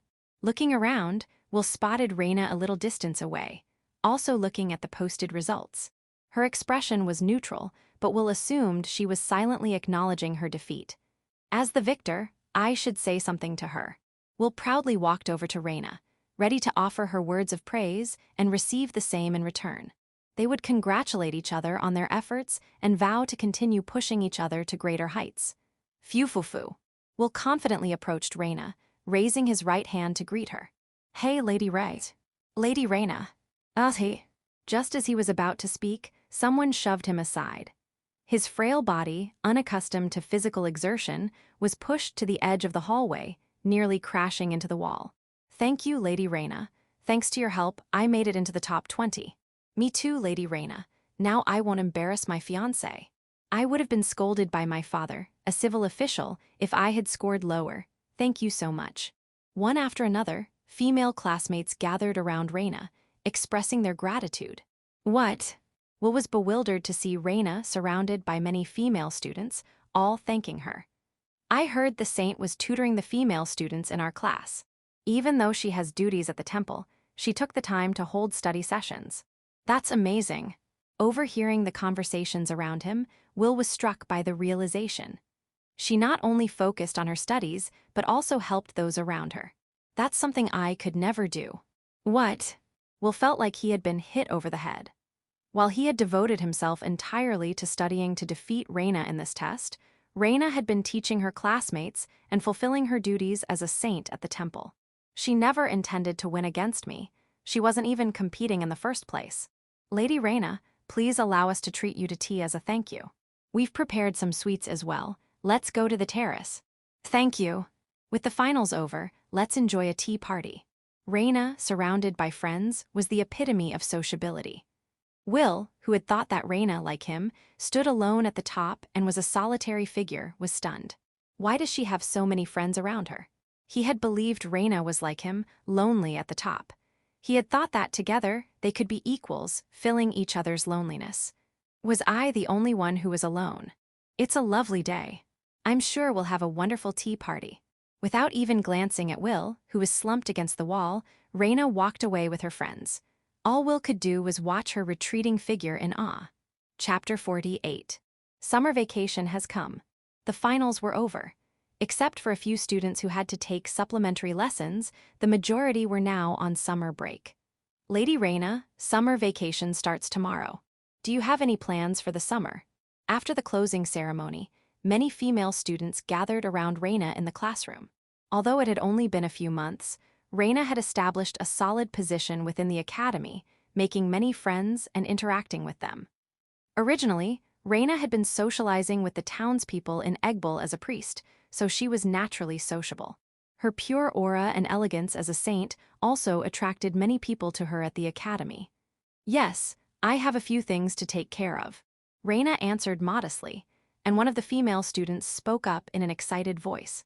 If you have some time, why don't you visit my family's estate? It's by the sea, perfect for a summer retreat. That sounds nice. I'll consider it if I have the time. Hey, Is Reina here? The classroom door burst open and a man appeared boldly. It was Eric Sankel, the crown prince of the country, with his newly afro-styled blonde hair. Prince Eric. Reina, would you like to visit the royal family's villa? Of course, my fiancé Carrot and your friends are welcome too. Recently, Eric had been praised for becoming more cheerful. If it were the old him, he might have invited only Reina, but after various experiences and personal growth, along with a change in hairstyle, he now could invite others as well. I'm sorry, but I'll have to decline. It would be too presumptuous. Please don't say that. It would be wonderful if you could join us. I can't possibly intrude between you and Lady Carrot. Please invite only my sister. Reina politely declined with a smile, causing Eric to deflate and retreat, saying, I see, that's a shame. I apologize, but I have duties at the temple, so I must go now. Of course, goodbye. See you after the summer break. Reina bid farewell to her friends and left the classroom. Eric, looking dejected, stood there without reacting. Gotcha, Reina Laurel. As soon as she stepped into the hallway, another male student appeared. It was the tall upperclassman, Vincent Flame. Today, I'm going to Ponpacorin. Whoa. The tanuki plushie sprang out of Reina's pocket and aimed a strike at Vincent's jaw. However, from his past experiences, Vincent quickly dodged and tried to counterattack the plushie named Raccoon. Pinpoka. But Raccoon evaded his fist and gracefully landed in the hallway. Hee hee, I wanted to settle things with you before the summer break. Ponpacorin, come at me. I'm going to pay you back for everything you've done, with interest. Ponpacorin. Vincent and Raccoon began their battle in the middle of the hallway. Sighing, Reina muttered, I'll go ahead, and walked away, leaving the plushie behind. Honestly, I'm so busy, why does this keep happening? Oh, Lady Reina Laurels. One after another. Just as she stepped out of the school building, someone called out to her, making Reina turn around with a weary expression. It was a male classmate with glasses, looking serious, Will Relaith. Relaith-san, what do you want? I'm sorry. Will immediately bowed his head. Huh. After seeing how you treat your classmates, I realized how arrogant and disrespectful I've been. From now on, I'll try to get closer to those around me. Even if it's just a little, it's thanks to you. Really, thank you. Reina was genuinely confused. She had almost no interactions with Will. She vaguely remembered him challenging her to a competition before the finals, but she had completely forgotten about it. It might be late, but I'll aim to be someone worthy of standing alongside you. See you. Will spoke cheerfully, his glasses glinting as he walked away. What was that about? Not understanding why she was thanked, Reina tilted her head in confusion. But remembering her duties, she turned around and hurried out of the academy grounds, heading towards the carriage sent from the temple. Reina Oni-chan. But another obstacle appeared. A small figure dashed out, trying to hug Reina as she was about to board the carriage. Nyan. Gah! A short scream followed, and the figure disappeared into the shadows of the street trees. Reina turned around and looked around, but saw no one. Was that my imagination? Reina, still puzzled, asked the coachman to proceed, and the carriage from the temple moved forward. Episode 49. It's summer vacation, so I'm going home. Absolutely. After the end-of-term ceremony before summer vacation at the academy, Reina returned to the grand temple in the royal capital. A sister greeted Reina as she stepped out of the carriage. Welcome back, Lady Saint. I'm back. Where is His Eminence the Cardinal? He is in his office, but... Thank you. Without waiting for a response, Reina hurried to the Cardinal's office. Excuse me, this is Reina Laurel. She knocked, but before getting a reply, she opened the door. The Cardinal, Dilet Hoost, who was working at his desk, looked up with a frown. Lady Reina, that's improper. That doesn't matter. More importantly, it's summer vacation now. As promised, I'm going home. Ahem. Reina's declaration made the Cardinal's expression grow even more sour. Reina had been insisting for some time that she would return to Eggbol during long vacations. The Cardinal wanted her to remain at the Grand Temple to continue her training and holy duties during the summer. I've already completed all the tasks you assigned me. You wouldn't go back on your word now, would you? Reina smiled, but her tone left no room for argument. She had already finished a month's worth of work in advance. As for her training in holy arts, she had already reached such a high level that no one at the temple could compare. There was nothing left for her to train in. Even when the cardinal added the condition that she needed to place in the top 10 in her final exams, she managed to come in second in her grade while fulfilling her temple duties. There was no longer any reason to stop Reina. Despite this, the cardinal hesitated. I'd prefer not to let Lady Reina return to her hometown, even if it's just for a month. The absence of the saint from the Grand Temple poses several issues.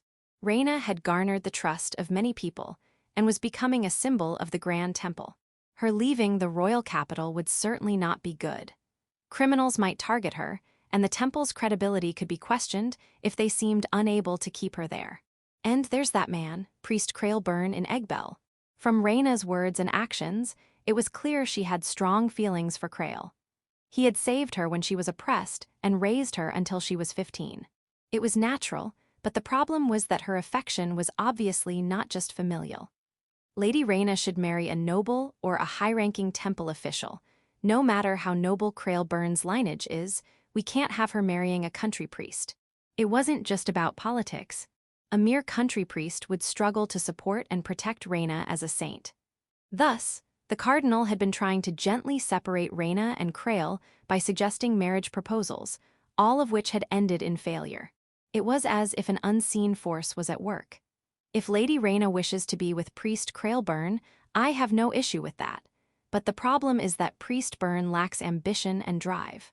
The cardinal had once offered Crail a position in the Grand Temple, and a bishop's rank in recognition of his achievements in protecting and raising the saint. However, Crail had turned down the offer himself. I'm suited to the country life. I have no intention of leaving this town. In reality, Crail, the fifth son of the Burn Marquis family, had witnessed his brothers nearly kill each other over inheritance disputes. This made him deeply averse to getting involved in power struggles at the Grand Temple. If we can't bring Priest Burn to the royal capital, we should find a more suitable partner for Lady Reina. Lady Reina, about that. What is it? If you return to Eggbell, there will be various security issues. The cardinal gently tried to deny her homecoming. Are you saying you'll break your promise now? I fulfilled my duties and achieved high grades as agreed, didn't I? With a smile, Reina's tone remained unyielding. Behind her, the air cracked and distorted as an assortment of angelic figures with animal heads. Bears, cats, dogs, foxes, tanukis, and platypuses peered through the rift, glaring menacingly at the cardinal. There might be some security issues, so please, be careful on your journey. Yes, I'll be careful. Yes, have a safe trip. With a strained smile, the cardinal waved as Reina, still smiling, waved back and left the room. End of Volume 1.